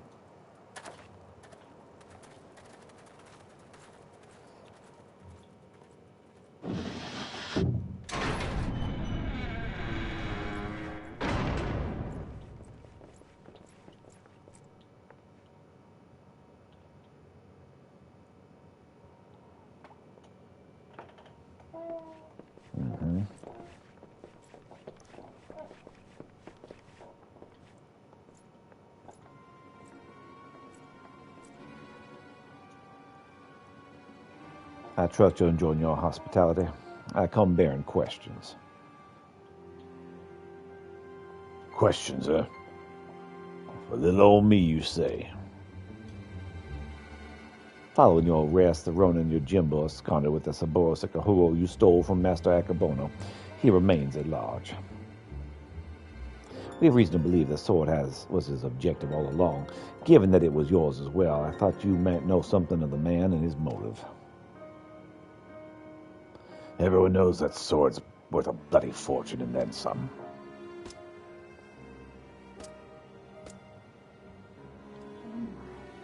I found a buyer for a masterpiece as famous as the Saburo Sakahuro, especially after word of its theft has spread far and wide. Well, good luck with that, says I. Why, they'd surely have to avail themselves of the services of certain disreputable folks with whom I happen to be intimately acquainted. I'd be happy to introduce you lot as soon as I'm set free. What? Absolutely not. That's out of the question. Then we got nothing more to discuss. Be on your way.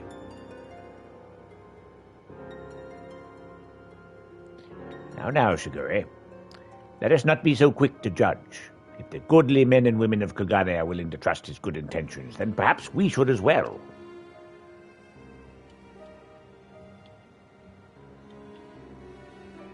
Awful lot of people are willing to vouch for his character. If what they say is true, then it would be wrong to see him hanged.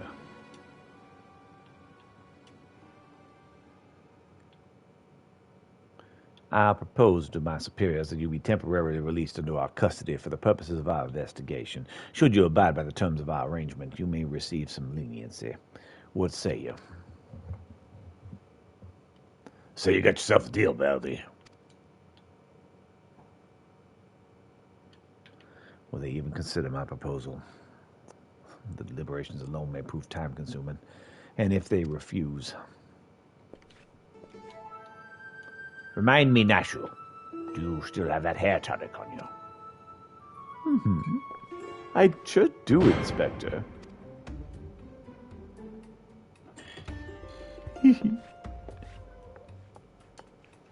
Now's as good a time as ever to try it, don't you think?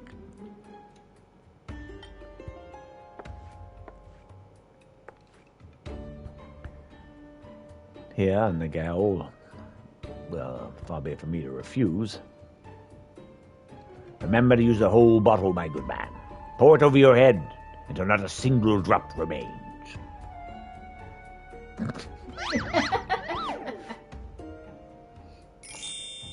This will go well. They're wearing glasses. This seems rather wasteful, but if you insist. Feels strange, like my scalp is, by the commie.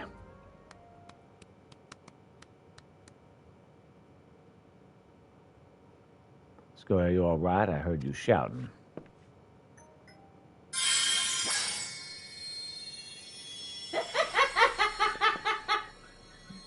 The light, it blinds them. There are too many.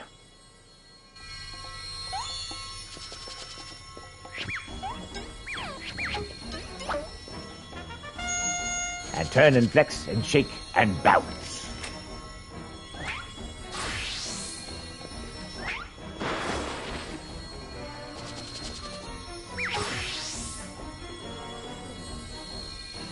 Perfection. Rejoice, my goodly burglar, as I, Hildebrand, agent of inquiry, Spectre extraordinaire, have liberated you from your unjust imprisonment.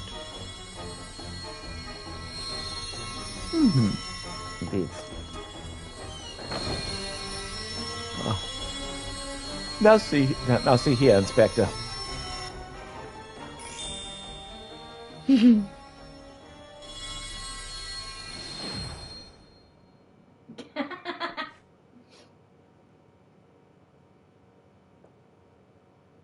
Huh? What happened? Has a prisoner escaped?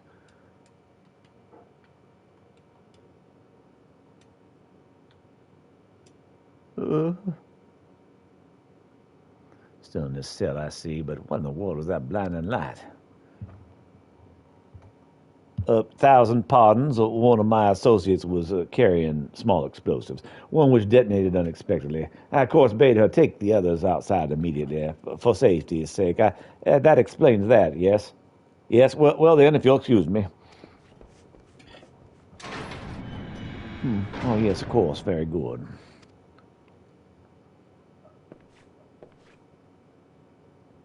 Wait, when did Shigure regrow his hair?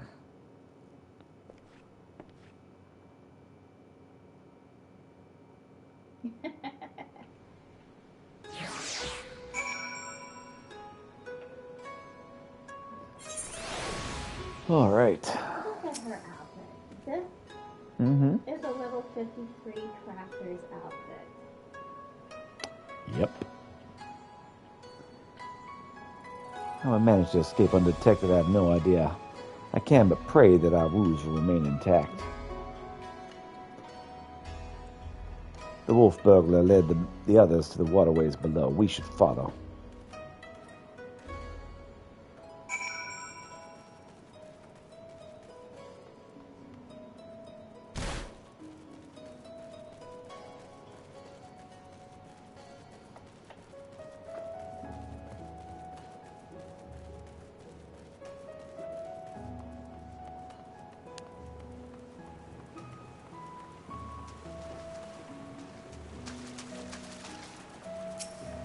Hey there, wolf burglar. Been in there before. If so, you may have met my friends already. Been down here before? If so, you might have met my friends already. A contemptible lot, all Kagane cast-offs. If anyone's heard a peep from your quarry, it'd be them. Come on, then. Don't be shy.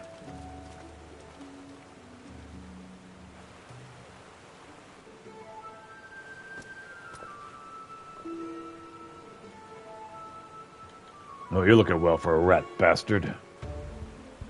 Takes a wolf to know a rat, huh? To what do we owe the pleasure? And more importantly, how do you slip free of this Sakagumi's noose? With my dashing good looks and my silver tongue, how else? But never you mind that. I need information, Koju. Do you now? Or is it the Tsukugume at your shoulder, the one asking questions?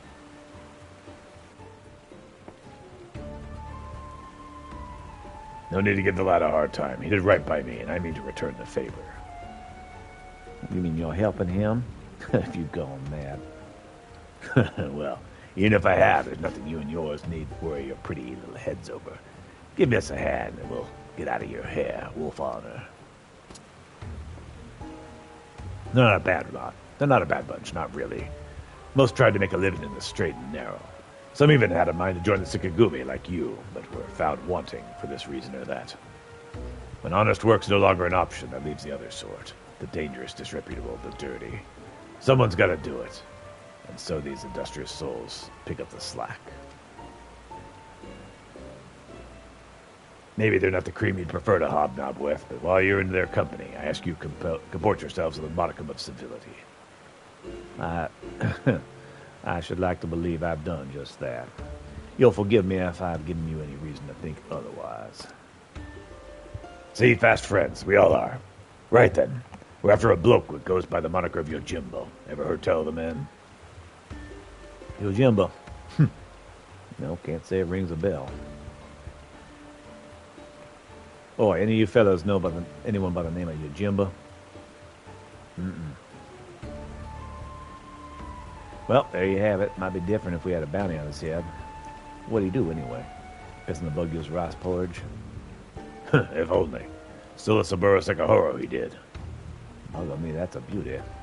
Wonder why, though. Finding a buy, even through the back market, maybe a challenge and a half. I mean, if he'd even put out the wood he was looking, we'd have heard of it by now. To come all this way and leave with nothing. Yeah, let's not call it a day just yet. Assuming this Yojimbo didn't steal the sword for a challenge, there's only two reasons he'd take it. To sell it, or to keep it. And if it's not about the money, then I doubt if that's his first prize or his last.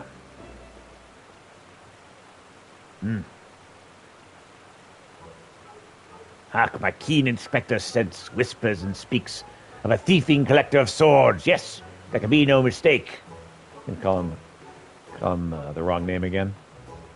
What I said, I suppose. If he's a collector, that's the only best will do. Which means the next target might be, I don't know, the Anamaruko. Wait, the Anamaruko? I thought that was nothing more than a fairy tale. You mean to tell me the fabled sword of El actually exists?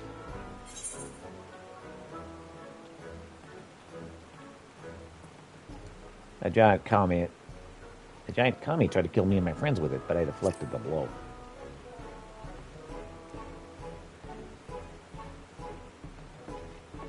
You what? I have so many questions, but first, where did this all happen? Under the sea. Housing the Koji and the Red's treasure vault, eh? If that's the case, then it seems that you ought to continue your search in the Ruby Sea, no? Indeed. Might be the best place for us to look. In that case, let us brook no further delay and head for the Ruby Sea at once. God, thinks it's so funny. Indeed he does.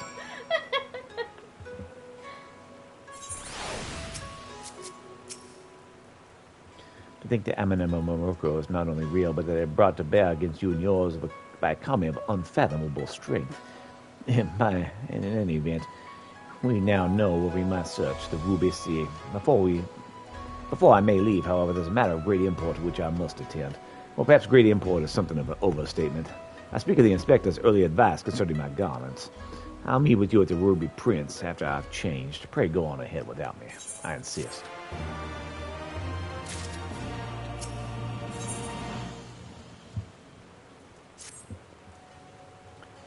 All set for another trip to the glittering westward expanse. I know I am. let us hop aboard the next ferry, the Ruby Price, and wait for the Shigure there as you requested. Come on.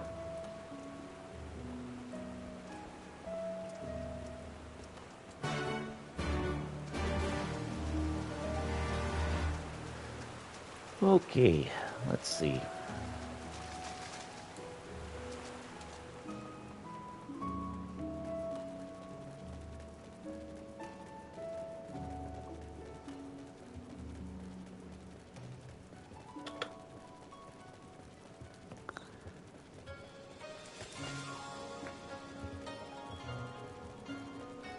do wish my computer wouldn't do that.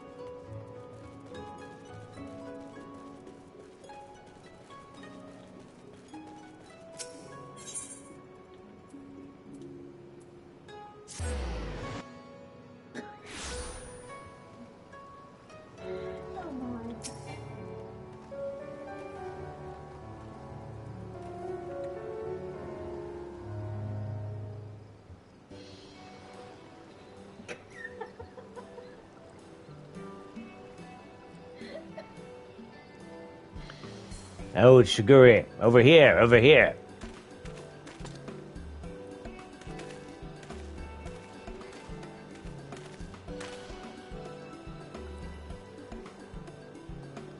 Mother, call me. I thought you were someone else at first. Well, since it was suggested I should wear something other than the garments of the Sukagume for a time, I paid a visit to Kagura Dori and purchased something completely unlike my usual attire. It's quite the change, but very much for the better, if I do say so myself. I didn't realize you could be so fashionable. Well, fashionable. Please, Nashu, you give me too much credit. I'll say, that getup is... For those Zori, I don't see it becoming a trend.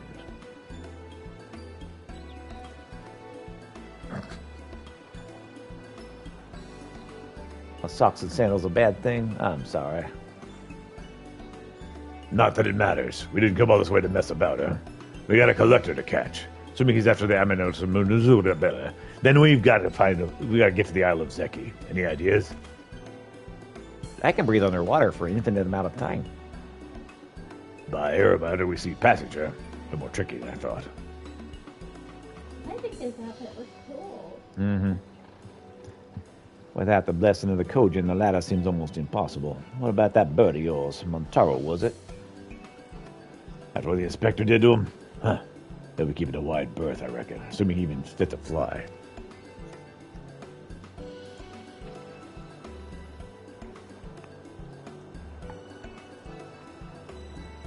It was a traumatic experience for all involved. Forgive me my bluntness, my wolfish compatriot, but it occurs to me that we have yet to hear the motives for attempting to steal the Saburo Sakahuro from Master Bakubono. Did you say Koju said that selling such a blade would be an extraordinarily difficult task?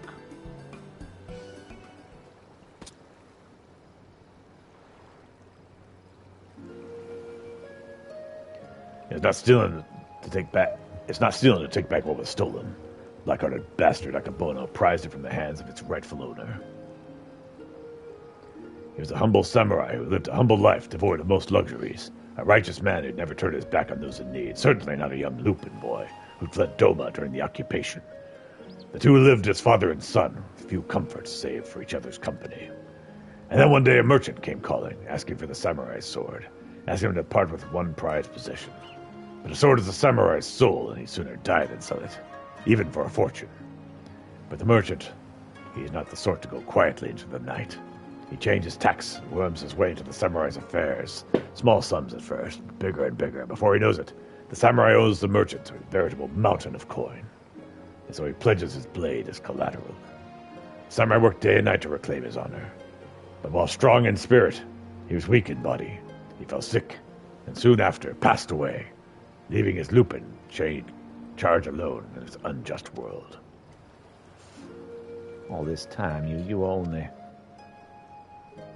He left Kagane for a time and returned years later from Yancha, having learned the ways of the shinobi, that he might honor his adopted father by helping others as he had helped him as a child. A chivalrous guise for personal vendetta, perhaps. More than anything, he yearned to reclaim the samurai's sword, the last surviving memento from their time together, that he might wear it with pride. All this time, Master Akabono was your main objective. When you broke into his shop in the Rakazuka district, you were searching for the Sakaburo Sakahuro. You've kept a close eye on him, even as you continue to target other disreputable merchants. That you might drive him to take additional measures to protect the sword, knowing that in so doing, he'd eventually reveal its location. Then it is settled. The Saburo Sekahoro must be restored to its rightful owner. Hey, if it's so hard for people to reach the Isle of Zeki, how is Ojimbo planning to get there? That I do not know, but regardless, if he's heading there, someone must have noted his passing. I say we question the pirates of Yakazuki, see if any of them observed a traveler resembling Yojimbo of late. We have the same mind, Shigure. To Zakazuki. Post haste.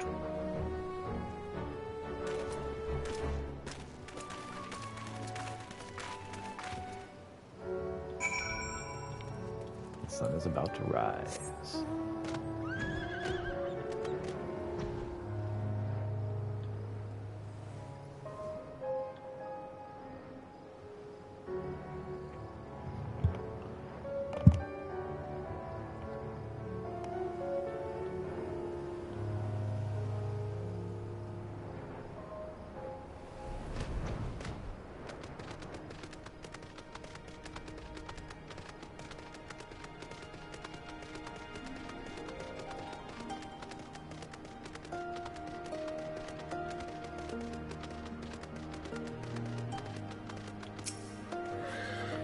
Hello there, Haki. Well, I remember you looking for more dead men. Well, actually, I'm looking for a living one this time. A real thin samurai with a wide-brimmed hat and oversized gaiter. A traveler like that would not escape my notice, which is to say I'm confident I haven't seen him. I'm sorry to disappoint you. Not at all, my friend. Thank you for taking the time to speak with us. As I said before, my good man, when at first you don't succeed, make inquiries again. Let us away.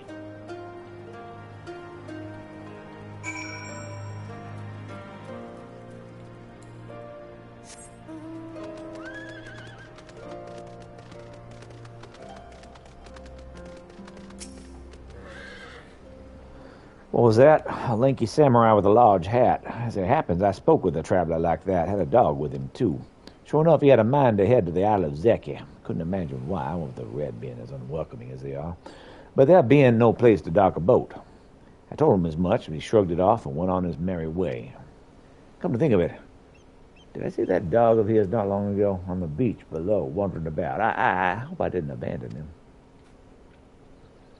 You've been tremendously helpful. 1,000 thanks to you. As the sun also rises. Surely the canine in question is Daigoro. We must gather the others and search for Jim's beloved companion at once.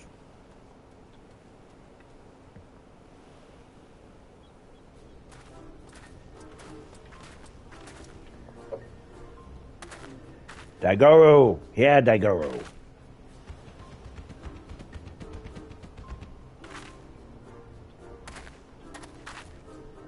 Oh, I think I see him over there.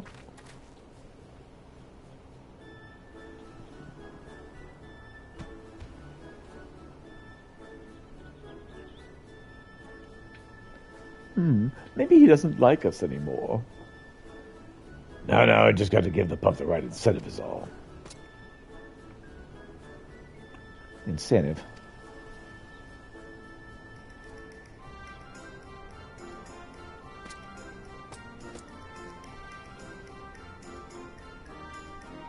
Surely it can't be that simple.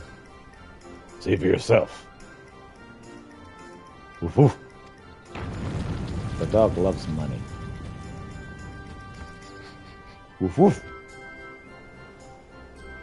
So that's all it takes to win him over, huh? Single Coben? Really a thing. Shush, Shigure. Daigoro is a good dog, and now he'll lead us to its master. Woof woof.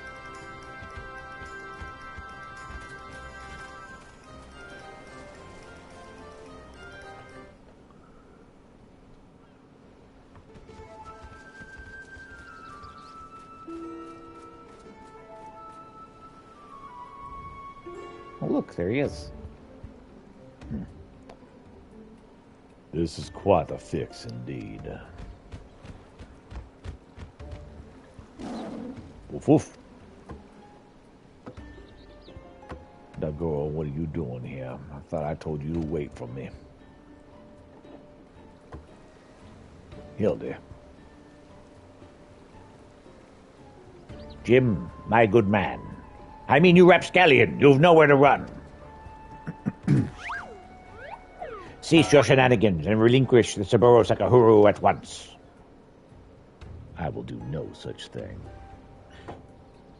Ever since I was bested by the tight-lipped associate over yonder, I yearned for an opportunity to redeem myself, and so I set about searching for stronger swords, for which I may bring my everything to bear. I thought to claim victory with Amin and Monuko at hand, but if circumstances demand that we settle this here and now, then so be it. Stay your hand, my friend. Though I know you only mean well, securing the sword is a grave responsibility, which falls to... I, Hildebrand, agent of inquiry, inspector extraordinaire, will resolve this conflict and will reclaim the sword. Prepare to be amazed at the Sakuro Sabahurus delivered into my waiting arms.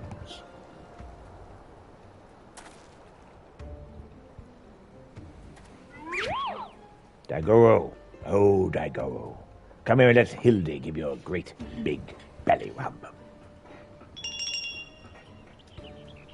Hehe. Dagoro, you'll do no such thing.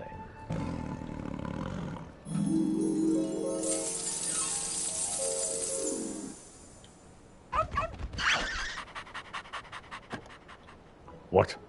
Betrayed? Inspector does come from a wealthy family, so he smells of money.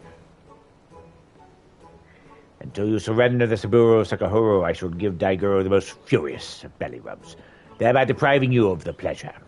Such is my ultimatum. Daigoro, return to me this instant.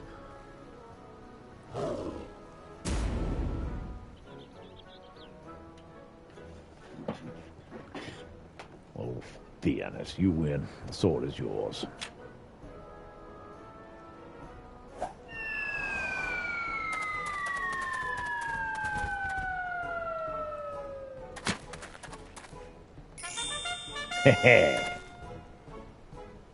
By the Kame, I can't believe that actually worked.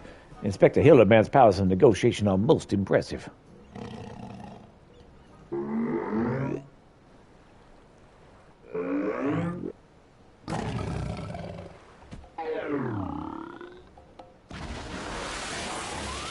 Mummy!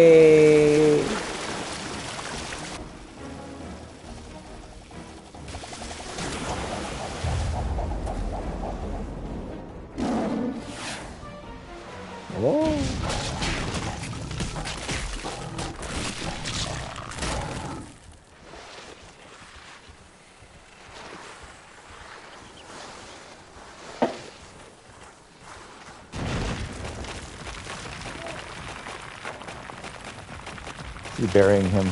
Yep. Yes, he is. Wait. Where's the Saburo Sakahiro? The wolf burglar has it. Of course he does. Right where it belongs. You fiend, return it to me at once. That's far enough, all of you.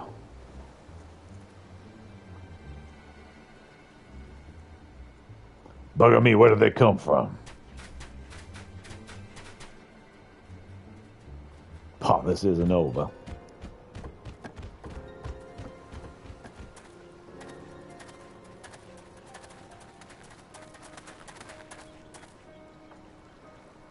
Shigure, what's this I hear about you setting free a notorious fugitive? Explain yourself at once.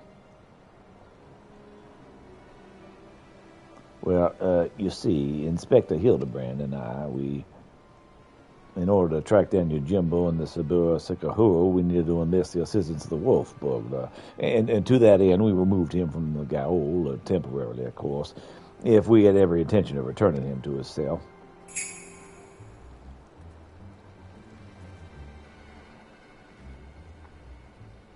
And how do you intend to do so when your prisoner is taking flight? Sugar, I charge you with aiding and abetting a criminal in their escape.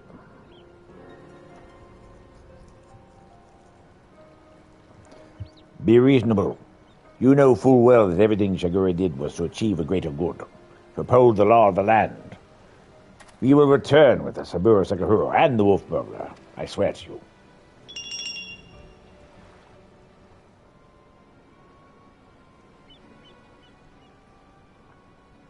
Yeah, we'll probably get it, actually. I understand you're his friend, but to make an exception would only compound the offense. No man is above the law, not even our own.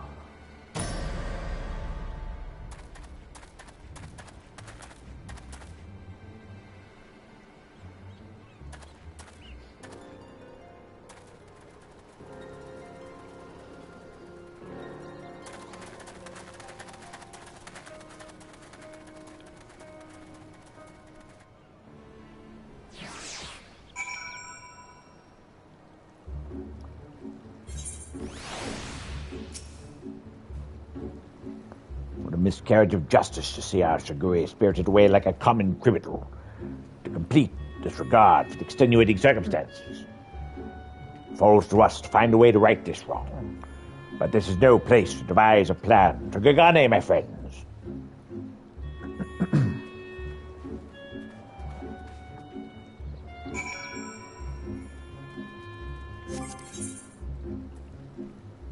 So, do you want to do Sigma soon? Uh-huh. Okay. Change into whatever you want to do Sigma with, and I'll start us off. Dragoon? Yeah. All right. Everything else is level 8. Except for the grandparents, but they are not high enough. Sigma Scape. All right. Let's go Sigma Scape. Let's go Clap Clap.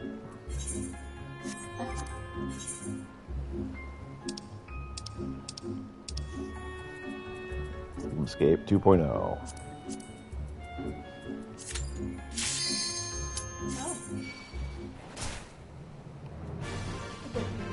That one.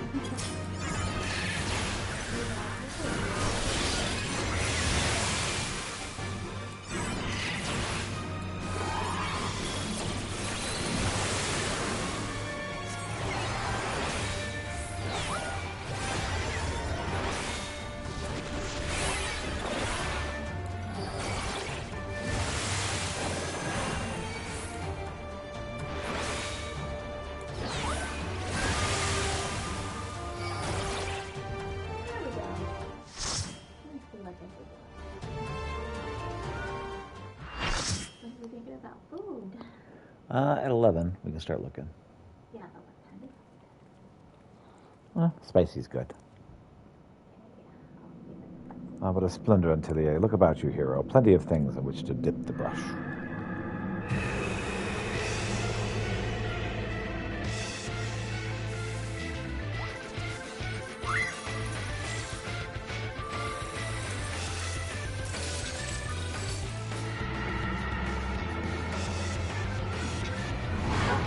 Mm-hmm.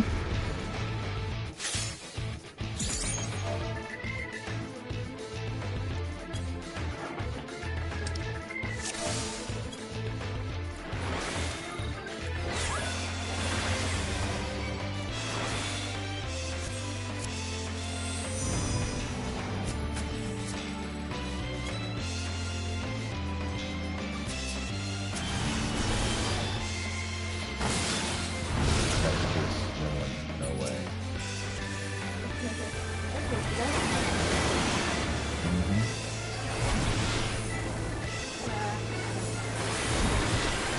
That makes two of us.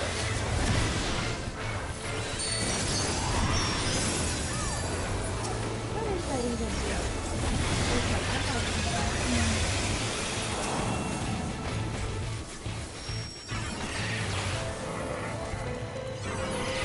There we go.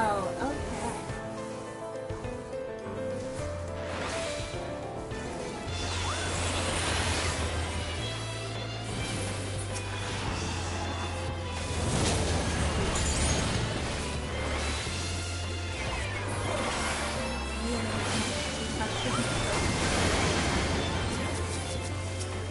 Yeah, I'm having that problem too.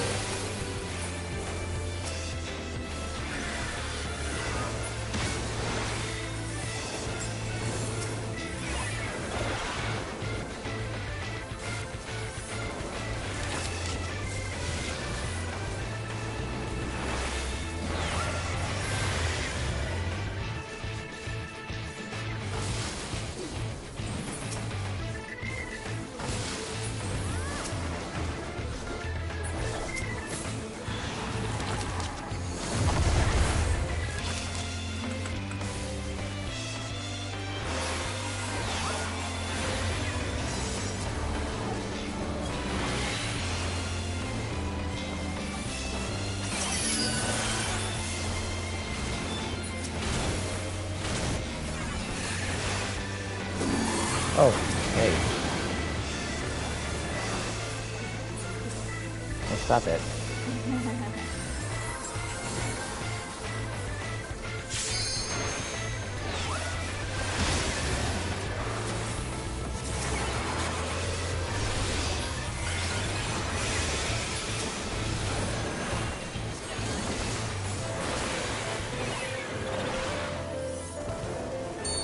Okay, people are doing. Nope.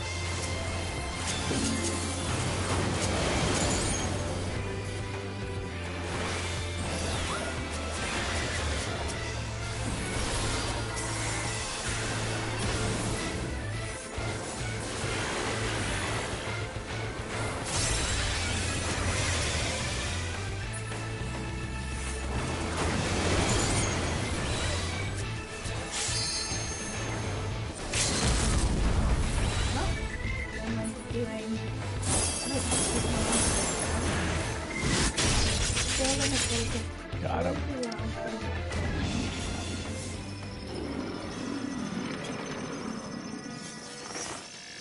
All right.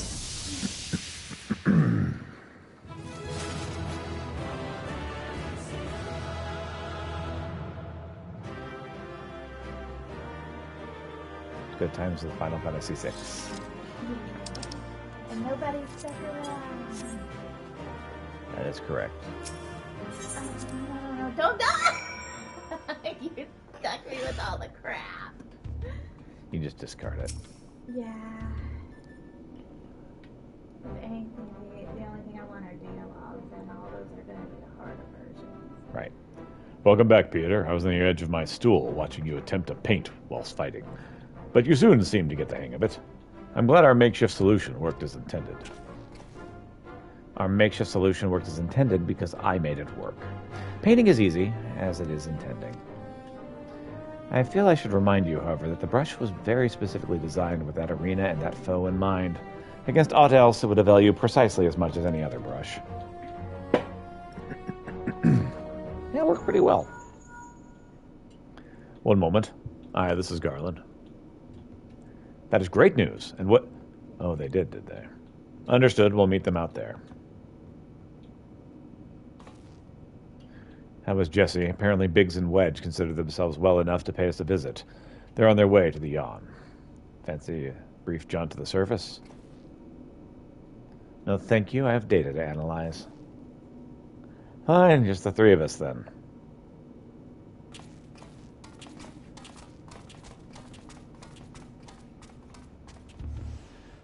Alright, so to answer your question, I'm interested in food. And spicy food.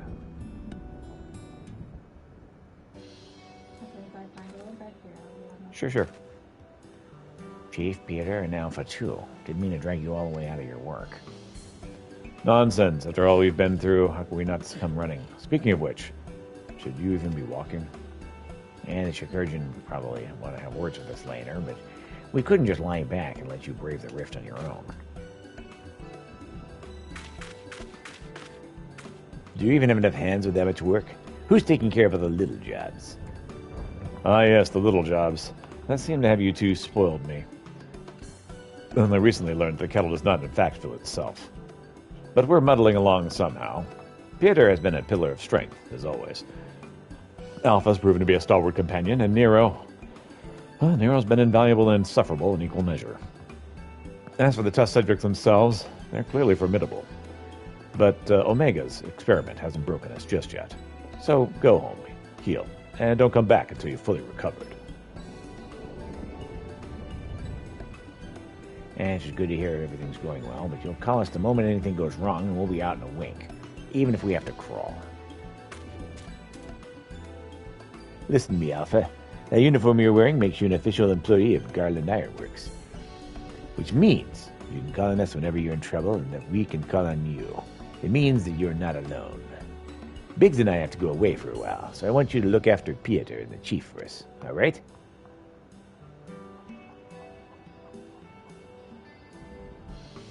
Quack. Bless you. Sorry. Oh, before I forget, we brought you something to put a spring in your step. Can't find Omega's creations on field rations alone.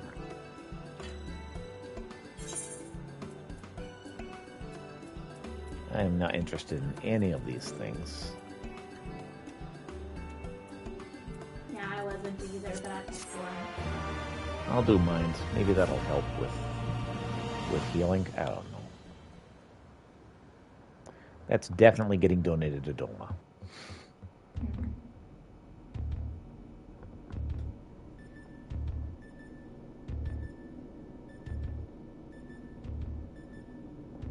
Now, what have we... Next one seems strong, but exhibits no other noticeable traits. How dull. True challenge is the fourth opponent, but if I can find the patterns hidden in the chaos, then knowledge and reason will prevail. Or even the most random actions are products of the underlying logic. One has to isolate the behavioral triggers. See if you can find something like Ugh. Blech, this tastes like salt water. Why would...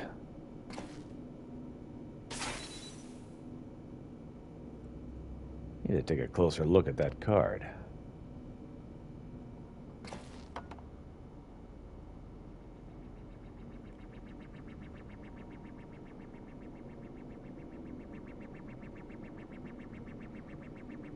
Alpha Group shows signs of recovering from recent trauma, initiating action to maintain desirable stress levels.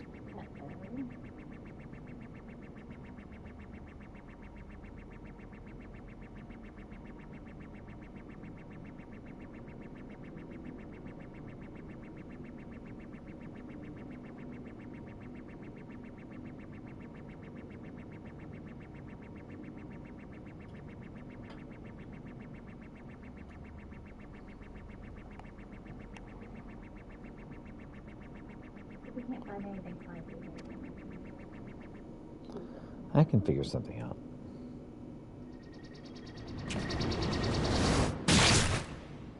Oh dear.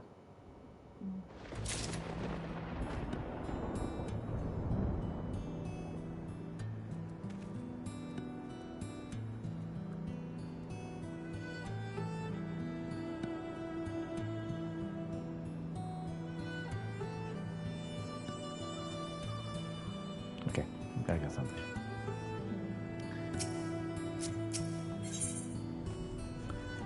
We're just standing by to see you off. Alpha and the Chief have already gone back in, so don't let us keep you. Our colleague over there should be glad to help you make the descent as soon as you're ready. The dreadful experiments may have a way to go yet, but if you keep taking it one battle at a time, you'll be fighting Omega before you... I mean, it'll all be over before you know it.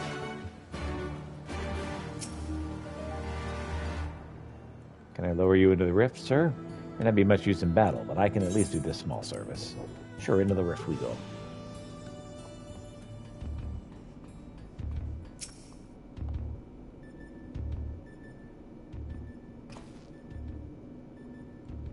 Oh, no. How back are you? We should return to the task at hand. Everything all right, Nero? You're looking... Sorry. Everything all right, Nero? Looking a bit green around the gills. The kettle was full of seawater. Not the best stuff to brew coffee with, it turns out. Really? Well, it wasn't my doing. Of course not. I don't involve you filling it. Ugh. The water came from Alpha, created by one of those cards of his. It was very thoughtful of him to make the effort, but next time I'd prefer a beverage that didn't leave me feeling ill. In any case, you can handle support for this third battle on your own. I want to begin preparations for the fourth. Fair enough.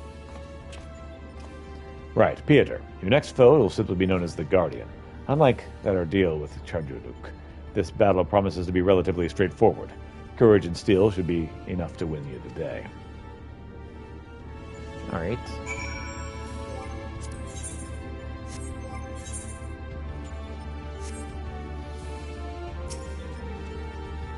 Quack. Alpha seems concerned about Nero, but otherwise eager to proceed.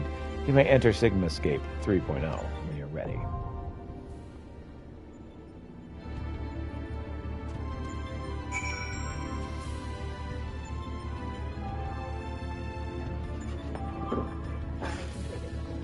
Alright, ready for us to continue? yeah.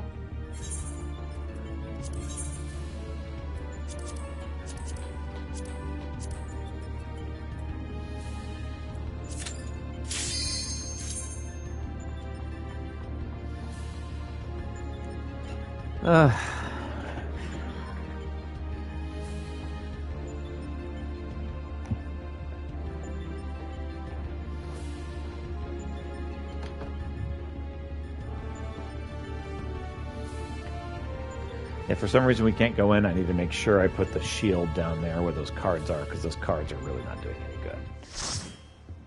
The shield is more important. I'm sorry, I don't understand what you're talking about. I'm talking almost to myself. It's fine. Telling myself that I need to do that before I keep going back into battles.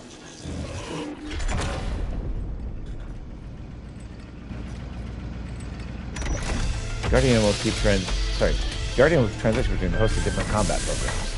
Try to keep track of which one he's doing.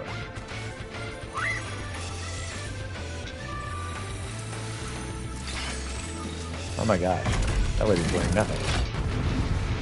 Yeah, I see.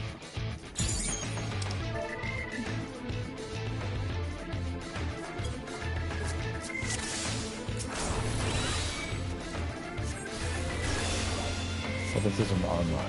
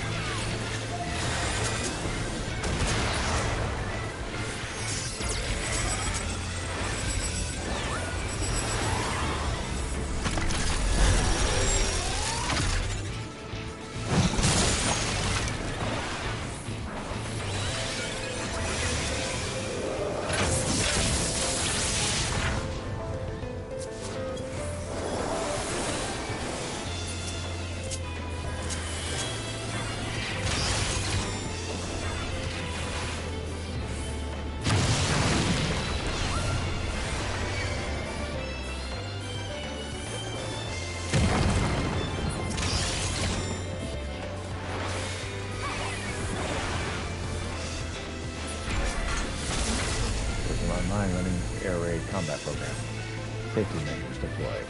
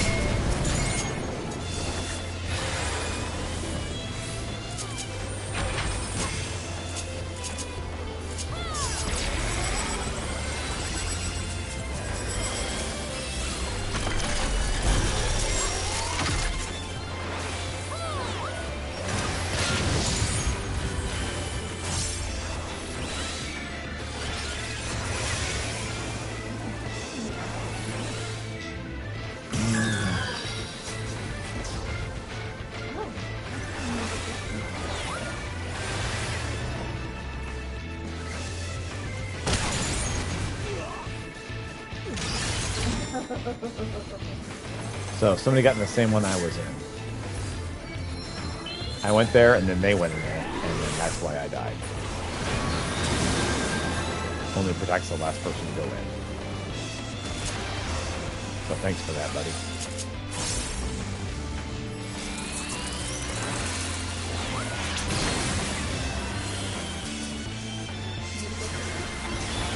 I'm working on it, honey.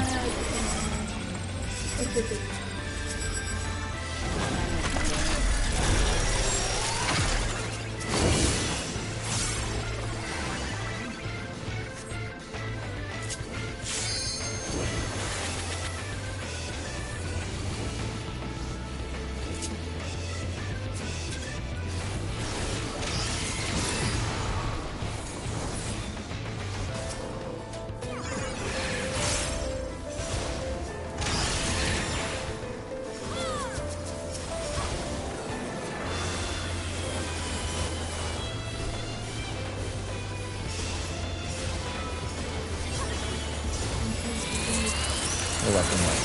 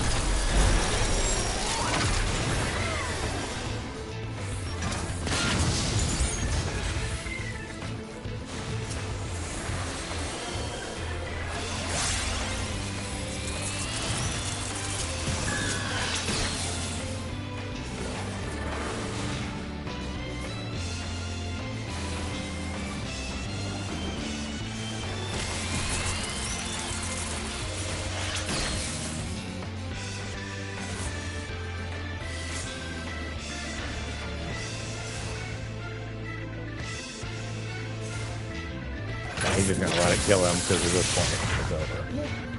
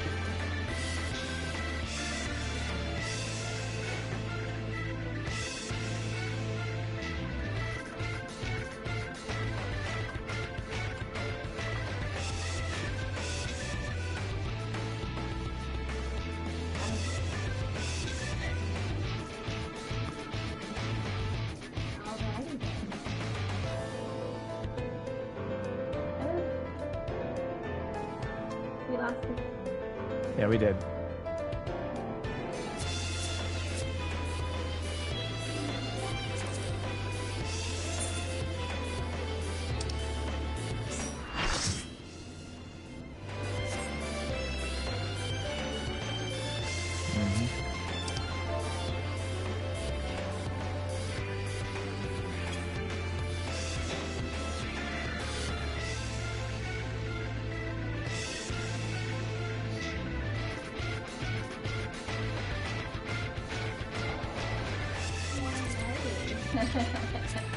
You think it's right down.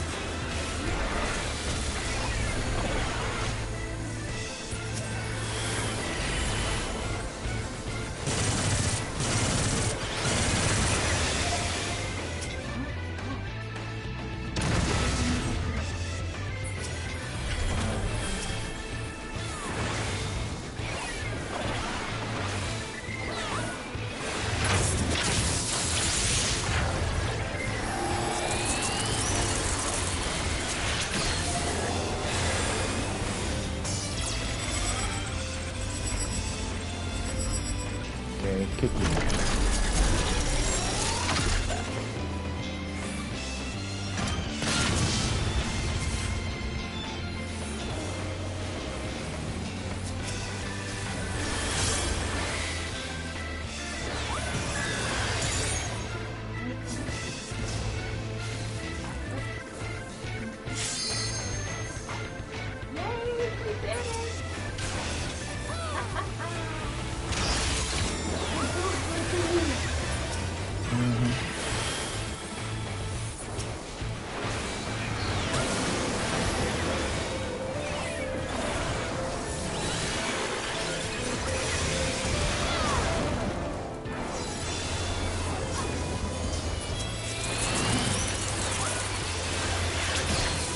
Rifle, you should not have balls.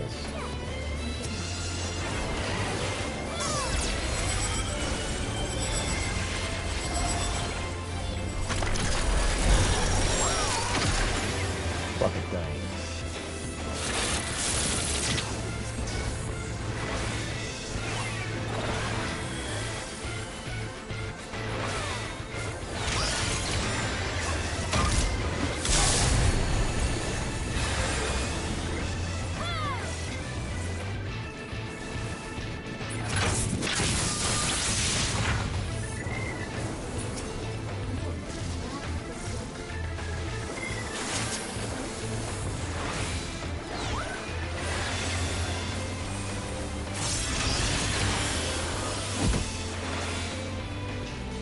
That seems like a problem.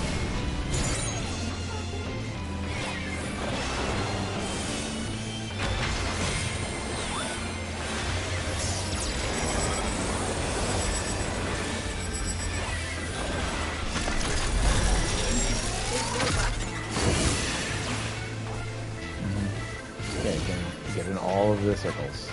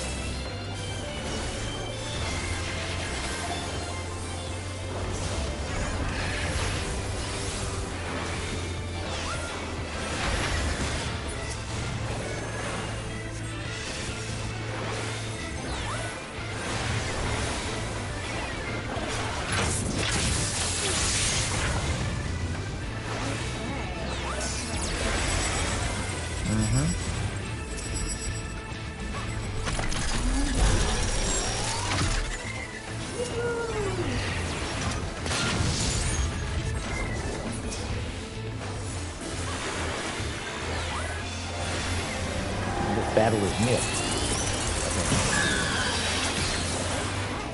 Back to the circles. It's the circles of death. And it moves whistle. That is literally just shot.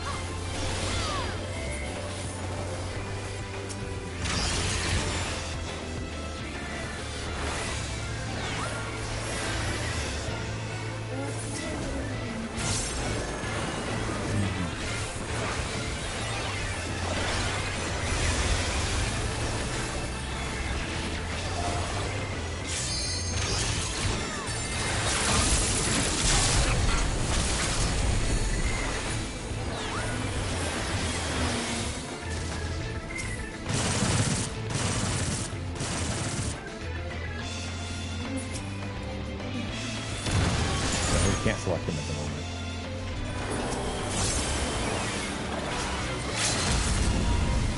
Somebody is Final Fantasy. Ooh, that was the best. Yes.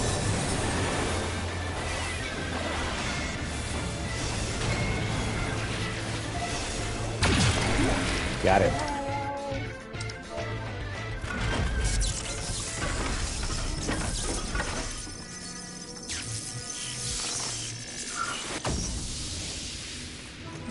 Go team. We went.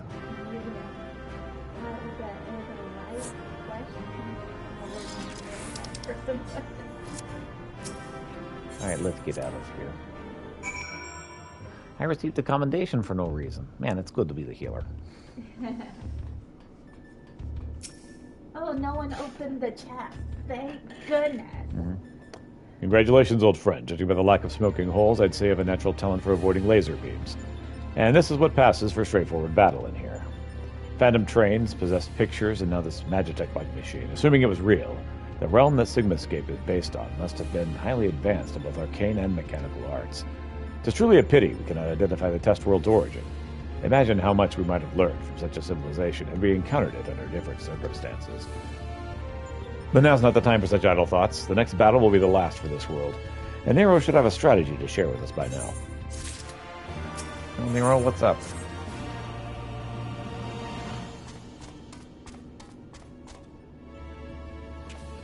So, Nero, you dancing mad yet? This is it. Final battle to conquer the Sigmascape.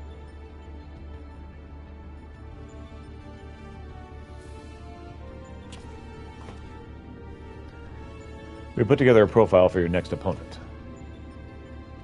You've encountered some fantastical foes in here, but this time you'll have the novel experience of fighting an actual person. His name is Kefka, and he's a jester. According to the data, his preferred mode of fooling didn't just bring the house down, but the whole world. Apparently, he found comedy in the tragedy of others, and condemned countless thousands to death for his own amusement. That gesture should bring such misery. This is almost amusing. Nevertheless, we must treat this villain with all seriousness. His rise to godhood and subsequent rule over a shattered world is clearly documented in the records. Kefka is a formidable mage, and a cunning one besides. Your tactics must account for both his power and his trickery. You've been working on a solution, yes? Will it be enough? Will it be enough? Have you ever known me to do anything by halves? The jester's face paint is a mask for his intent. If you only watch the surface, you'll be fighting at a disadvantage. To put it bluntly, Kefka will seek to deceive you. Even as you predict his actions and adjust your position, his true attack will reveal the feint for what it was. This is where things become interesting. I've turned this monitor to allow me to observe the Sigmascape with greater enhanced clarity. If I observed a discrepancy between Kefka's behavior and the impending attack, I'll endeavor to warn you. The timing will be critical, of course. How confident are you of this strategy?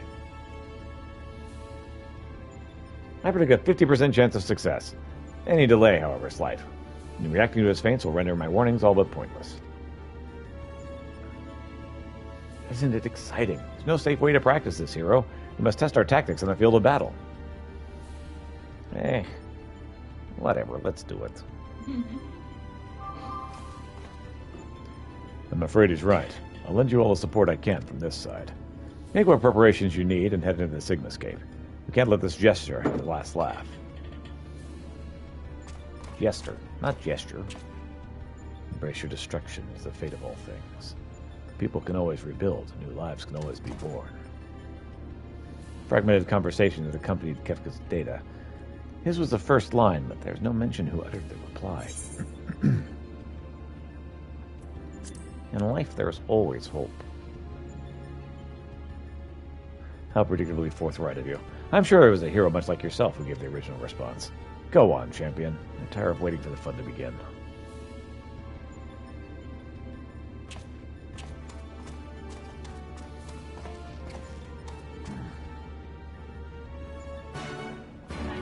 Quest accepted.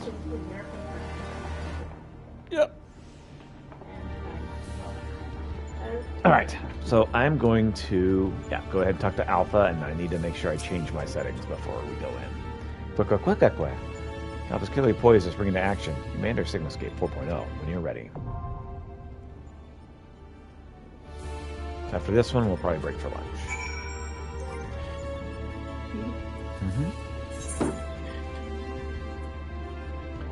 Alright. So I need the character control.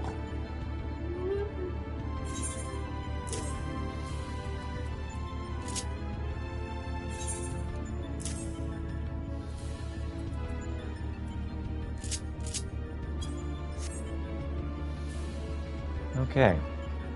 So you ready to roll? Let's roll.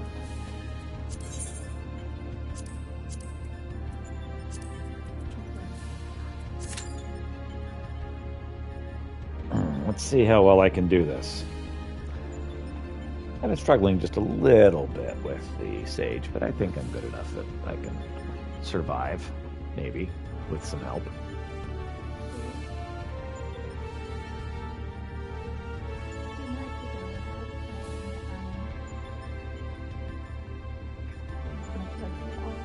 Uh-huh.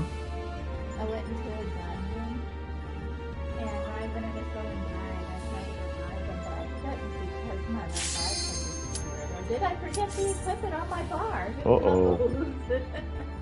That seems like a problem. Yeah. The thing is that they kept playing and I'm like, get out! It's killing you! You have no chance to survive. Make your time. Purple water is bad.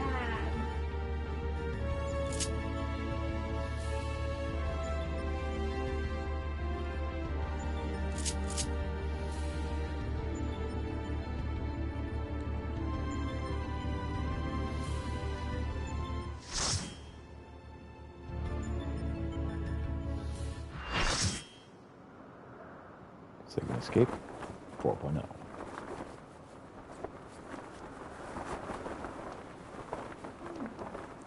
With the greatest power in existence. You may as well be in the dirt in the bottom of my boots, or the dirt stuck to the bottom of that dirt. I will destroy everything. I will create a monument to non-existence.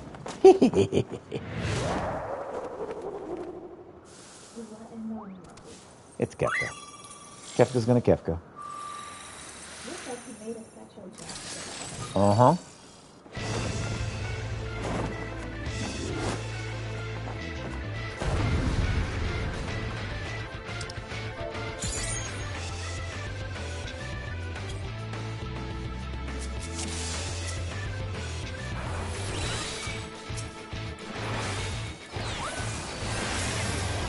See the paladin heading back for him.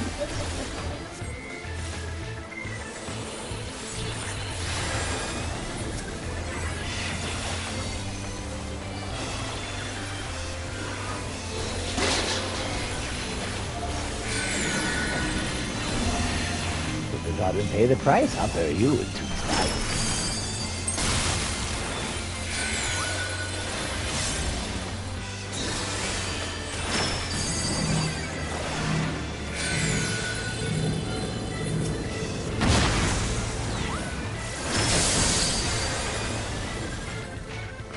Figured out my toes, have you? Or have you? Watch it change its like it shifted somehow. Keep an eye out for tricks.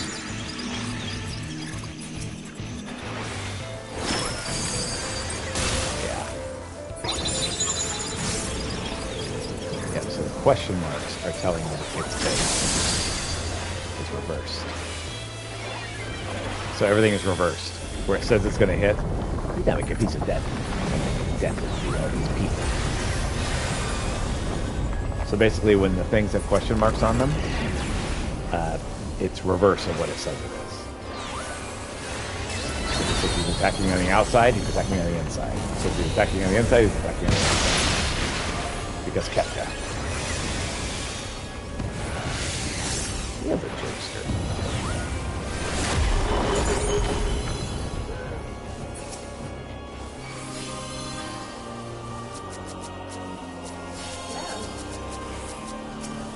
Me and ya boy.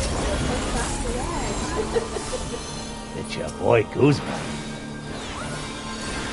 Yes, my boy, Ryan. Yeah, close enough.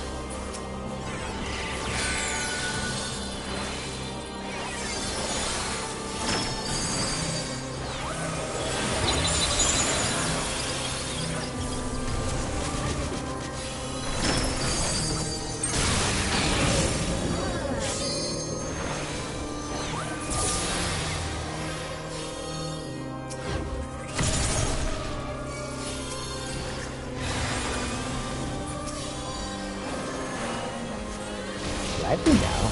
Let's give you a push.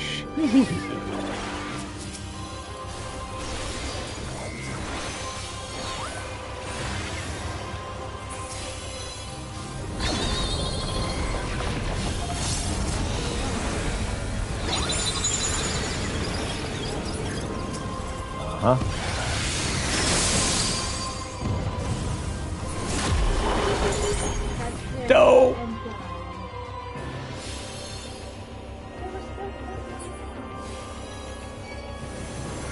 That was good.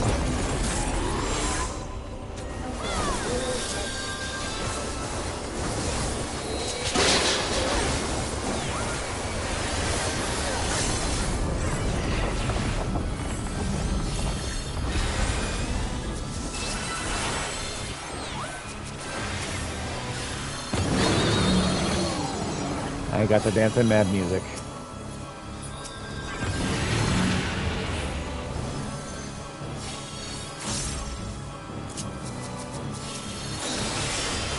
The feelings.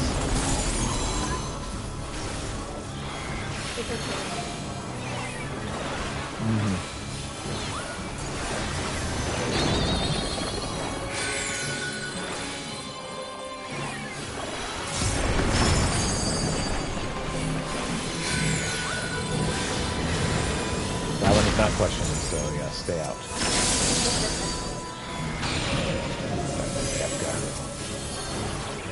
Just gonna teleport to the other one and then kick people off.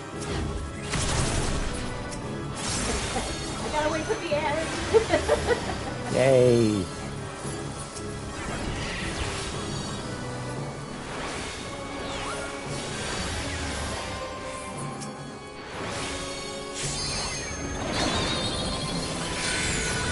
Power builds in the graven image.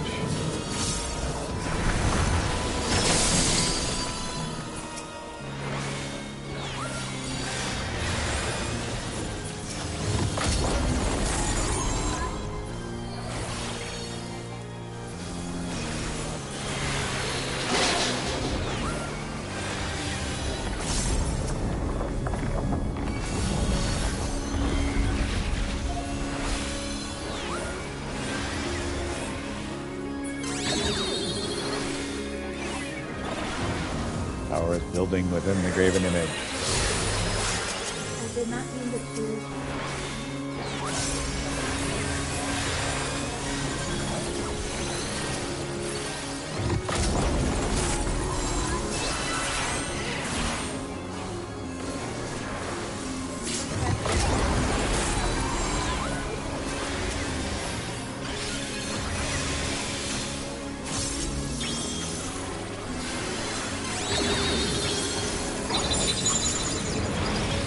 Crap, crap, crap, crap, crap.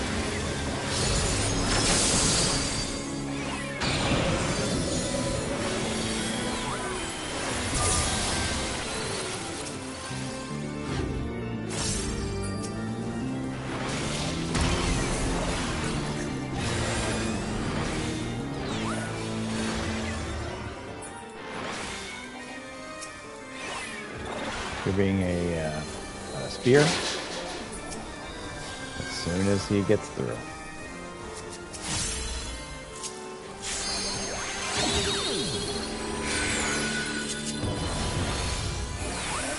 Yes. Kill the fish species.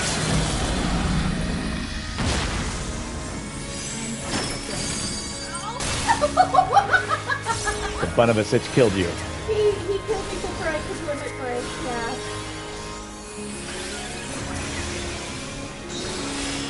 Your heart was in the right place. You tried.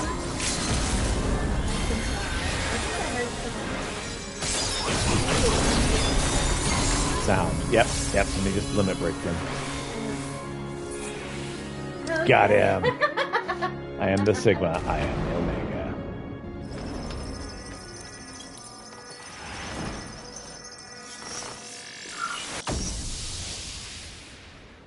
Hey, Cut Mother. Mm-hmm. Someone opened the frickin' treasure chest. And they didn't take any of it, I'm sure.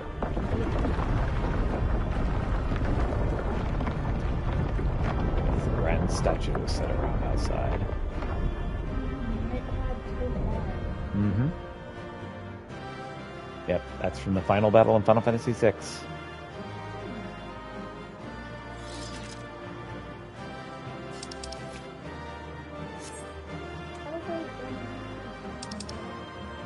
Yes, there is. I want that. Wanna try for the wind-up Kefka? Daddy grabbed it. Ah! And I got all the junk. That's it? Isn't it? He's won.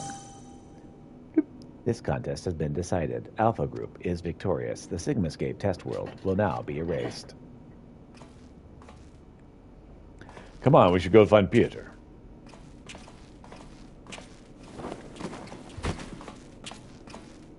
Down goes Nero.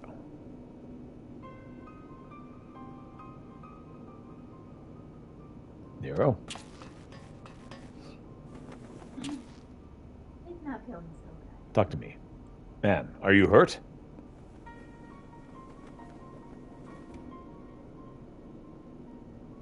You could say that. Had a visitor while you were attending the Little Ironworks reunion. Omega, damn it! We should never have left you alone, not after what happened to Biggs and Wedge.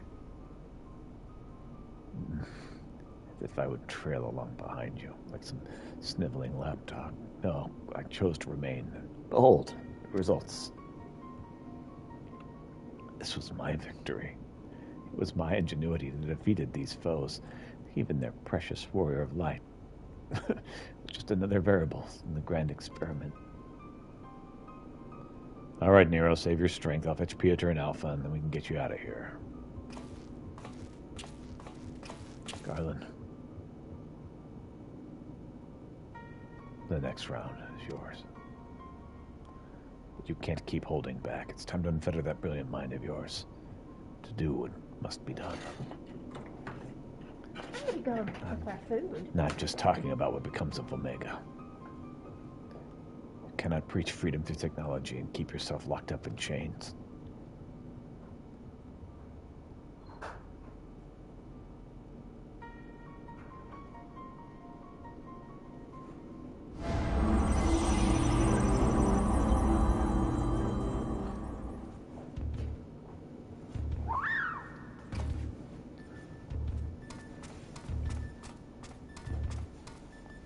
Hey there, Chocobro.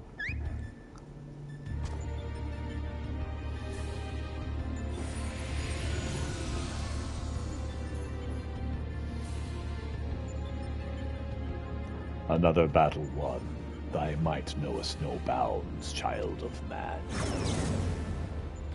The Sigmascape has been terminated. Congratulations, Alpha Group. Congratulations, Pieter Krolinsk.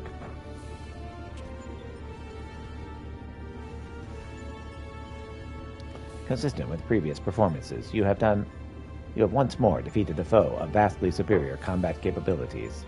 I have constructed a theory to explain this phenomenon. In order to conserve life energy, you subconsciously limit your output during standard activity. I have taken this factor into account when calculating your potential, but judging by the wild fluctuations in values, it is possible your limits are exceeded by an unpredictably high degree when engaged in battle.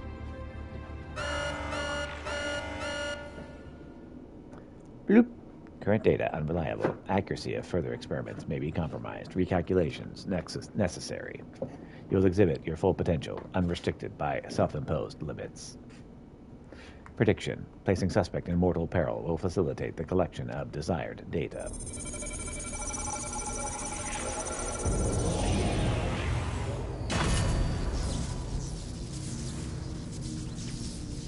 I Indeed. Work.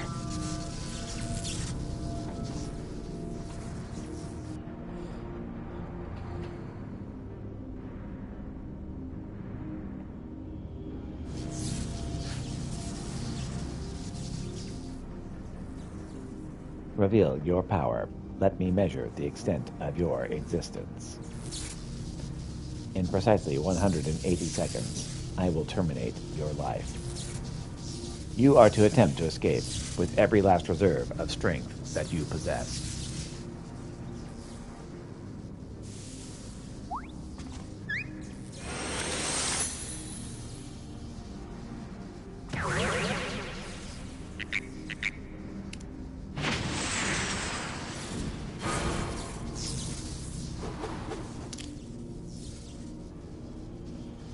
Alpha, your participation is unnecessary. Do not interfere.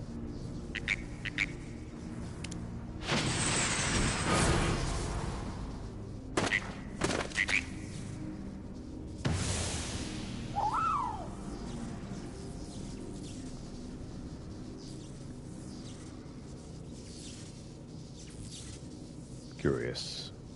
'Twould seem the circumstances of thy birth taint not the purity of thy life. The seed which all mortals nurture is found within thee too, Alpha.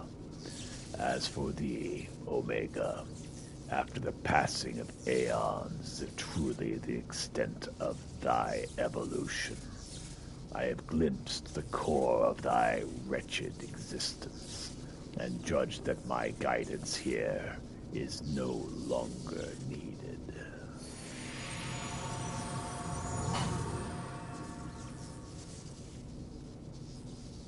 Plate settled.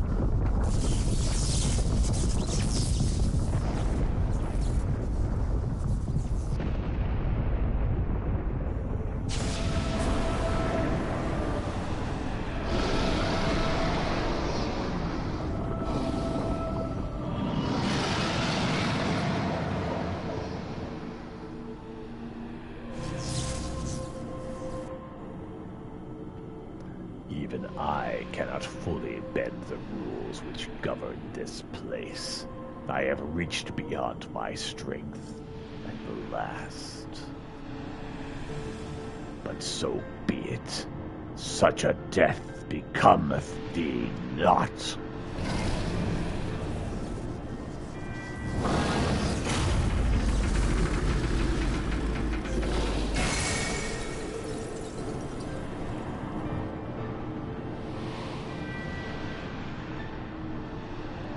I am still Emperor.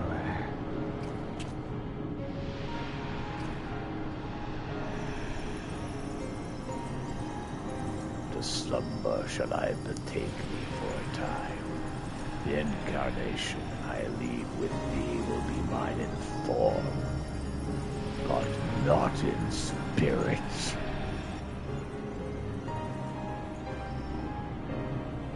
Midgard Sommer, again, your actions are incomprehensible. Heed me, empty vessel. Thine all too clumsy effort to draw out that which by thine own omission defieth thine understanding is the very heart and height of folly. Temper thy desire. Trust to the results of thine experiments, and when thou hast witnessed these mortals in the fullness of their glory, then mayest thou determine if the prize thou seekest is thine for the taking.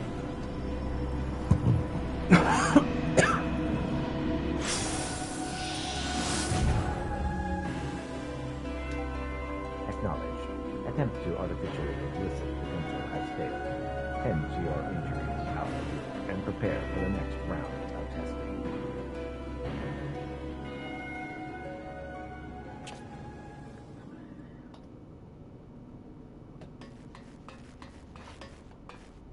Peter, Alpha, I need your help. It's Nero. It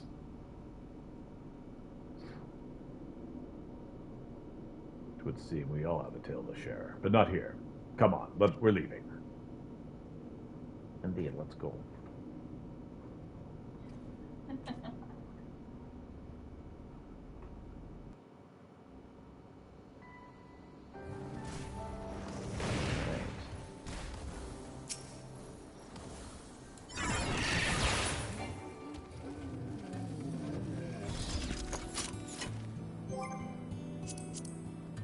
Okay.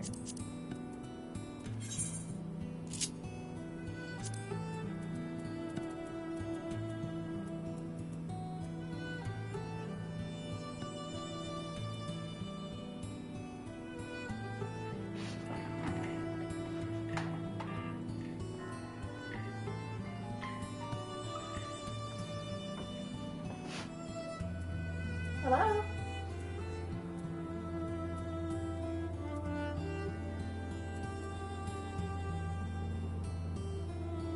Oh. Uh-huh.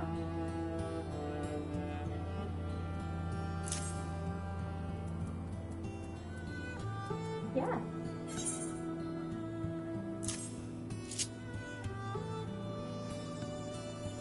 Mm-hmm.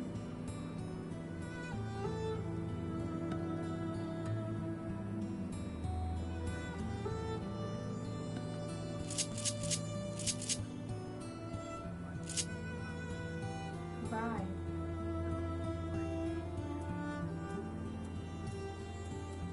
Right, exactly. Yes, I did. Alright, well, I'm going to go ahead and stop streaming for today, so thank you so much for watching. I hope you have... I'm going to be back soon. I hope you have a wonderful day.